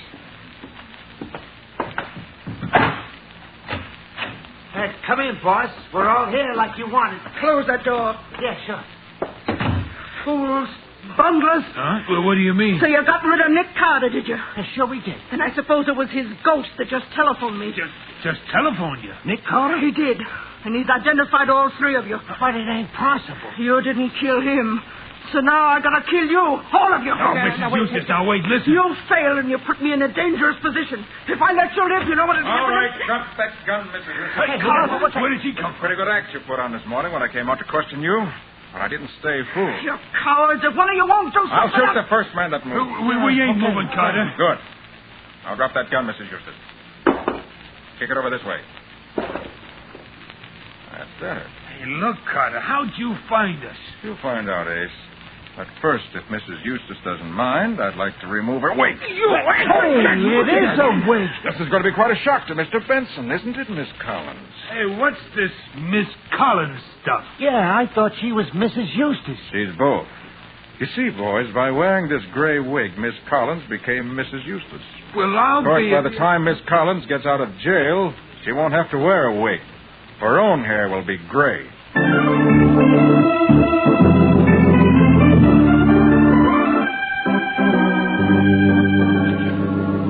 Well, I'll be darned.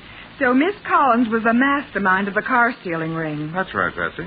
As Benson's secretary, working right there in the office of the Underwriters Association, she was in a perfect position to furnish the others with the information that made the racket a success. Well, why did she play the part of Alma Eustace's poor old widow? Oh, that was a smokescreen.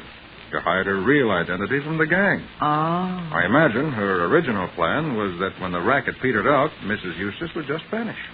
And since none of the gang knew that she was also Miss Collins, they wouldn't be able to blackmail her later or implicate her in any way. But I still don't see what made you suspect her. That one clue I mentioned, Patsy. When Ace phoned from Dillon's place, I counted the clicks as he dialed. 333-444 was the number he called. That was the same number Benson had previously given me in case I ever had to call Miss Collins. That was all I needed to know. Gee, but it sounds simple. When you explain it. Now perhaps you'll tell me how you found the hideout. Oh, that was easy. You see, when I phoned Miss Collins and in that way let her know you and I had escaped, I knew she'd head straight for the hideout. Why, of course. Well, I got to the place she lives just before she left. Oh, but how'd you find out where she lived? Had Matty trace her phone number. He gave me her address this morning. And where did she live, Nick? Right smack across the street from where Mrs. Eustace lives. Well, what do you know? From there on, it was a cinch. I saw her when she came out of the house fixed up at Mrs. Eustace, and then followed her straight to the hideout. Any more questions? Oh, yes, teacher. Who owns that spiffy new sedan parked outside of the curb? That? Well, Patsy, it just happens that was on order for Miss Collins. But since she won't be needing a car for 10 years or so, the underwriters bought it and insisted on presenting it to me. What? Oh, that's wonderful. Miss Bowen, may I give you a ride home? Why, Mr. Carter, it will be a pleasure. It isn't every day that a poor working girl... Oh, Nick, that truck. It's going to skid right into my car. Oh, Nick, if that isn't the darnest break. Here I get a brand new car. Don't even get a chance to blow the horn. Every week at this time, two great names.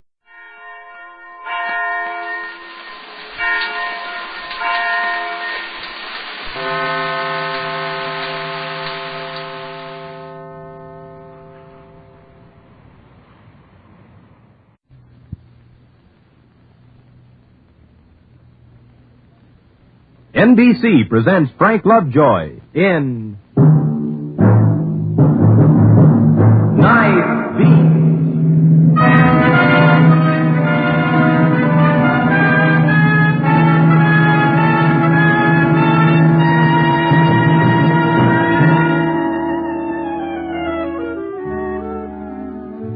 Hi, this is Randy Stone. I cover the Night Beat for the Chicago Star.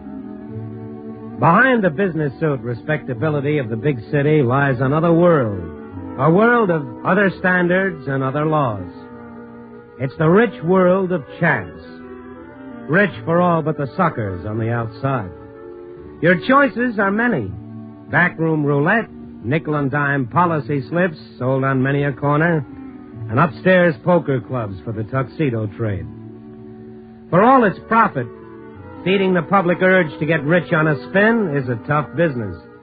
The men who run it live steady and die hard. The most recent boss of Operation Wager, Sligo, Joe Sligo, wanted in New York for extortion, in Illinois for murder. But all the Chicago authorities knew about him was his business philosophy, pay up or die. I was just straightening up everything preparatory to a night on the town when I remembered I'd left a story lead on my editor's desk. I walked upstairs and along the corridor toward his office when I heard steps behind me. I turned around. It was Charlie Robbins, who worked in accounting. And when he got to me, he grabbed my arm. Randy, boy, I'm glad I caught you. What's up? I got to talk to you. It's important. Must be. Let's go downstairs to the coffee shop, huh? Well, as soon as I pick up some coffee. No, there isn't time, Randy. Come on.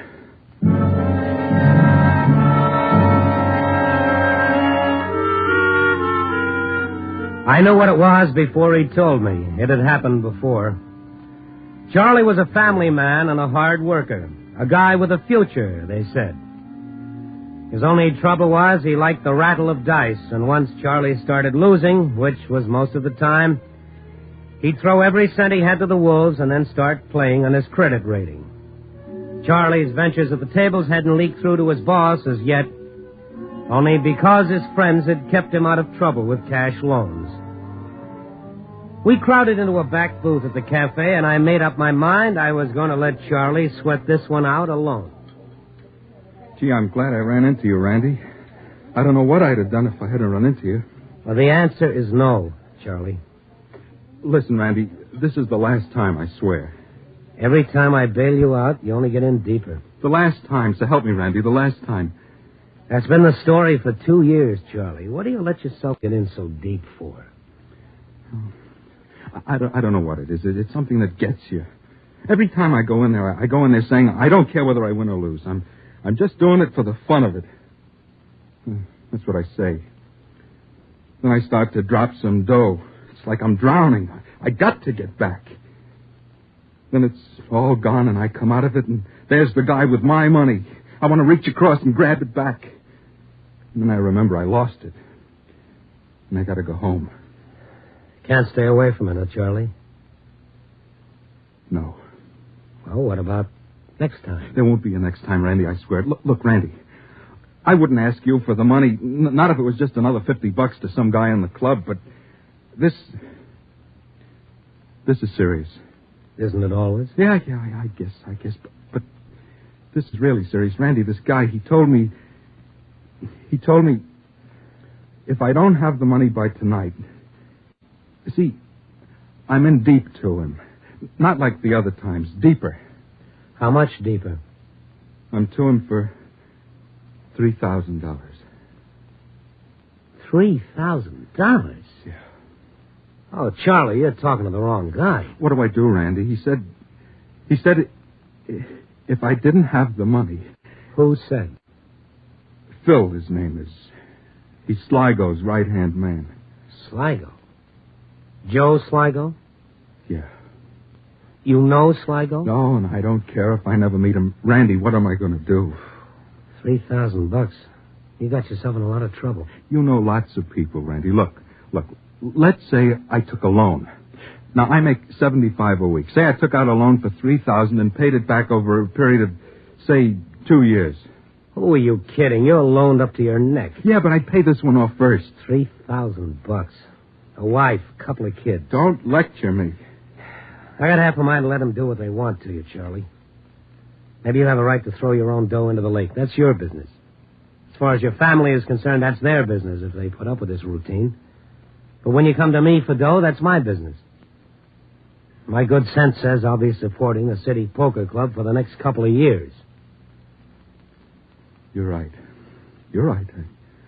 I got no business coming to you for money. I got myself into it. I got to pay for it. Forget it, Randy. I'm sorry I brought it up. Sit down. $3,000. The reason I was thinking about a personal loan from somebody, I wouldn't have to tell them about my other obligations. A loan company, a bank, I wouldn't have a chance. They want to know about the people you owe and maybe collateral. Oh, hold on now. Come on, take it easy. Take a sip.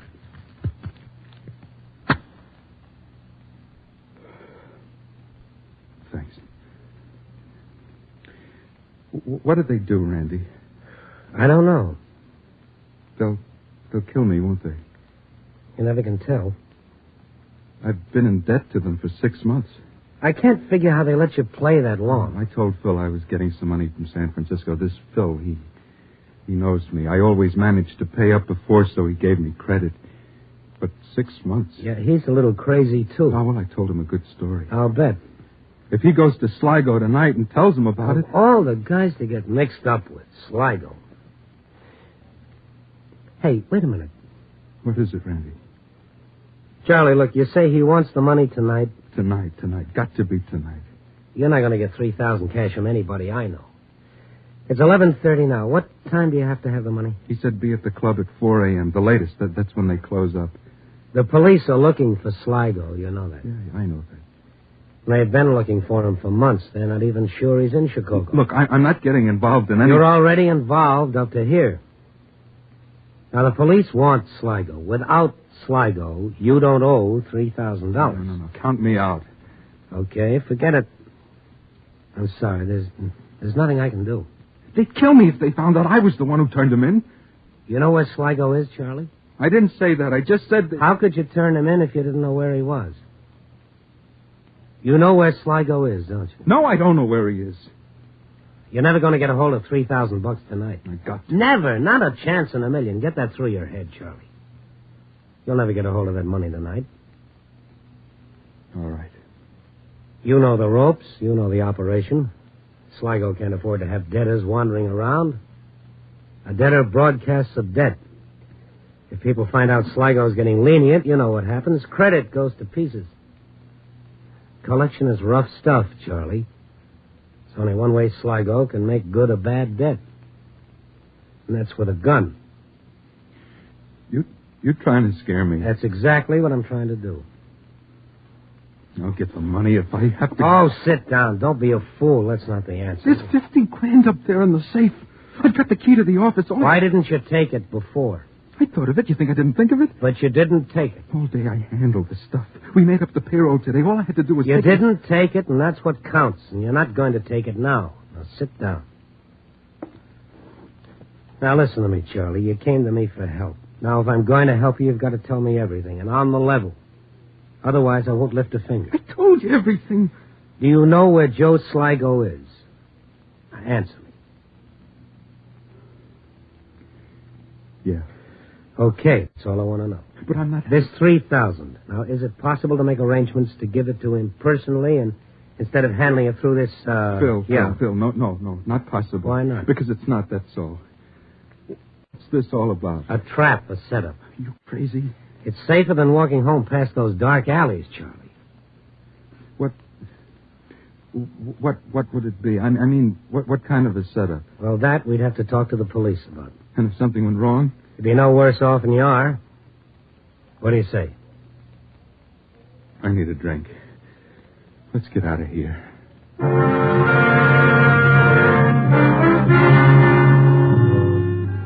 Across the street was a little bar. Blue lights and soft music. We sat down. I bought Charlie something to settle his nerves. He gulped it down, made a face, and then fell to dipping the bottom of his glass in the wet spot on the bar. I asked him if it was all settled, if he'd go through with it. He didn't answer me. I got up, called Lieutenant Peterson, and told him where to meet me. In 15 minutes, the three of us, Charlie, the lieutenant, and I, were sitting in a back booth making our plans. 4 o'clock, huh? That's what he said, didn't you, Charlie? Did you say 4 o'clock, Charlie? Come on, Charlie, snap out of it. Look at me. Did you say 4 o'clock? 4 o'clock, yeah. What's the address? He's got friends. They'll get me. If he doesn't get me, his friends will. If everything goes right, you'll be okay. If it misses, you're in trouble. Just make sure it doesn't miss. That's the way to play it safe. Either you get Sligo or Sligo gets you, Charlie. It's as simple as that. I'm not going through with it. Well, you said... I never said I would. What's the address, Charlie? I'm not getting myself killed. He'll do it, Lieutenant. He'll do it. Charlie, now what's the address? We haven't got much time. It's 1:30. I've got $3,000 marked bills. It's right here in my pocket. It's the only way you'll ever beat him. Now, come on. What's the address? Blanchard Hotel, 307. We'll do it this way. You go upstairs, give him the money. Not before 4 o'clock. Do you understand that? Yeah, I understand. Not before 4 o'clock. That's right. At 4:05, get out of here. And if I can't? What if I can't get out of there? It won't matter. We'll have the place covered from a place across the street, from the door, from the room adjacent. They'll hold me hostage. The best way to ensure your safety is to do what you're told. I can't do it. I can't do it, Lieutenant. Why can't you? They'll hold me. Charlie, look. What's going to happen if you don't have the money? Oh, don't tell me again. I know it. It's very easy if you remember what to do. You hand them the cash. Why do I have to be in there? It's the Blanchard Hotel, 307, 4 o'clock. Why do I have to be in there? You tell me. Well, maybe you don't. Do you, Charlie? I'm supposed to pick up the key at the desk and wait for them upstairs. If I don't pick up the key, if I'm not in the room, they don't come in. Well, maybe just pick up the key and then... They'll be watching from down the hall, they said. Here's the money, Charlie. I'm depending on you.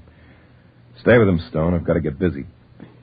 It's going to be all right, Charlie. At 4:30, you'll be home in bed and you won't owe anybody anything. I'm scared. Take care of him, Stone. See you at 4:05. Well, let's get out of here. What do you say? Yeah.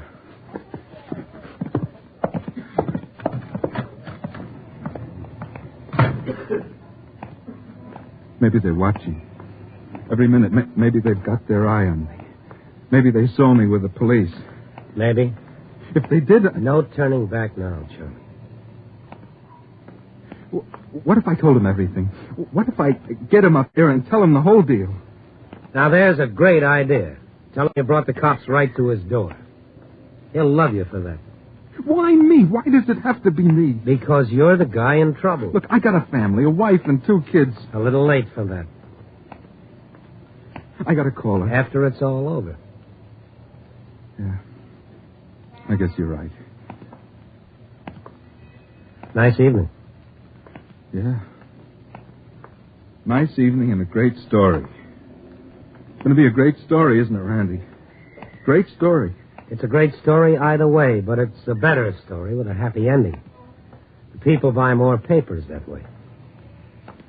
I can't get out of it, can I? Well, maybe I can.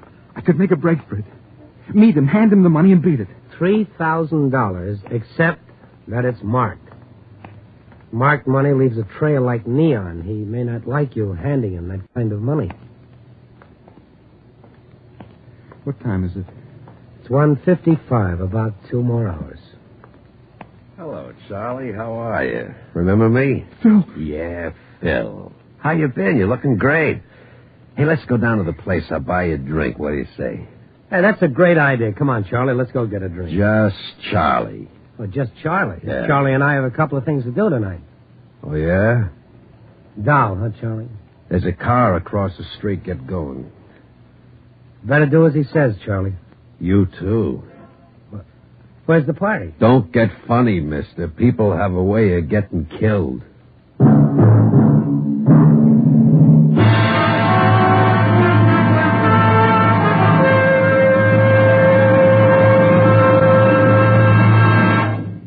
NBC is bringing you Night Beat, starring Frank Lovejoy as Randy Stone. A child with cerebral palsy has only half a chance. Won't you give him the other half? He needs costly, highly specialized care. He needs to learn to walk and talk. He needs to learn things everyone else takes for granted. But does he get them? He gets less than half because the care just isn't there. Right now, the tragic truth is that 92 out of every 100 persons with cerebral palsy must struggle along without any care at all. Give them a chance to lead useful, active lives. Give them a chance to become self-sufficient. That's all they ask, just a fair chance. You can help them lead active, useful lives by supporting United Cerebral Palsy, care of your local postmaster. Remember, a child with cerebral palsy has only half a chance. Won't you give him the other half?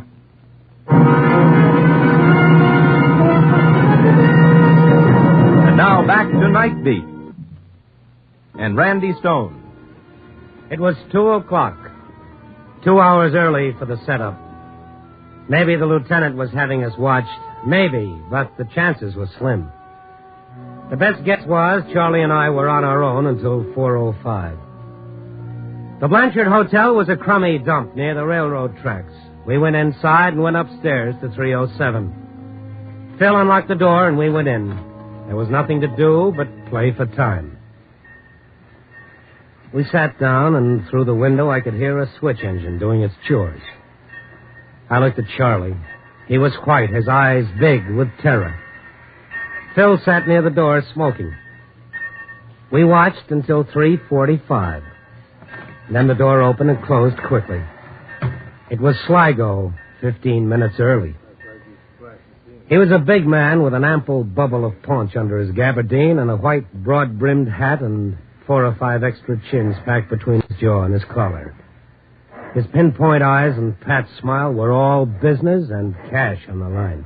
Well, do me a favor, pull down the blinds. I don't want the nosy neighbors peeking in. Blinds, right. Close the window. It's dusty. Window right.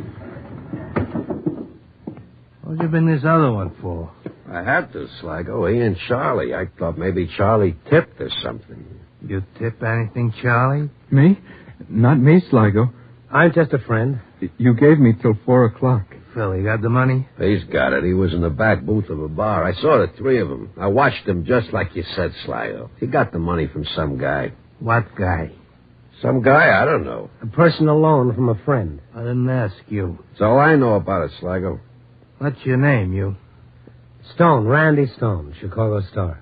Newspaper reporter. That's fine, Phil. A newspaper, man. Let's bring the whole city in on this deal. What'd he say? I was scared he knew something, Sligo. I thought that... Every time you think, I end up in trouble.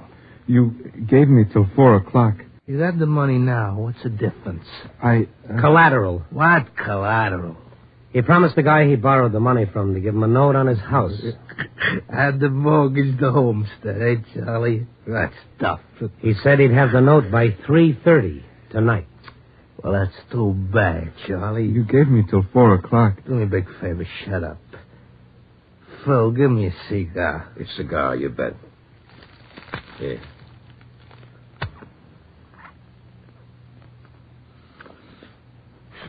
Tell me, Stone, what kind of reporter are you? You go out and get the news, or you a fella out to change the world? A little of both.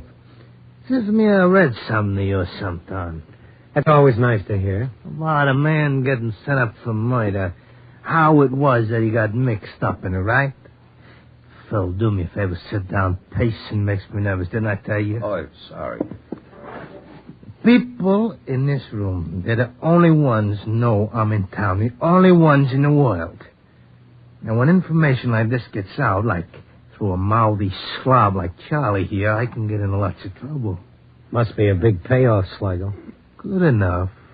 A thing like this record, I don't let get away so easy. I get your point. You like to gamble, Mr. Stone. You think it's naughty, huh? Well, gambling? I don't know. Yeah, well, let me tell you something, Mr. Stone. Gambling is a good way to get out your hate. That's why people gamble, not to get rich. You gamble your money, it's like a knife.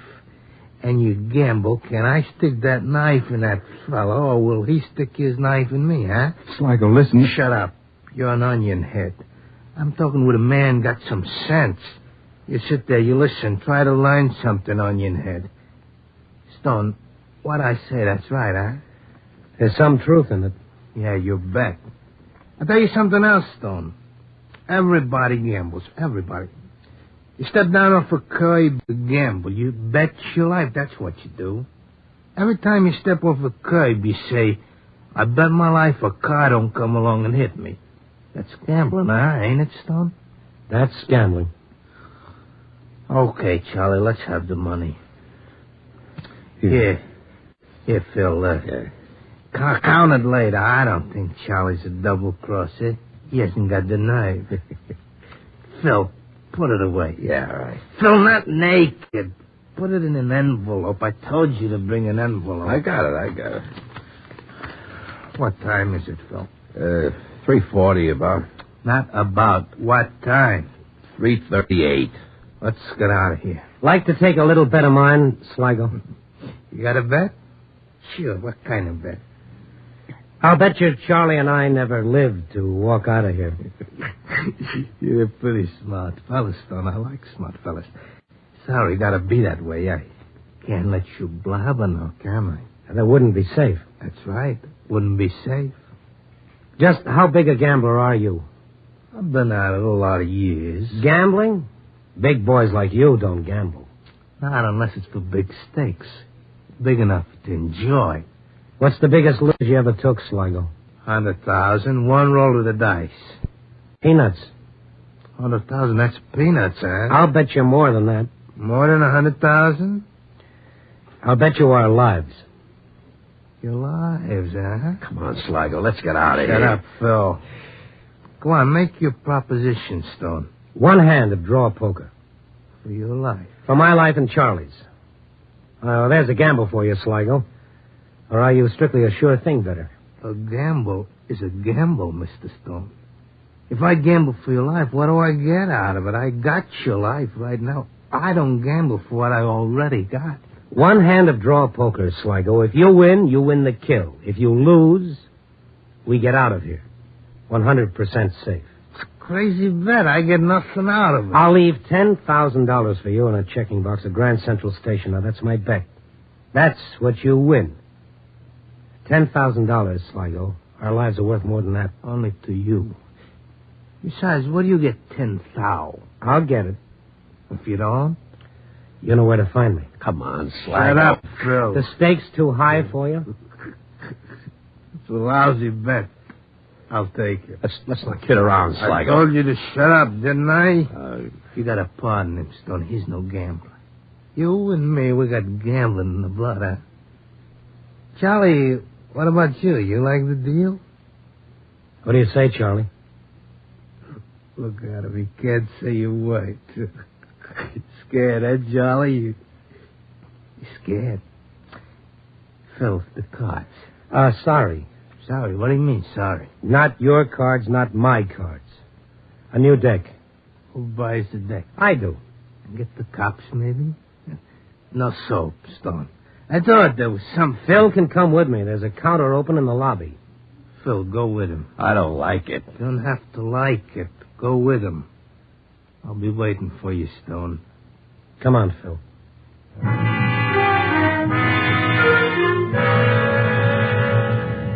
Phil and I went downstairs. I walked slowly, using up the seconds. We bought a deck of cards. I put them in my pocket. And Phil and I went back upstairs. I looked at my watch. 3:55. When we walked into the room, there was the night table dragged out in the center of the room, 2 chairs on each side. Charlie was sitting in the corner, his face white and the sweat pouring down the flesh of his throat. Sligo was all smiles. He was having the time of his life. We sat down. I put the unopened pack of cards on the table right in the middle. Sligo picked it up, turned it slowly around in his hand, and then he put it down again. And he nodded. The game was on. One hand, draw poker. The stakes are lives. You open the back, Stone. I trust you. Thanks.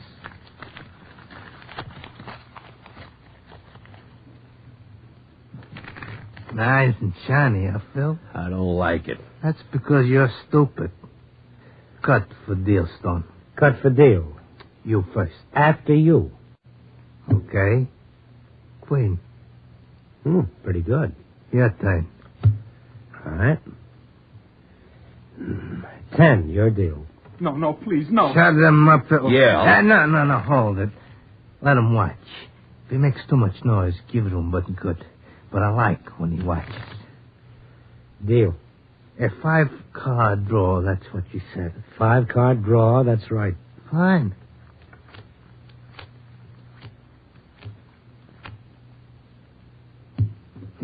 Looks funny, no money on the table. It's a nice pot. Phil, put 10,000 in the middle of the table. Looks good there. Right. How many, Stone? 3. 3? Got a pair, huh? Maybe. You got a pair. Shut up, punk. Let him alone, Phil. Let him cry. 3 cards, Sligo. 3 cards. I'll take 1. Okay, Stone. What do you got? You first, Sligo. I called you. You first. The rules of the game. Let's see him, Sligo. Queens over 10s. That's pretty good. Come on, Stone. Let's see that hand. Okay. 3, 10, ace. Ace. Put up your hands, Sligo. Cops, you dirty double-cross. Gotta get out of here. Stay where you are. Our lives against yours, Sligo. It was a fair bet. Fair bet, yeah. Let's see that card. But the last card? Sure. Ace of diamonds. 3 aces, Sligo. Beats 2 pair anytime.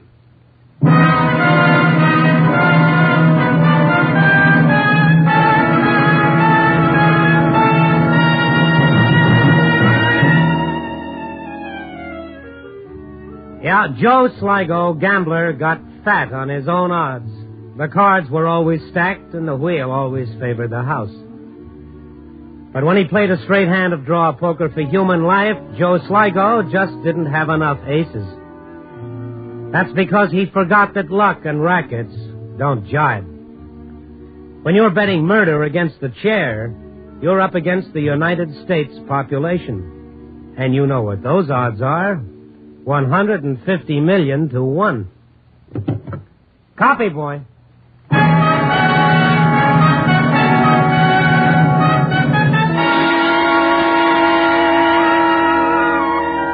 Night Beat, starring Frank Lovejoy, is produced and directed by Warren Lewis.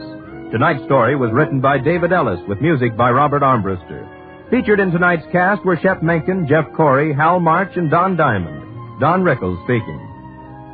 Listen next week at this time and every week as Randy Stone searches through the city for the strange stories waiting for him in the darkness.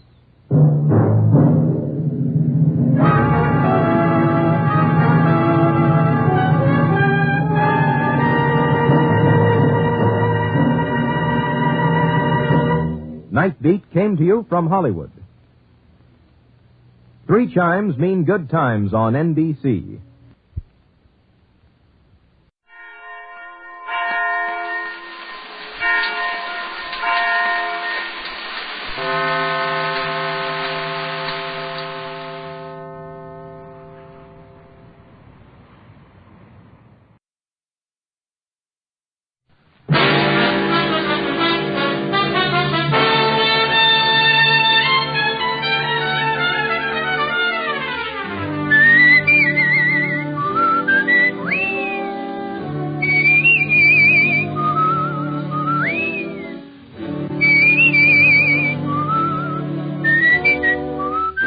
National Broadcasting Company presents Dick Powell as Richard Diamond, private detective.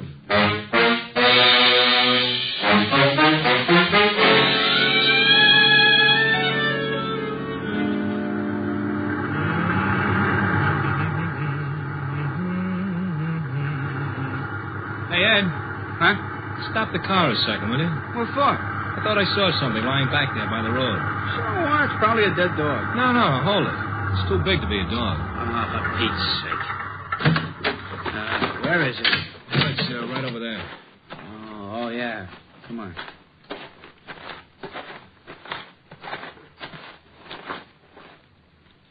Holy cow. Yeah. She dead? Oh, I think I'm going to be sick. Me too. Let's go call the cops. Here's another exciting half hour with Richard Diamond, Private Detective, starring Dick Powell.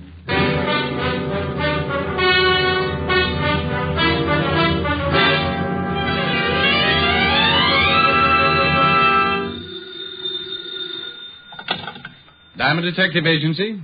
If there's a corpse in your cellar and your nerves are a wreck, old Rick to the rescue if you write him a check. Oh, Rick. I don't know what I'm going to do with you. Can I make a suggestion? Please do. Feed me regularly, take me for walks, and be sure that you let me out nights. Some suggestion. You do that for a cat. Hi, Helen. Hi. How are you? No, I don't know. I think I'm a nervous wreck. What from? You remember when you said I ought to take up something to keep me busy in the office? Yes. You remember you mentioned knitting? Oh, no. Oh, yes. I've dropped more stitches than a cross-eyed surgeon. You idiot. I was only fooling. Well, don't laugh.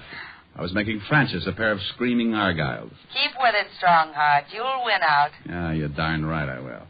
Oh, what I said. Darn. Get it? Ellen, are you still there? Yes, Rick. Wasn't funny? No, Rick. Okay, come on over. Let's neck. Yes, Rick. Shame on you. Yes, Rick. I'll see you about 8. Oh. You don't sound very happy. That's such a long way off. Give you time to make plans. Bye. Bye. Now, let's see. I got to take out 1, 2, 3, 5 rows. Yeah, what is it? Rick? Oh, how are you, Walt? Very unhappy. You should see me. I've got to take out 5 whole rows just to pick up one lousy stitch. What? Now, forget it.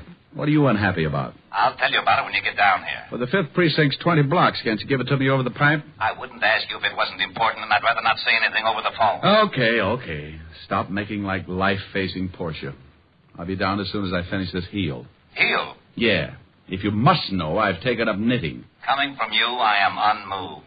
I don't care if you're building Sergeant Otis a fur-lined money belt. Get down here as fast as you can. All right, Walt. But you'll be sorry when it starts getting cold again, and I won't knit you a sweater to cover your rural blueberry. Oh, now you get over here. Bye, Walt. Getting Walt's goat was a sport with me. Whether he'd admit it or not, he got a kick out of it, too. Sometimes I wouldn't stay on the rib as long as I usually do, but that was only because Walt always starts sounding just a little bit worried. Then I know it's time to lay off and get serious. Now, don't misunderstand me. I never lay off entirely. And I never get completely serious. Those are 2 habits that don't help find the solution any quicker. They just fit you with a mess of ulcers, and you still end up too worried and too serious. I closed my office and headed for Walt's precinct. When I walked in, I spotted Sergeant Otis leaning back in his chair with his number 12s resting on the desk. Oh, hello, Sergeant Otis. Well, how's the big private detective today? Just fine, Otis. How's the flash of the 5th precinct? Just fine, Diamond.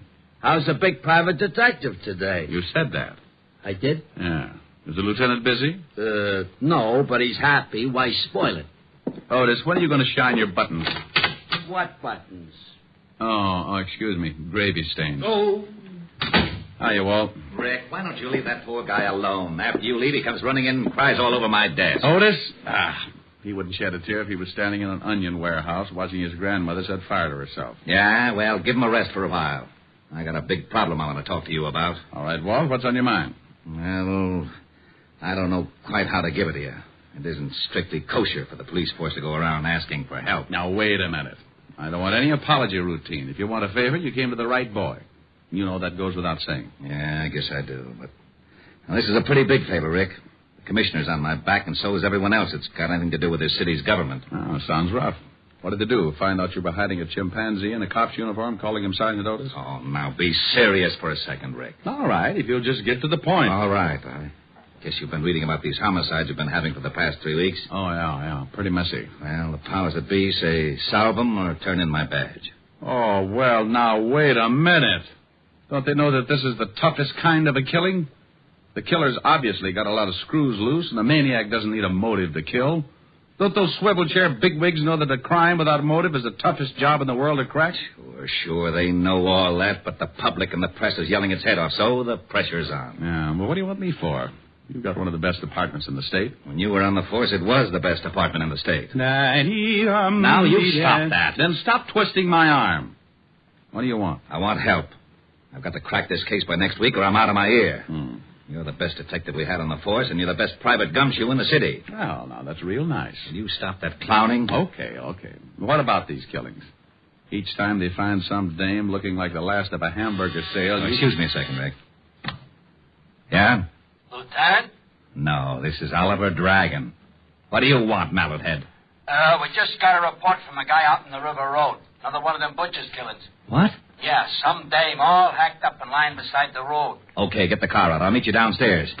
Oh, did you hear that, Rick? Uh-huh. Well, come on. You want me along? Of course. I can brief you about the whole setup on the way over. I don't know whether it's such a good idea to get mixed up in this or not. Why not? Well, it looks like anybody who gets close to this killer doesn't have much of a future. Well, you can't live forever. Oh, now, aren't you the sweet one? No, that's not what's worrying me. Well, what is then? So when I go out, I want a nice, comfortable place to lie down in. The way this nut goes to work with a knife, I might end up in a meat locker.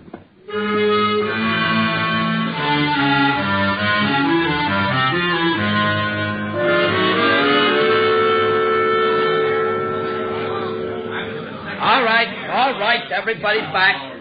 Go on through, Lieutenant. Show him your biceps, Otis. You comic. How did all these people get out here? This is 10 miles from anything. Someone must have heard me call the police. When I left the phone booth, the whole crowd followed me out here. Who are you?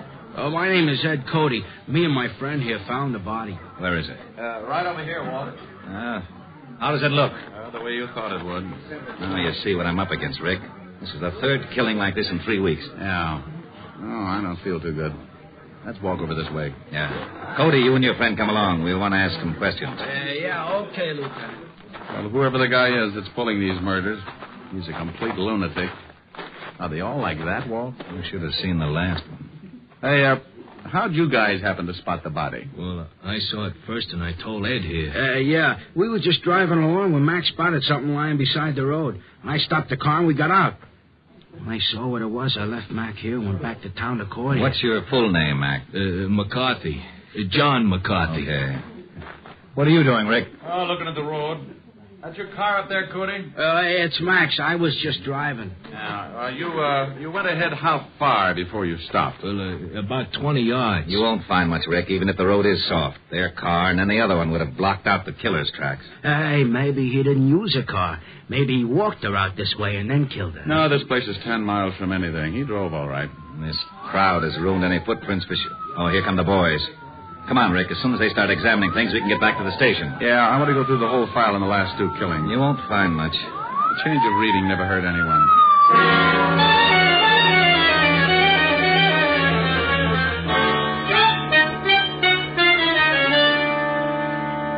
Well, that's the whole mess. No leads at all, huh? Not a one. I'm getting nearsighted from looking at all the lineup. We've picked up everything from drunks to safecrackers.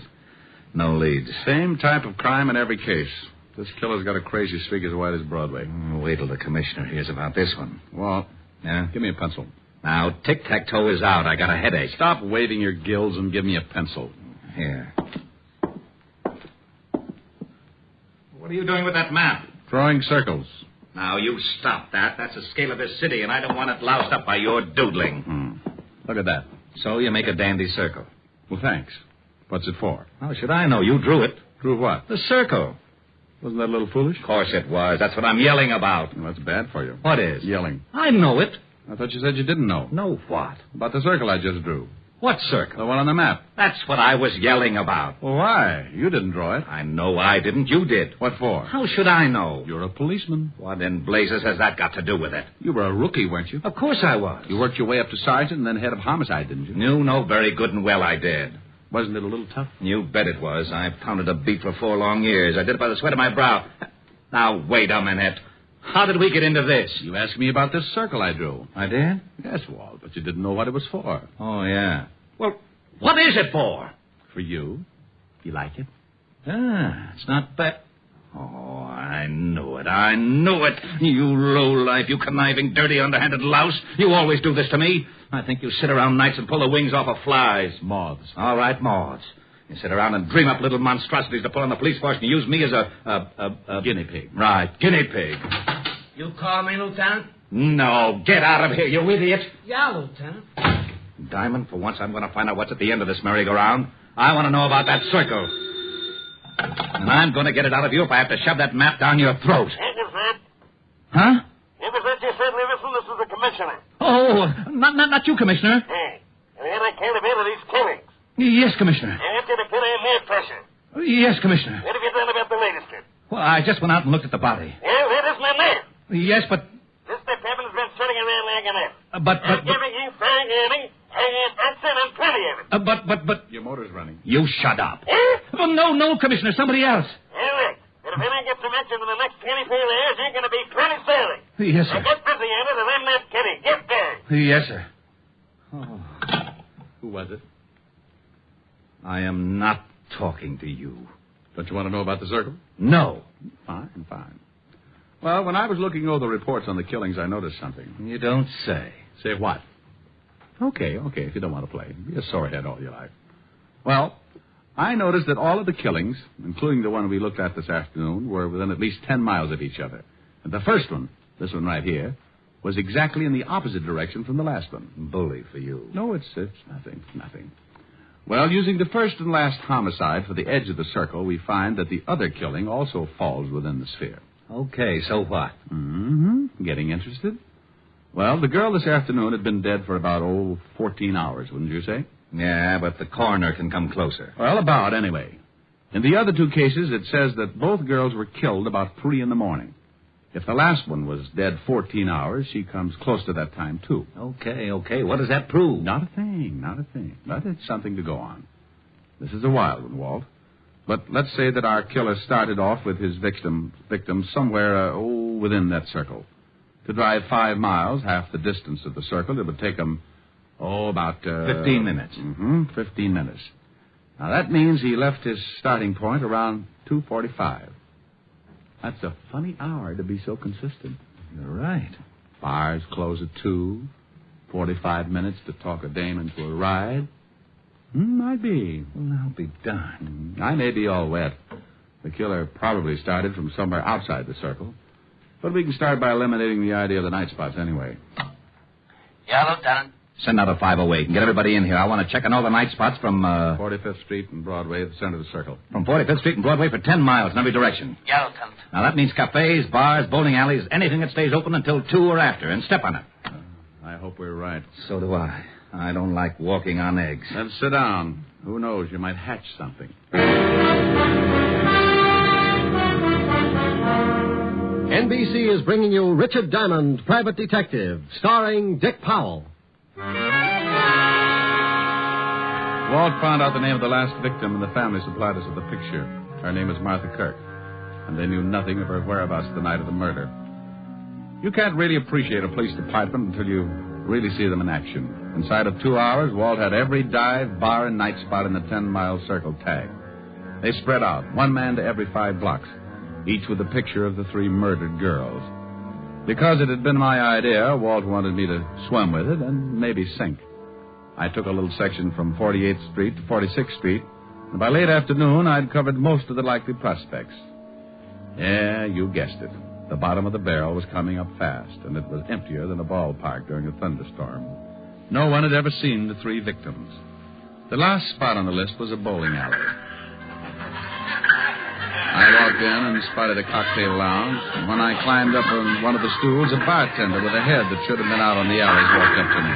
Yeah, what'll it be? Oh, how about a glass of milk? Glass of milk? Think you can stand it?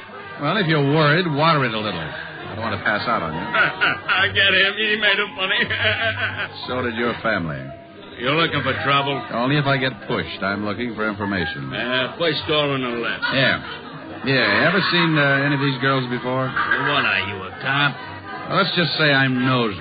and I've got a badge to keep me in the spirit of things. Oh, why didn't you say so? Let me see. All right. Here's the first one. No, I ain't never seen her. How about this one? And this one? Yeah. Hey, wait a minute. Sure, I know. This one comes to me about twice a week. Was in last night. Gets lushed up and cries about how tough a family is on him. Let's see, her name is... Kirk? Yeah, Martha. Martha Kirk. Nice looker. She was. Huh? Did she ever come in here with a man? No, but sometimes she leaves with one. Same guy every time? Nah. Do you remember her leaving with a man last night? Hey, yeah. Come to think of it, she did. What time? About 2:15. We stopped serving at 2. Right on the dot, that we do. Oh, that you do, yeah. Okay. Think you'd know the guy if you saw him again? Sure, he comes in a couple times a week, too. I seen him pick up a couple of strays. I guess you call him a wolf. Yeah, with a hatchet. Huh? Forget it. Where's your phone? Right over there. Hey, here, use a slug. It's on the house officer. Thanks. I hope nothing's happened to Martha. She was a rotten drunk and a wonderful kid. Well, she was, huh?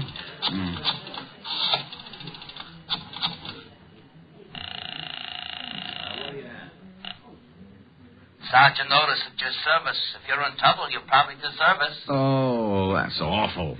Okay, Diamond, you don't have to get nasty. Shut up and get me the lieutenant. One moment, please. Lieutenant Levinson. You can forget about retiring, Walt. You got something? Yeah, looks like. What did your boys turn up? Nothing yet. What is it, Rick? Don't play games now. Get over to the 47th and 9th. You know the bowling alley in the middle of the block? I'm in the bar. Want me to bring the boys? No. This is one we've got to play quietly. I don't want to scare our ghoul off. I'll be right down. Hey, bartender, what about that milk? Oh, yeah, coming up. Is it going to be a pinch? There is, Buster. There certainly is. Walt romped in about a half an hour later, and he talked with the bartender. He finally looked satisfied. He had to, because it was the only lead that had turned up.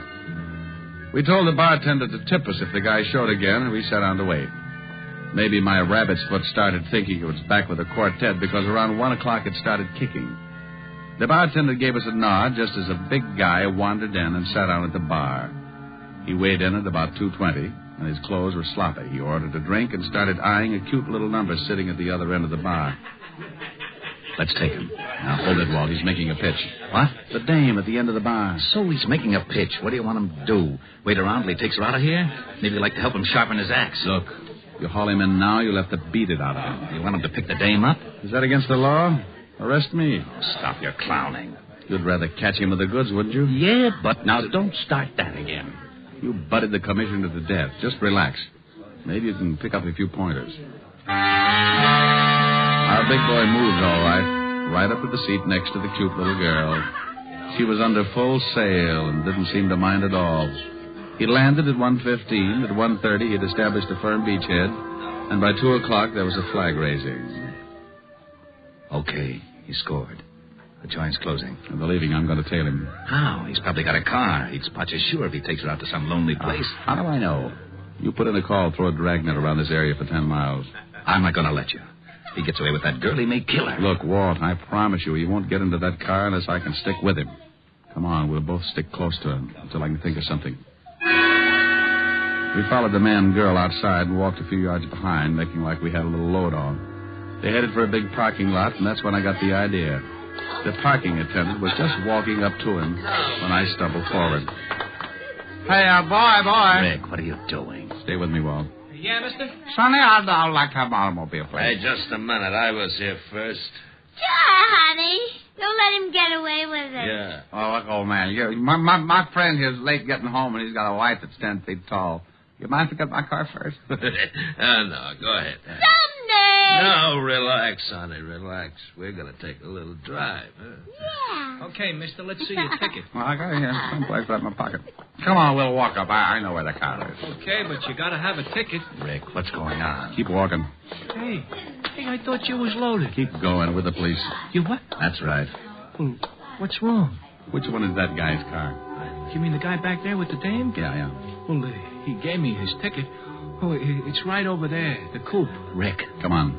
I'm going to climb in that trunk, and you're going to get in your car and tail us. But stay far enough behind so that he doesn't spot you.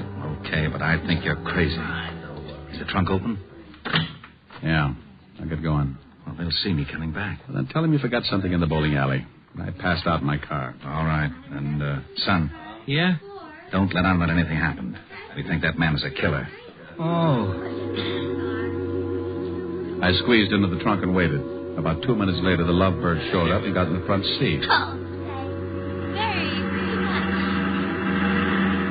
I rode like that for about 15 minutes, and it wasn't bad until we hit the dirt road. Then my inside started bouncing around like a pound of rice in a wind tunnel. We drove for about 10 minutes more and came to a stop. I raised the trunk just enough to get some fresh air and listen. I didn't want to climb out because they'd feel the movement up in front. I was sure they could hear my breathing. What are we stopping for? I thought maybe that... I wanted to look at the pretty scenery. Well, how can you? So dark. Pretty though. I can see you, baby. Dad? Mm-hmm. Wow. You're nice. Mm-hmm. So are you. It went on like that for another 5 minutes, and I started thinking I'd picked the wrong guy. Then the conversation changed. What's the matter? What's so funny? Don't you know? No, and I don't like the way you're acting. Women. That's what's funny. All the same. Huh? Like my wife. She was like all the other women. Hey, let's get out of here. You're talking funny. Funny, yeah. See a man and you like him, any man. You're all alike. Now you stop that. I just came along Now because... come here. No! You let me go. You ain't no different. Come here. No! Stop that! Let me get out of the car. Sure. Go ahead. I don't want no blood stains on the seats anyway. Blood? Go on, run. I'll catch you. I rolled out and didn't forget to take my .38 along. I spotted him in the moonlight, moving after her like a big animal. He was laughing. I could see he had something in his hand. It was a knife.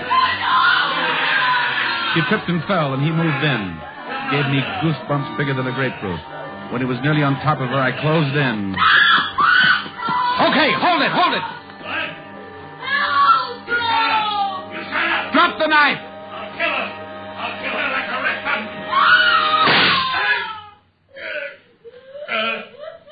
Kill her.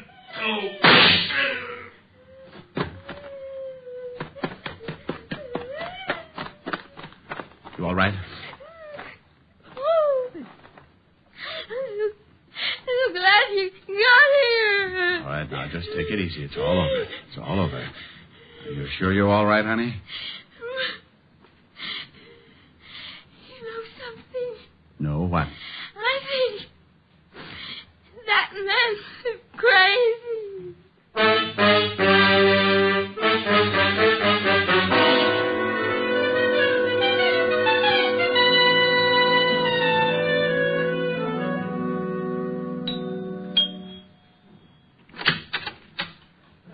Good evening, Mr. Diamond. Good evening, Francis. Is Miss Asher in? Yes, sir. She's in the study, knitting. Knitting? Knitting? Thank you, Francis. Knit 1, purl 2. Knit 1, purl 2. Knit 1, purl 2. Drop 3. That's the way I do it. Rick. Hello, baby. Oh, look what I've gotten into. I'm a nervous wreck. I'll never teach you. What are you building? It was going to be a surprise for you. Oh, a whole suit. Silly. Rick, I'll get it. Hello? Helen, is Rick there? Oh, just a minute. It's Walt, Rick. Oh, well, give me that phone. Where are you? Why didn't you follow me like I told you to? Well, something happened. Well, what happened, you big ox? I could have been killed out there. I'm sorry, but... Why didn't you follow me? I got caught in the Triborough Bridge and I didn't have a quarter. Why didn't you use your police badge? Holy smoke. Now you tell me. Ricky, Yeah. I need relaxing. You need relaxing. Oh, swell. Ricky, come here. I know just the thing. No, come over here. There's an old spinning wheel in the parlor, spinning dreams of the long, long ago. Ricky. What's the matter, dear? Oh. Well, how about this one? Wilhelmina. Let me start that again with you. I didn't get started very well. Wilhelmina, she's the cutest little girl in Copenhagen. Wilhelmina, she has all the fellas crazy in the noggin.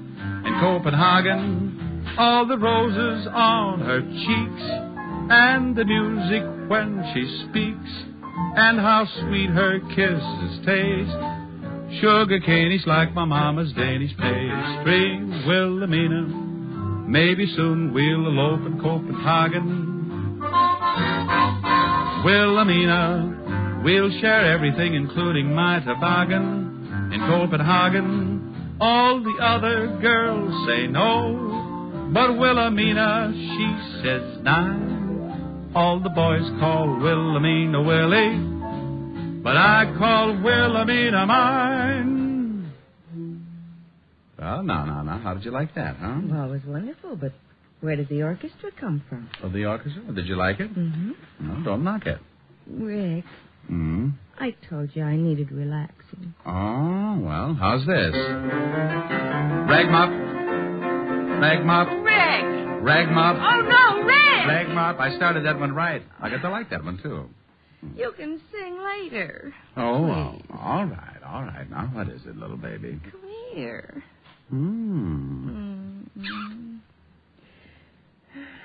You know something? What? I may never sing again.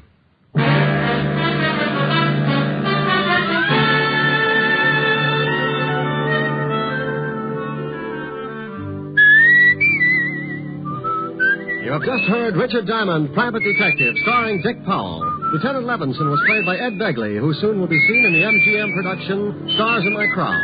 Also in the cast were Virginia Delby, Wilms Herbert, Lorene Tuttle, Bill Conrad, Peter Leeds, and Jack Crucian. Music was under the direction of Frank Worth.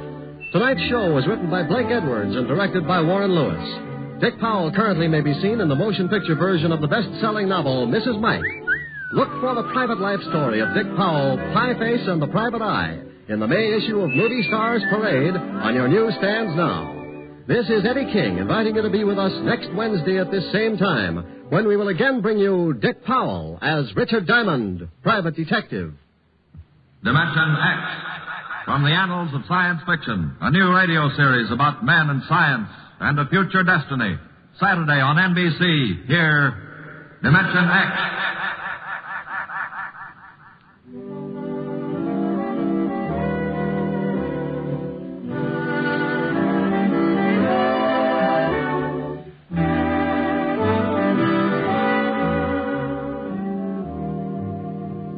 Hear Dick Powell and June Allison tomorrow on Screen Guild Theater on NBC.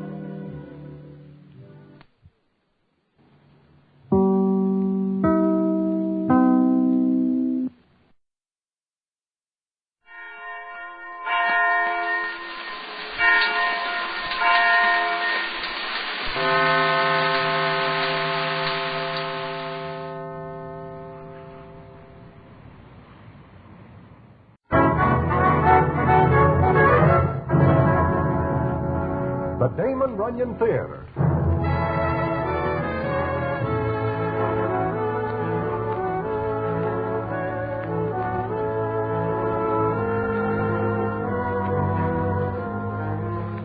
Once again, the Damon Runyon Theater brings you another story by the master storyteller, Damon Runyon.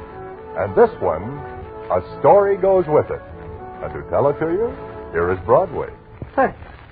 Well, it is of a racing time at Saratoga, and I am there. I am feeling fine because the night before this afternoon, I make a few pounds on some very willing dice. I am walking along when all of a sudden I spot Hot Horse Herbie. Now, Herbie is generally with empty pockets, and I know he knows I do all right. So I suddenly think of a place I have to be in the opposite direction. But just when I think I am out of reach, I hear... Hello, Broadway. Oh, hello, Herbie. What do you do? Tunnel in the ground to come up in front of me? You are not glad to see me. Hysterical with happiness, so long. Broadway. The answer is no. I do not ask you anything. The gleam in your eye does. I hear about you and the little cubes last night. Herbie, I have got to pay the mortgage on the old farm in Indiana. I am sending a brother through college, and my sister in California wants to come home. You are never in Indiana. You never have a brother, much less a sister. How much, Herbie? Broadway, I do not ask you for a red cent. I never open my kisser about dough. In fact, I just wish to wish you a good afternoon. Take it easy, Broadway. I will see you some other time.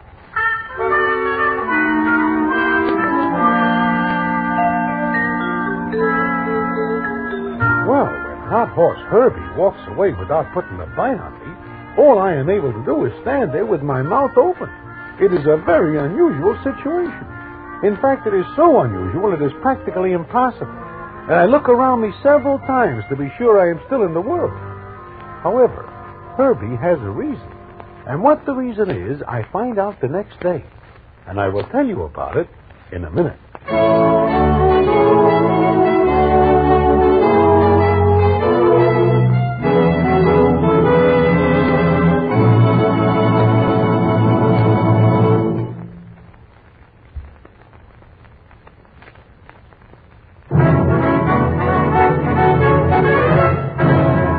And now, back to the Damon Runyon Theater and the famous A Story Goes With It.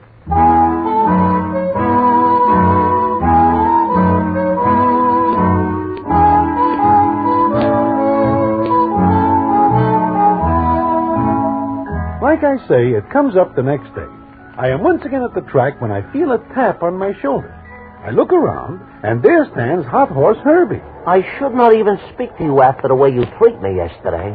Just like I am a leopard. I am sorry. I figure you for a touch. Hey, that reminds me. I open my big mouth. At Broadway, do you wish something good in the fort tomorrow? Herbie, look, you have always got a horse that is something good. Only the other horses are never convinced. I tell you, Broadway, this is a cinch. A sure thing. Yeah, sure. Broadway, it is a cinch. Do you wish to hear about it? No. Look, What is the matter? What are you looking at? Broadway, see that guy standing over there by the rail? The sad-looking character? Him. I dislike the way he stares at me. Who is he? I never see him before in my life. He seems to know you because he is coming over. And you will excuse me. Wait a minute. Stay with me. I do not like the looks of this character. He is very hollow-eyed, like he does not sleep for nights and nights. It is going to be a touch. Leave us go. Now you know how it feels. I have got to go. Excuse me. I want to talk to you. Me? Both of you. I saw you around here. There is something wrong, Mr. My name is Harker. Steve Harker. To me, that is a cold name. It means nothing. I do not know it either. I'm not real well known. Fact is, nobody knows me here. Well, do not worry. You will get acquainted. Now, if you will kindly excuse my friend and I... Please, just a minute. I want to ask you a favor. Oh? What is that? Do you know anybody with a gun for sale? Broadway, does he say a Roscoe? No, a gun. Hey, look, Mr. Harder, why do you wish a heater? Gun. You have it your own way. Why do you wish a gun? To kill myself. Oh, is that all? Well, I may be able to give you the name of a guy Herbie, what are you doing? Doing this citizen a favor. He asks us, does he not? Mr. Harder, why do you wish to kill yourself? I lost all my money. All but $50. He is a wealthy man, and he wishes to knock himself over. He is nuts. You don't understand. I had over $500. I don't dare go home to my girl. Look, Mr. Harder, take the $50 and go home. I live in Illinois. Practically a foreigner. Please, do me a favor and tell me... No, go away. You are loony. You can have the gun after I'm through with it. Thanks. Come on, Herbie. Yeah. Goodbye, Mr. Harder. For $50, I will... Herbie, the guy is nuts. Leave him alone. Broadway, you queer a deal for me. I know where I can get a Roscoe for $30. I take his 50 and make 20, and what does he care? Herbie, I know where there is a nice, quiet job in the morgue. It will suit your personality fine. I do all right this way. Why do I want a job? Forget it. Now, goodbye. Now, wait. I remember. I am telling you about something good in the fort tomorrow. Never mind. Broadway, you do not understand. This is not a ordinary tip. It is a special. Extra special. No. Broadway. What? A story goes with it. I do not care. A story? A story. Well... Listen, you come with me. Where? To the stable. I wish you to see something. What? A horse by the name of Never Despair. What? Herbie, I will not insult other horses I may wish to bet on by associating with that caterpillar. I tell you, there is a story goes with it. And Broadway, a very good story.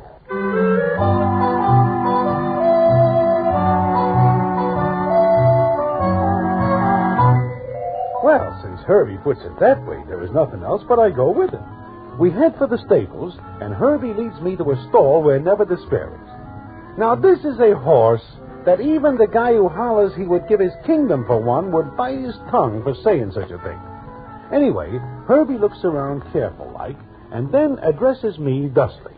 This is Never Despair. Yeah, I read the nameplate. But even without it, there is no doubt. Once I see this pig in a race, and he is slower than the glue he should be. He is going to win the fourth race tomorrow. This is the first time in history one horse runs all alone in a race. Because that is the only way he...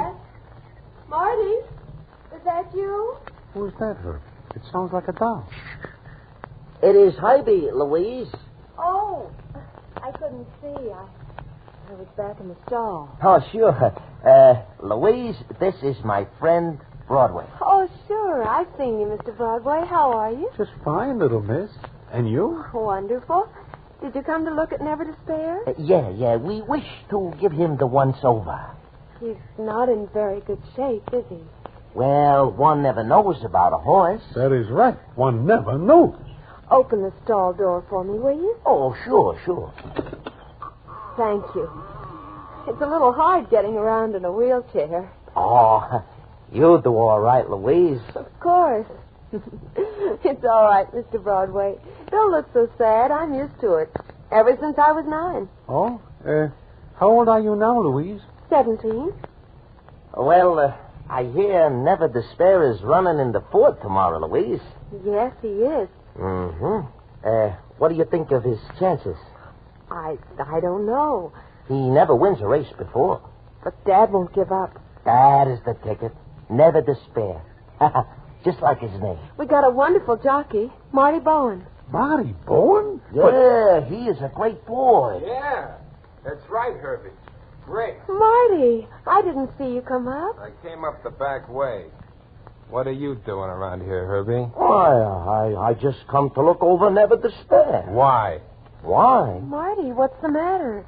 Why are you looking like that? I just don't like the idea of him coming around here. That's all. Marty, you got me wrong. Yeah, I guess so. How you feeling today, honey? Me?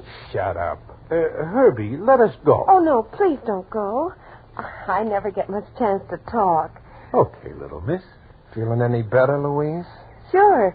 I just told Herbie and Mr. Broadway that you're riding Never Despair tomorrow. Oh, you told them, huh? Why, yes. Shouldn't I? Well, they'd find out anyhow. Now, look, baby. Maybe you'd better let me wheel you back to the hotel. You shouldn't be knocking yourself out like this. All right. I'll be back in a minute. I left my coat in the tack room. Well, I guess I will be going. Just a second, Herbie. Yeah? What are you doing here? Oh, just wandering around. Then keep wandering. What are you so touchy about, Marty? Look, anytime a guy like you comes around, there's something cooking. There is. Like what, for instance, Marty? Beat it, Herbie. Well, sure. Come on, Broadway. Yeah, like I say before, let us go. Now, it strikes me as very strange that a jockey like Marty Bowen is riding Never Despair. Also, it is more than just strange that Herbie knows something about the race. Also, Marty acts suspicious indeed. I am thinking about all this when Herbie says to me, Well, how does it look to you, Broadway? I am trying to figure that out, Herbie. Mm-hmm. Now, what do you say if I tell you that the 4th tomorrow is going to be a boat race? Boat race? You mean that race is going to be fixed? That is it? You are crazy. It is practically impossible. Not when a guy is in love with a dog. Who is in love with who, and what has love got to do with horses? Everything. Listen. It is fixed for Never Despair the cop. Now I know you are crazy. Why, if that nag so much as finishes the same day as the other GGs, the judges will look for something fishy. Nevertheless, Never Despair will win. For the last time I ask you why. Look, Marty is in love with Louise. Now, her old man owns Never Despair, but he has not got a nickel in the world. Herbie, this story is getting more than somewhat mixed up. If you will listen and not interrupt so much, Go ahead. All right. Now, Marty Bowen knows Never Despair has not got a chance. So, he fixes it with the other jockeys to take their time. Why, he will be ruled off for life. Only if anybody finds out about it. So all the other jockeys in the race know? But they will not tell. Herbie, you stand there and tell me that a race is going to be a shoo-in for Never Despair, and 5 other jockeys take the chance of being set down for good? I do not believe it. But all the jockeys know Louise. They feel very sorry for her, and they do it for her. They pick a race where there will be very little doping. That way, nobody gets hurt. You mean Never Despair will win the purse? Now you get it. And Louise will go to a specialist and be fixed up. There is a doc that can do it, but he is expensive. Well, look, why does not Marty just give Louise the dough if he is in love with her? Marty does not have a dime. Herbie, I do not like this. Like it or not, that is the story, I tell you. Wait a minute. How do you know all about this? I overhear a conversation between Marty and the other jockeys yesterday morning. They are in a hotel room next to mine. I just happened to be next to the wall at the time. Oh, I see. So what are you going to do? Are we alone? Bet on Never Despair. And you wish me to do the same? Because you once do me a favor, I tell you all this. Well, look, you take it or leave it. I give it to you straight. You see Marty. You see Louise. You see how Marty acts. What more do you want?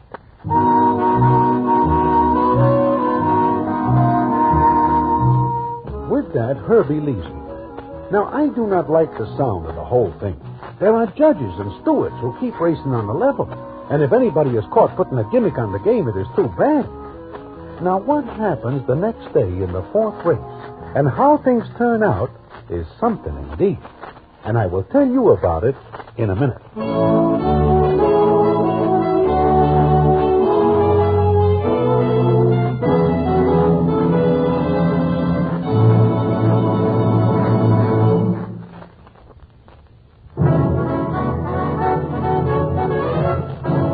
And now, back to the Damon Runyon Theater and the famous story, A Story Goes With It.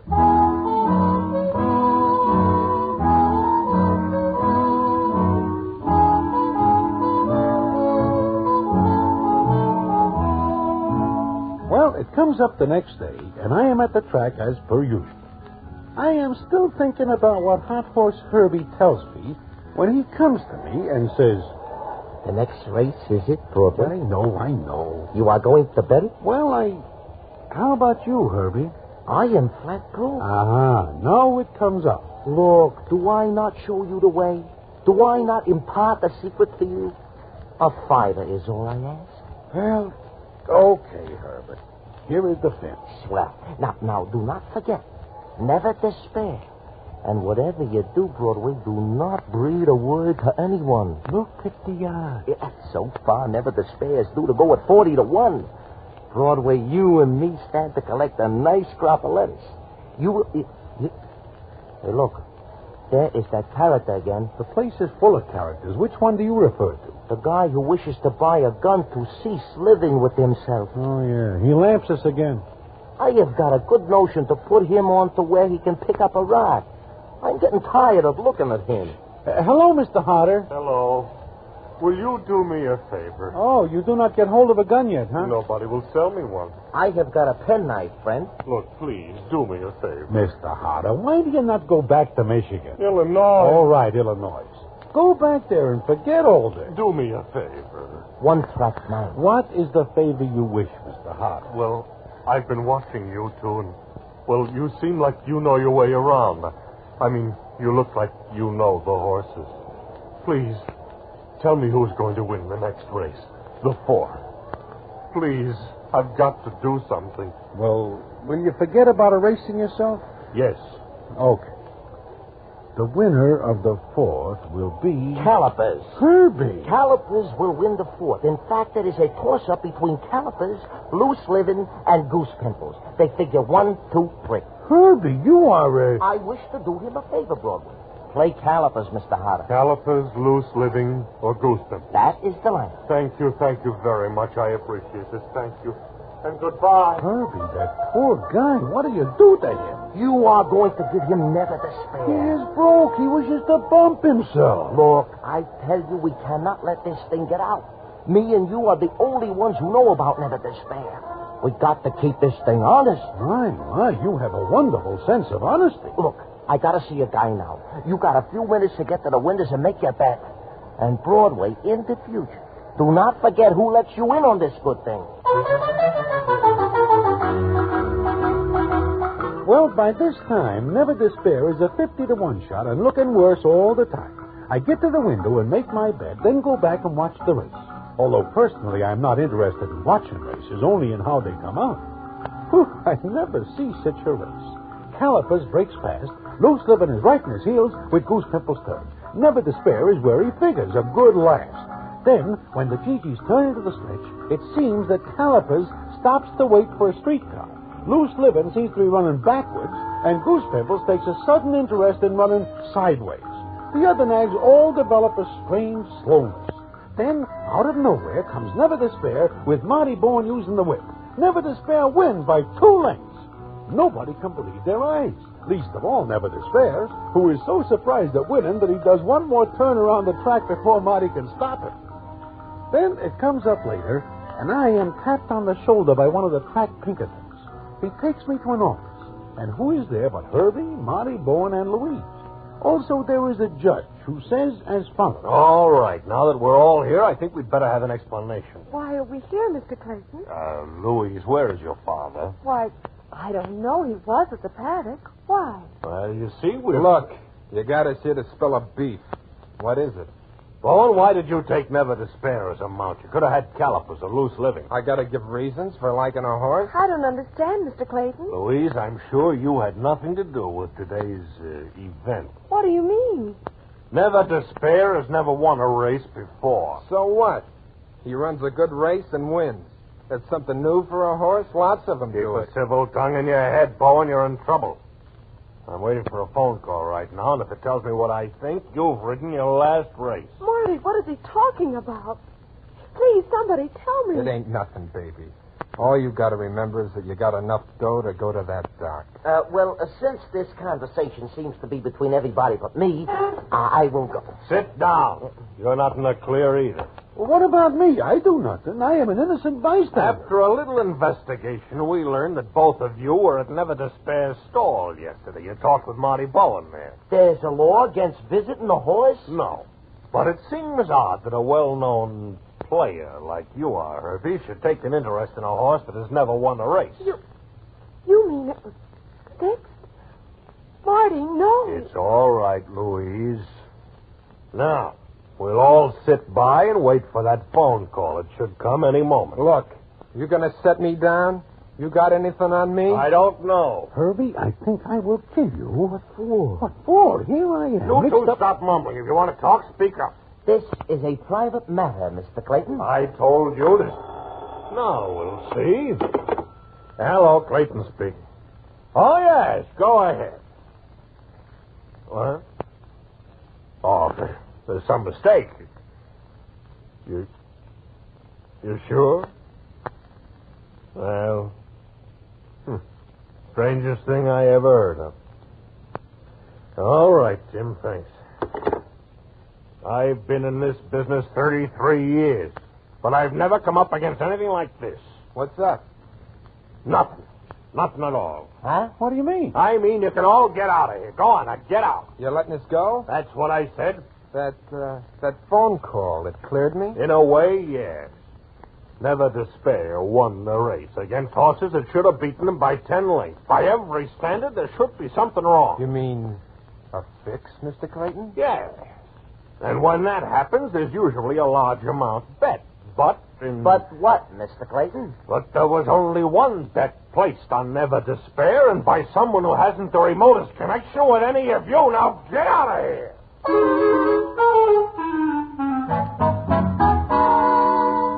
So that is the real surprise. Herbie looks at me, and I look at Herbie. We all leave, and Louise is very happy, and Marty is likewise. We get back to the stable, where the scene is as follows. Look, baby, first thing in the morning, you're leaving for New York. And in a week, you'll be out of that wheelchair, and you and me are going to get married. Marty, if I thought for a minute that race was... Oh, Marty, I couldn't bear it. You heard Mr. Clayton. Only one bet on Never Despair. Now, if it was going to be a boat race, wouldn't bets be laid? Yes, I guess so. Hey, sure, Louise. It is just a great break for Never Despair. That right, Broadway? Well, I suppose so. Anyhow, it all ends all right. And if anybody so much as says it was a fix. Understand, Herbie? Sure. Okay. Come on, Louise.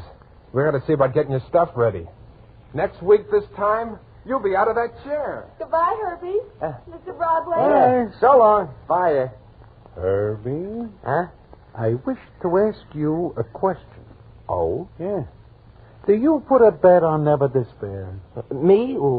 Well, you see... You do not, huh?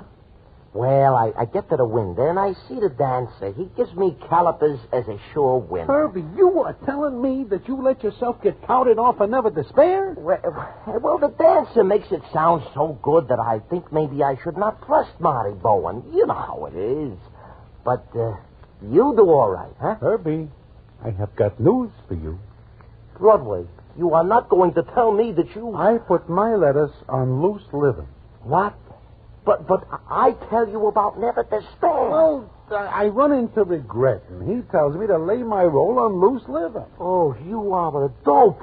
You let yourself be touted off a sure thing? Herbie, what about you? But that is different. Or is it different? Herbie, who bets on Never Despair? I do not know. But he must be a dope.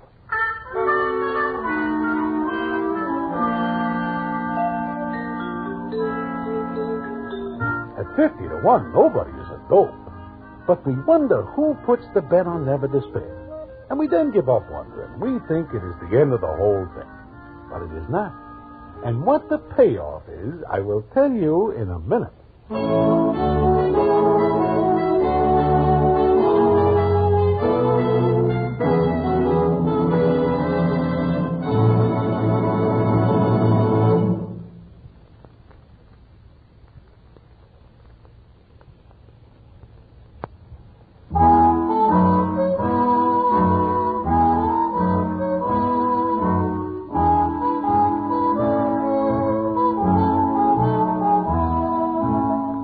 So, the next day comes up. I and Herbie are sitting in front of the hotel where we are no longer staying due to lack of funds. We are very sad indeed. It is like Herbie says. You see, Broadway, that is the trouble. You have got to trust people. Now, if we trust Marty Bowen... but we do not. I am still wondering who puts the bet on Never Despair. It is a mystery we will never solve. Well, what are we going to do? I can think of nothing. Hey, you two. Who is that in that taxi? I never see him before. Broadway, look. Keep the change, my good man. Carter. He is all dolled up, new clothes, and look at that roll of dough. No, it cannot be him. I've been looking for you two. Looking all over. You wish a gun? If you find one, leave us use it first. Oh, no. I'm all right now. And I owe it all to you two. You do? How does that figure? You gave me a tip yesterday on the fourth ring. The wrong tip? No, it was all right. It was a good tip. Broadway, this guy is nuts. Oh, you told me gallopers, loose living. We know all that. But if you bet one of those... Oh, but I didn't. I bet on the horse that had the least chance. Never despair. Surely. I was going to lose all my money and then, well, jump in the river or something. It is still not too late. Why should I? With $2,500? It's more than I came here with. And I'm going home today. But Look, you... I know I shouldn't offer you money. Do not use snap judgment. You'll let me show you how grateful I am? Oh, Mr. Harder, gratitude is a wonderful thing, and we would not deprive you of such a grand feeling. Good. Here's $50 for each of you. Mr. Harder, this is big. Nothing at all. Well, thanks again, and goodbye. I'm going back to Illinois. Goodbye. Bye. Well, now we know. $50 apiece. We are back in business. I am going back to New York. Wait, Broadway. $50 is nothing at all. Look, we have time to get to the track.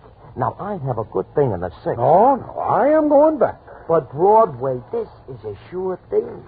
Do I not tell you about Never Despair? Listen to me. This is a six. I will not listen. Broadway, there is a story goes with it. I tell you what. What? A story goes with it. The story? Herbie, tell me the story.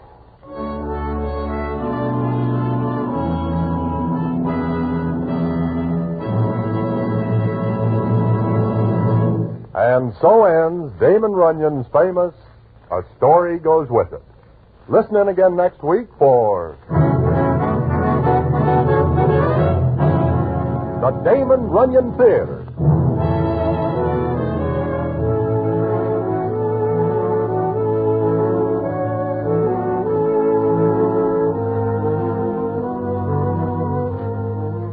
The Damon Runyon Theater with John Brown as Broadway is directed by Richard Sandville, and the story is adapted for radio by Russell Hughes. Vern Karstensen is in charge of production. This is a Mayfair production.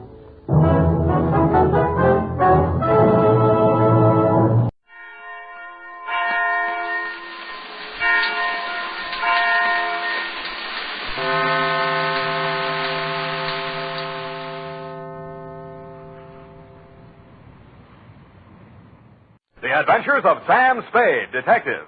Brought to you by Wild Root Cream Oil Hair Tonic, the non-alcoholic hair tonic that contains lanolin. Wild Root Cream Oil. Again and again, the choice of men who put good grooming first.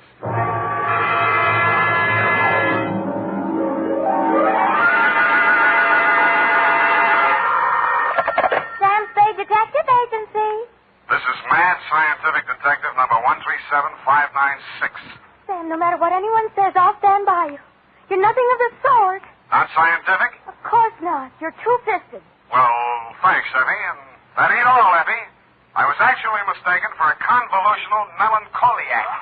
Oh, Sam, are you all right now? Wrong diagnosis, Angel. It turned out to be melancholia catatonica. Oh, you poor darling. What is that? Well, it's a thing where you lie motionless and silent with fixed eyes and indifference to surroundings. Unquote. Sam, what happened to you? What hospital are you in? Can I bring you anything? No, Effie, I am now at large. Pull down the blinds, check the corridors for men in little white coats, and set a bottle in the window if the coast is clear. Oh. I'll be right down to dictate my report on the mad scientist caper.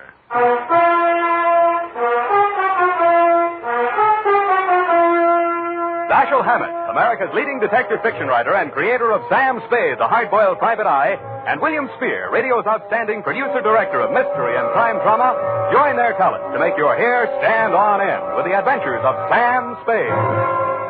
Presented by the makers of Wild Root Cream Oil for the hair.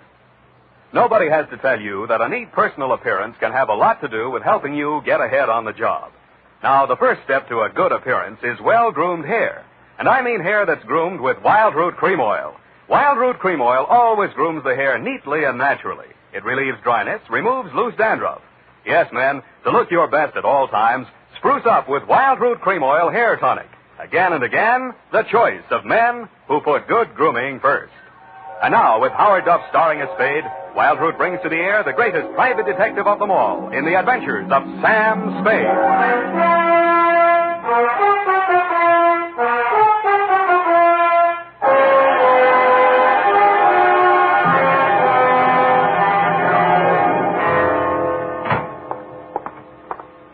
Effie! Come in, Sam. The coast is clear. Where are you? Why is it so dark in here? Well, I had to put the lights out. The blind's stuck. I couldn't get it down. The heat's off, Effie. Let there be light. Oh, I'm so glad. Now, let me look at you. Don't look at me like that and stop whispering. Oh, Sam. Did you get me all upset like that just for a joke? It's no joke, sweetheart. You really sick? Yeah, just sick of some of the types I made in this business. Oh, sad. Date, July 25, 1948, to Detective Lieutenant Dundee, Homicide Detail, San Francisco Police, from Samuel Spade, license number 137596. Subject, the Mad Scientist Caper. I worry so. Dear Dundee, he looked like a mad scientist, and that's exactly what he was. His eyes had a wild gleam in them, his hair was a wild tangle, and he was wearing a wild assortment of clothing that looked as if they'd been slept in shifts. He leaned across the desk at me and said, "They have stolen my secret formula." "They have? Gee, that's too bad." "Oh, you think I'm crazy?" "I don't know yet. I just met you." "My name is Raymond Fox. Does that mean anything to you?" "Raymond Fox. Yeah, I think it does, but I don't quite remember what." "I invented the helioscope." "Helioscope? No, that wasn't it." "I also synthesized hydroxylamophotochronaton." "That was it." "Yes, but unfortunately, production costs were prohibitive." Uh-huh, but you didn't let that discourage you. "Oh, no, indeed. You see, after a brief illness, I was back in my laboratory, perfecting my greatest contribution to science, what may prove to be the greatest contribution of science to humanity. I call it penetron." "Penetron?" "That is what they have stolen, the secret formula for penetron." "Penetron, huh? Now, what exactly is penetron, Mr. Fox, and who are they?" Well, penetron is a plastic with a molecular structure which repels atomic radiation more efficiently than lead, yet weighs less than aluminium. "Oh, that. Do you realize the significance of this?" "Well, And imagine a motor no larger than a cigar box, with a power potential that even I don't believe, but they do." "Who's they?" "Grierson Enterprises. Now, how do I know this? When I applied to the patent office to protect my discovery, I received this letter. Here, go on, read it for yourself. Commissioner of Patents, Washington, D.C. Dear Mr. Fox, your application for patent on formula designated under the trade name Penetron is hereby rejected. You see. Both formula and trade name, together with descriptive material identical to yours, have been registered by Mr. Albert Grierson, Grierson Enterprises, San Francisco. Very truly yours, George Sherman, Acting Deputy Assistant Commissioner. There. You see? Yes. You don't need a detective, Mr. Fox. What you need is a good patent lawyer. Lawyer? I have one. A legal ball of fire named Roscoe Manning. You know this scoundrel? Yeah? He's got an okay reputation. And I am paying for it. $3,000 in retainers. And now he tells me he can do nothing. Insufficient evidence, he says. What is this outfit, Grierson Enterprises? Yeah, a snare in a delusion with rented furniture, unscientific ventilation, and dirty work at the switchboard. Mm-hmm. How did they get hold of your formula? Well, it must have been while I was ill. They came and took it away. Out of your laboratory? Oh, well, what does it matter where? I've got to start someplace. Start with the man. I promise you he's a crook. If he steals from me, he's stolen from others. If we can prove that, then I have a case. Well, I can't promise you anything, Mr. Fox, but I'll see what I can do. Will $100 be enough for your retainer? Too much. 25 now, and the balance if I can do anything for you.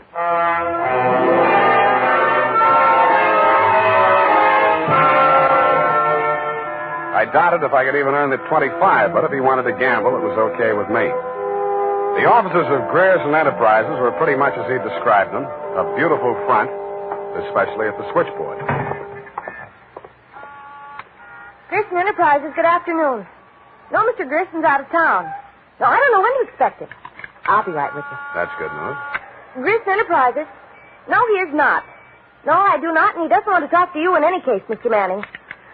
Oh, if it would just stop. Can't you shut it off? I might as well. Nobody seems to believe me anyway. You weren't looking for him, too, I hope. Oh, please, just tell me you're selling magazines or collecting salvage or just anything. My card.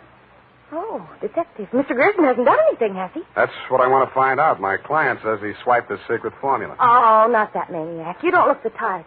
You know he's mad, don't you? Maybe yes, maybe no. Personally, I'm crazy about money. Mad money, pin money, or dirty money. Your employer didn't happen to leave any lying around, did he? No, but he has a charge account at a bar downstairs in the building when it's nearly 5 o'clock. Could you cross-examine me there? I thanked her as gallantly as I could under the circumstances. She said, wait here, I won't be a minute. And while she was gone, I made a quick frisk of the office. The file cabinet was empty. Grierson's desk contained nothing but 2 unsharpened pencils, tobacco crumbs, a rubber band, some rusty paper clips, an old gas bill, a glass ampule, broken, labeled sodium denadrine for intravenous injection, and a business card from one Roscoe Manning, attorney at law. I stuck the card in my pocket, went back to the switchboard, and in less time than it takes to tell, I was calling her Lois, and she was calling me Sam over cocktails for 2. That's all I know about it. I didn't think anything about his taking his correspondence out of the files. He often took work home with him. Mm-hmm. When was the last time you saw him? Oh, it's been nearly 6 weeks. You haven't heard from him in all that time? He was with Mr. Fox just before he left. They had a terrible quarrel. But then Mr. Grierson managed to get him calmed down, and they left the office together. And that's the last time you saw Grierson? Huh? Yes, and it's all very strange. What did that maniac tell you? That Grierson swiped his invention. Do you believe that? I didn't even believe in the invention. Now I'm beginning to think it was worth stealing. Oh, Mr. Grierson wouldn't. He's a brilliant man, you know. What else has he invented? Well, I don't know. He always had a lot of projects, but of course he never took me into his confidence. Just exactly what is your job? Oh, it's quite simple, really. I just tell people he's an in. Yeah. Look, sweetheart, you really mean to tell me it never occurred to you that there might be something slightly fishy about Grierson Enterprises? I know. Why should it? Because there's a smell of red herring up there. It's in the air. You mean Mr. Grierson's a crook? Well, what does that make me? Worry that out on his time. Drink up.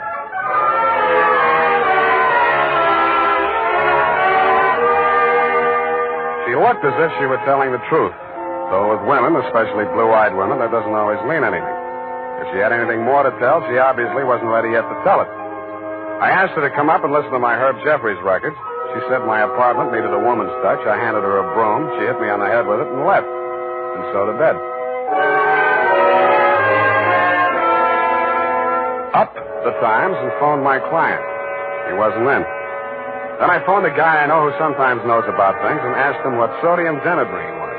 He said it was a sedative and or a truth serum, a mental-type drug. I wondered what Grierson had been using it for during office hours. I also wondered what else he'd been spending money for. I phoned another guy who knows about other things, and he called me back with the name of Grierson's bank, Golden Gate Trust. An hour later, to my surprise, I actually had something to go on.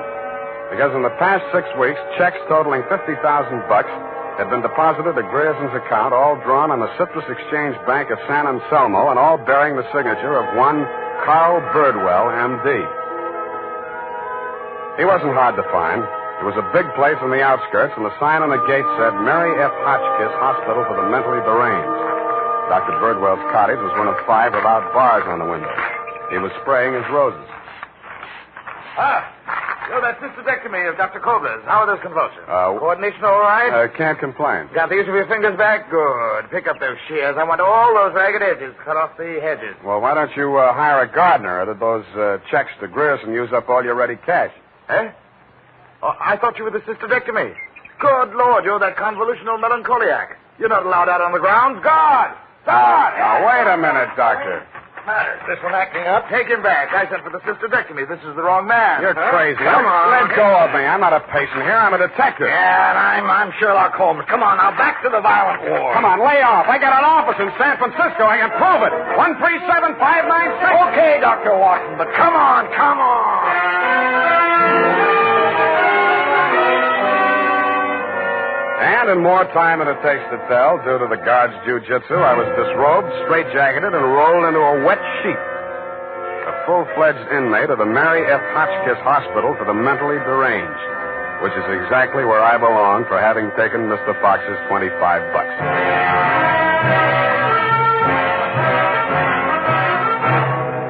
The makers of Wild Root Cream Oil, are presenting the weekly Sunday adventure of Dashiell Hammett's famous private detective, Sam Spade.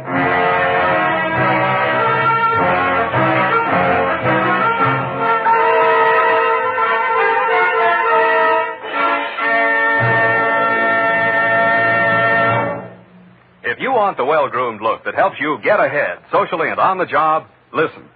Recently, thousands of people from coast to coast who bought Wild Root Cream Oil for the first time were asked, how does Wild Root Cream Oil compare with the hair tonic you previously used?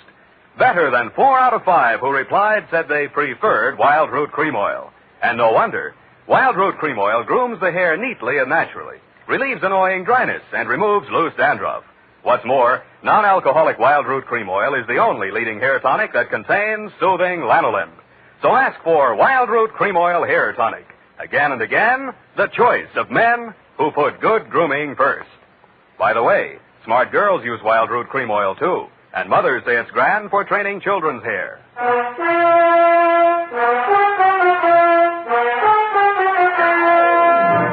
And now, back to the Mad Scientist Caper. Tonight's adventure with Sam Spade.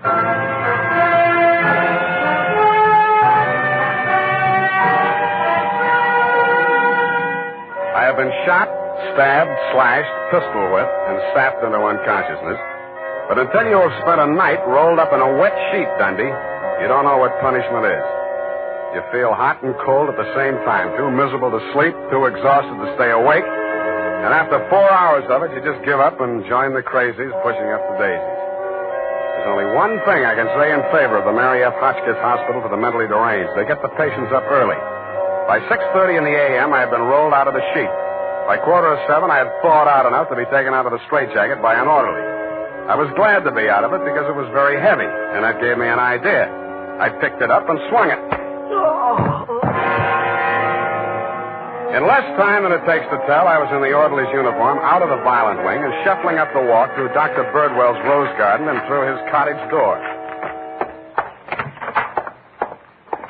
Good morning, Dr. Birdwell. Good Lord, who let you in here? What do you want? I was trying to tell you yesterday when I was so rudely interrupted. Eh? Oh, yes, the detective. Did you say Grierson sent you? I didn't say that.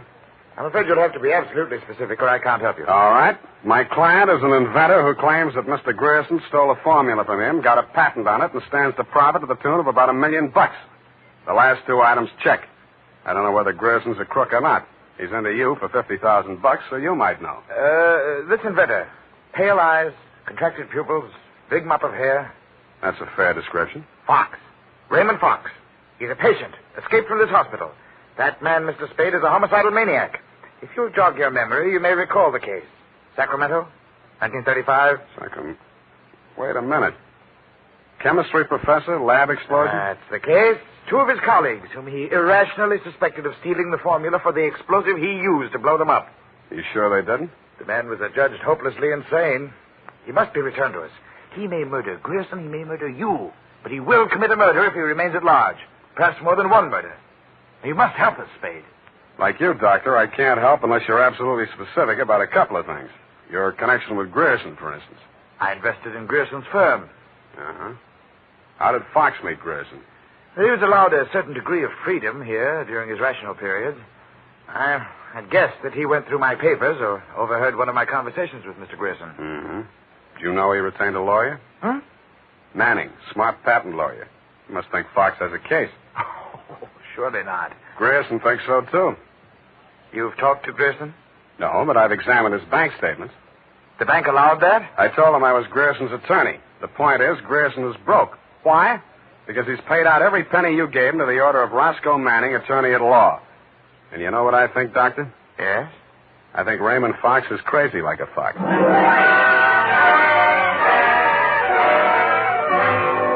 I had the same idea about Dr. Birdwell, but I didn't say so. I didn't feel up to spending another night in a wet sheet. I also didn't feel up to the interview that was awaiting me outside the gates. A limousine, only a little longer than a hearse, was standing at the curb. A round pink head with a gray Homburg on it bobbed out at me from the driver's seat and said, Mr. Spade? Yeah? Roscoe Manning. How'd you do? About $49,975 less than you've done in the caper so far. The law is a lucrative profession, my boy.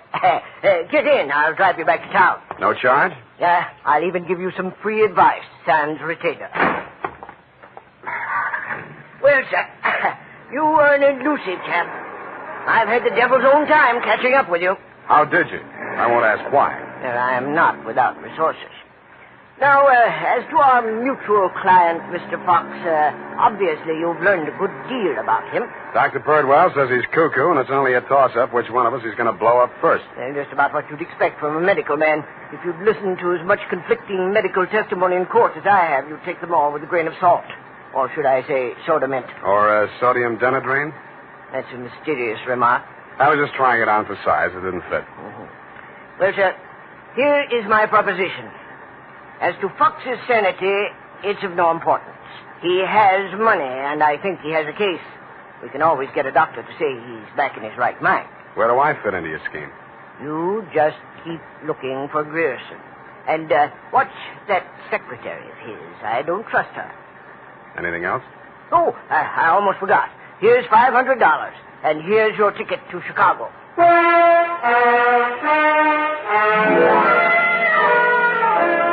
I don't know why, but somehow I got the impression that Mr. Manning was trying to get rid of me. He should have used that ticket to Chicago himself. We stopped at Sausalito for breakfast, and the condemned man ate a hearty meal. We drove the last mile through the Marina District and pulled up in front of his house. Well, sir, have a nice trip. Or take the car, Mr. Spade. I'll pick it up at the depot.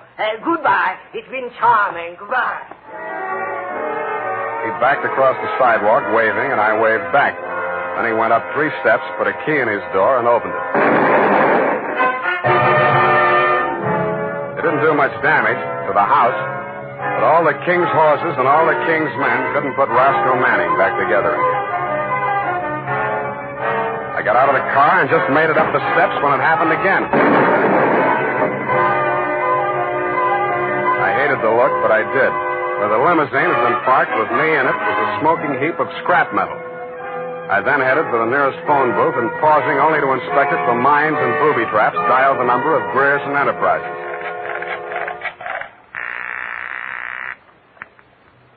Grierson Enterprises? Lois, Sam Spade. Sam, darling, thank you for the present. What present? I haven't had a chance to open it yet, but I think I can guess what it is. A traveling clock.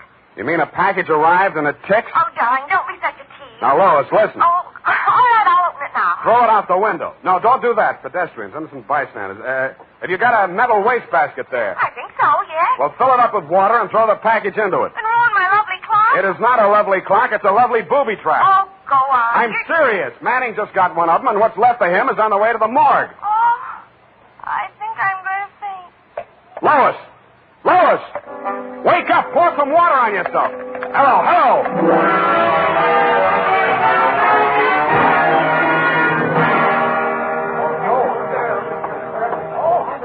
Let me through here. Come on, let me through. Lois. Lois. Oh, you're okay. Glad of that. All right, she's all right now, you people. Come on, get out of here. She's all right. Come on, get up. You're not hurt. What happened? It exploded in the water. At least you had sense enough to do what I told you to. Oh, this is a new dress. Now look at it. It looks fine here. Put this coat around you. I don't think that was a very funny joke, Sam. Neither do I. Now, try and forget your clothes for a minute. And try and answer a few questions for me. There isn't much time. Sam, what is it? I want you to be very sure of this, Lois. Try and remember accurately. How many people has Grierson seen since he opened this office? Well, not very many. We hardly ever in. It's strange. Now that I think of it, I can only remember 2. Mr. Manning and that mad scientist man, Mr. Fox. Yeah, did you hear any of the conversation between Grierson and Fox? He just screamed at Mr. Grierson about how his invention had been stolen from him. Then it sounded as if they scuffled, and all of a sudden Mr. Fox calmed down. Mm-hmm. When they came out, his eyes looked funny, as if he'd been hypnotized. Yeah. What does Grierson look like? Oh, he must have been quite handsome at one time. He's sort of like Gregory Peck with a mustache, only fatter and balder and older. Mm-hmm. I wouldn't have put it exactly like that, but I can see what you mean. But you've never seen him. Don't make book on it, but I think I have.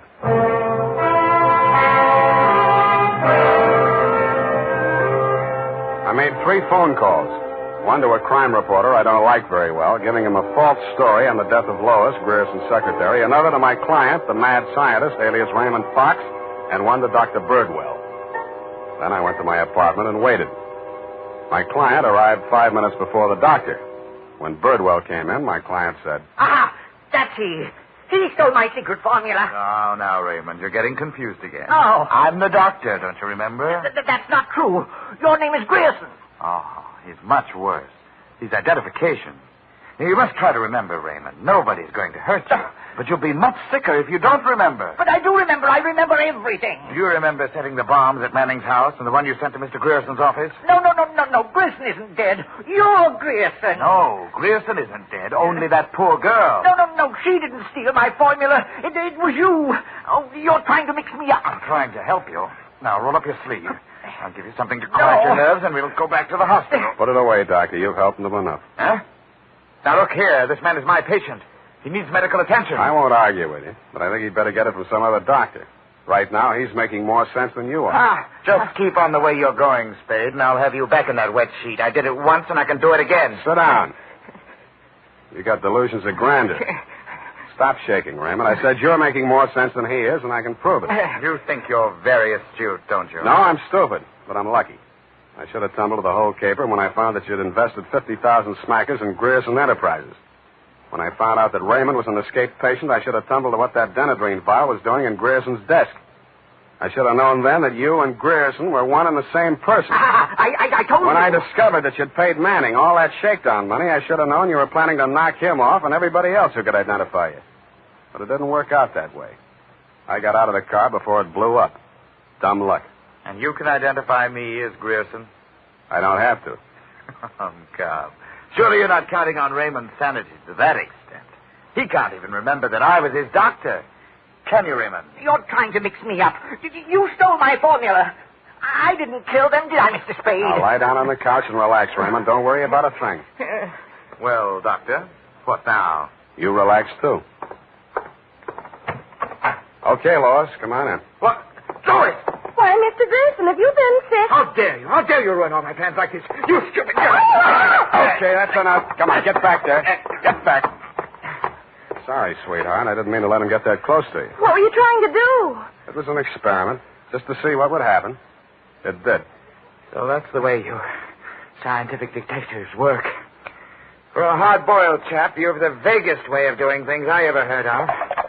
Well, plans are all right sometimes, Doctor, and sometimes just stirring things up is all right if you're tough enough to survive and keep your eyes open so you see what you want when it comes to the top or something. Spade, Dundee. I'm at home. I've got two homicidal characters here, one sane and one insane. Now, if you can tell the difference, I'll let you give the story to the papers.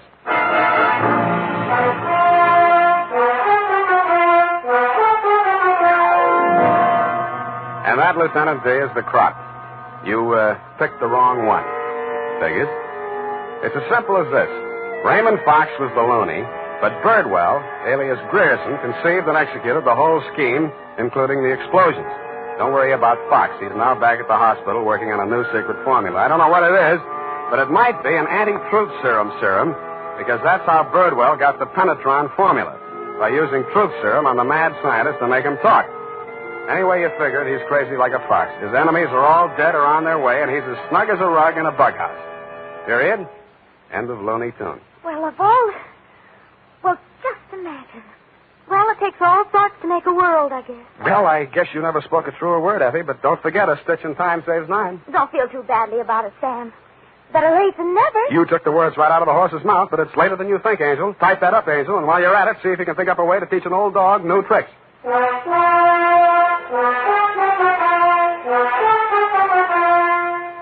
Say, mister, if you haven't tried Wild Root Cream Oil Hair Tonic, why not get it tonight or first thing tomorrow? You'll be glad you did, for Wild Root Cream Oil grooms your hair neatly and naturally without giving it that plastered-down look.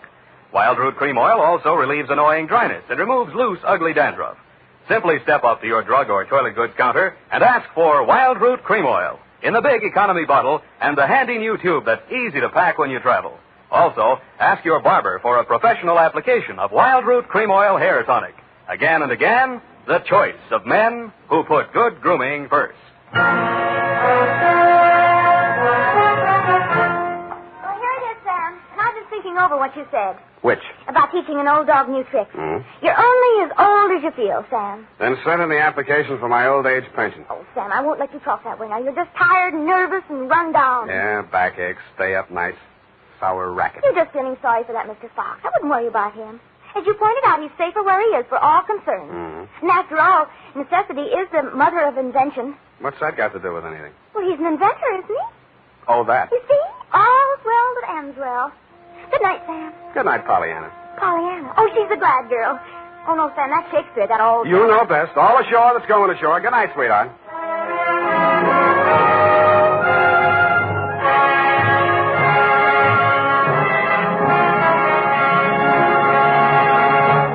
The Adventures of Sam Spade, Dashiell Hammett's famous private detective, are produced and directed by William Spear.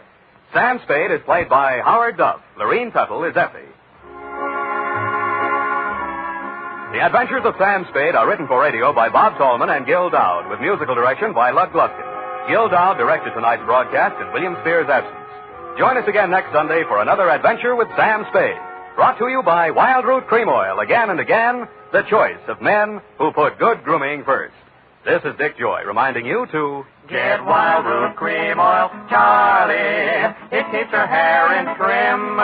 You see, it's non-alcoholic, Charlie. It's made with soothing lanolin. You better get Wild Root Cream Oil, Charlie. Start using it today. You'll find that you will have a tough time, Charlie. Keeping all the gals away. Hiya, Baldy. Get Wild Root right away. This is CBS, the Columbia Broadcasting System.